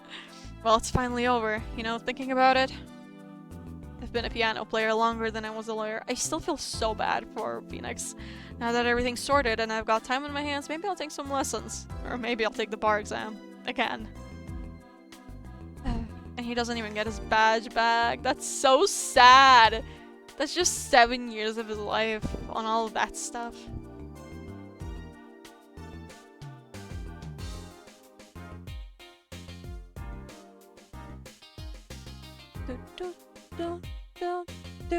I can't believe Lammermoor really was the mom. I was just like, I thought they looked similar, but that's like, so I was standing around eating snacks like, and then I got this crazy idea. What if they were golden? You could augment the crunch and better yet make them ding. Ah, the power of science. Although my preservatives might not be 100% safe. Emma. I wish we saw a bit more of Emma actually. But yeah, I love the callback like the 7 years ago. Okay, so then like I would use the music from the original Phoenix Wright trilogy and like the characters and whatever. Gumshoe, I miss Gumshoe. Oh, she's here. In an unlikely event you are wanting the Russian feast, come to Borscht Blow Club. The only thing colder than a restaurant is borscht. Nah, but if greater challenge is being required, then come to the hideout. You know who to ask for.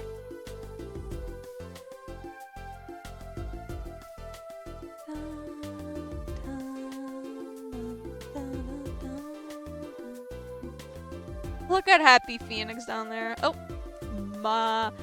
not another bot in chat. I mean, at least the Automod got them, but... So, Kitaki Pastries is getting back to its Eastern roots. Yo, boss, culture time! This is how we write root, capiche?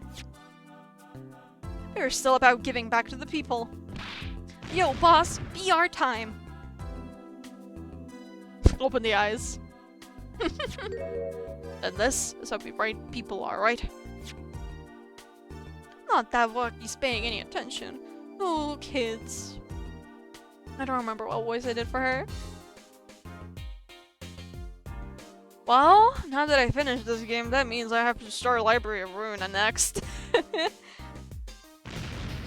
Bazoy! Chinese characters on cake was a fly idea like 30,000 years ago, you remember that? And you want to make it today, you gotta keep it real, you know what I'm saying? Yo, that's why I made the OG cracker for real! I know it doesn't look like no cracker, G. What, you want me to call it the OG muffin? Okay. That guy.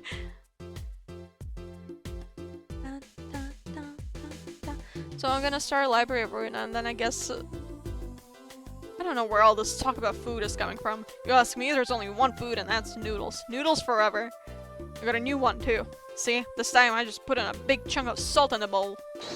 Why pretend Elden's noodles is about as salt? Salt forever. Okay, man. But basically I'm gonna start streaming Library of Ruina, and then whenever I get sick of Ruina, I start the second game, and then I just alternate between those two, because Library of Ruina is gonna take me a really long time.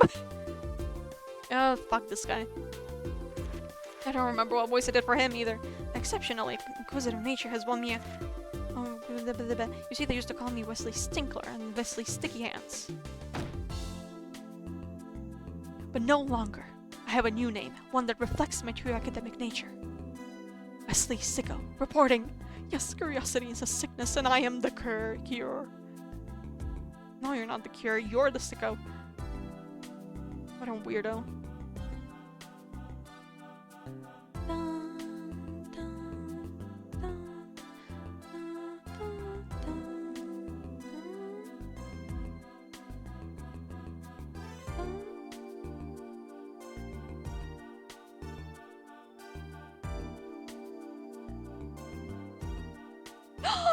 Oh my god!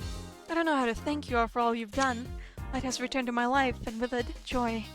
I may have lost years, but I have gained a treasure. 2 treasures, in fact. I will think of them when I write my next song. Aww! Look at her! I'm happy for her. Though I wonder when Apollo and Trucy will find out that they're siblings. Brush, brushel. Brush, brushel. Brushel here, back on the beat with another interview. With Kristoff. How do I feel about how things turned out? No scoop yet, but journalist confidence in mint condition. End quote! Why was he Kristoff's prison? Was he gonna interview Kristoff?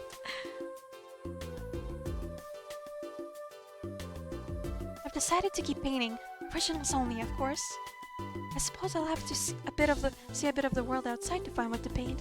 But I know there are good people out there now. I've met them. Aww. Cute. The door is open. The world is waiting. Thank you. I like Vera a lot. It's very sweet.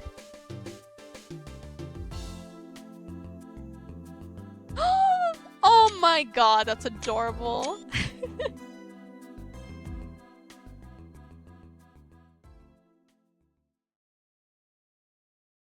Okay.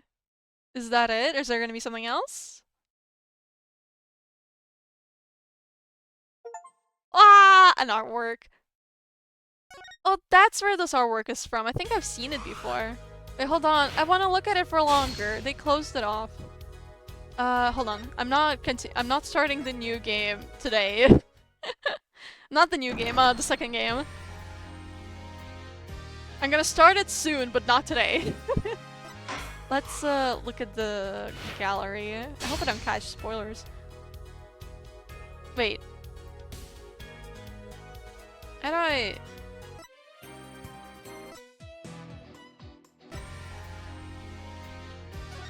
Okay, it does contain spoilers. Do you think I'll get spoiled if I look here?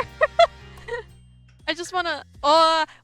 Okay, never mind. Why do they have it all in one place? I just wanted to look at the artwork! Okay, it's fine. I didn't see anything. Oh my god. Okay. Let's get back here. God damn it, they didn't let me see the artwork for long enough. That's shitty of them. Assholes. Oh my god, what a great game. I love that final case. It was so cool. It was so awesome. It was so cool. I need Phoenix to get his badge back because I'm sad for him. Also, where's Edgeworth? I need... Edgeworth better help him get his badge back, considering Phoenix got his badge in the first place just because of Edgeworth. Oh my god, my brain's mush and my throat is fucked, so I am going to end the stream. Alright, well, I'm probably gonna stream if I start at 3 p.m. USD. I think it's the time zone is called USD. Today I'm gonna start at 4 p.m. USD. So, tomorrow, which is the same time I started on Monday. But yeah, I don't know time zones well enough, so hopefully that explains it. But alright, goodbye, thank you for everyone who watched, and yeah, bye bye bye bye, I'm ending the stream.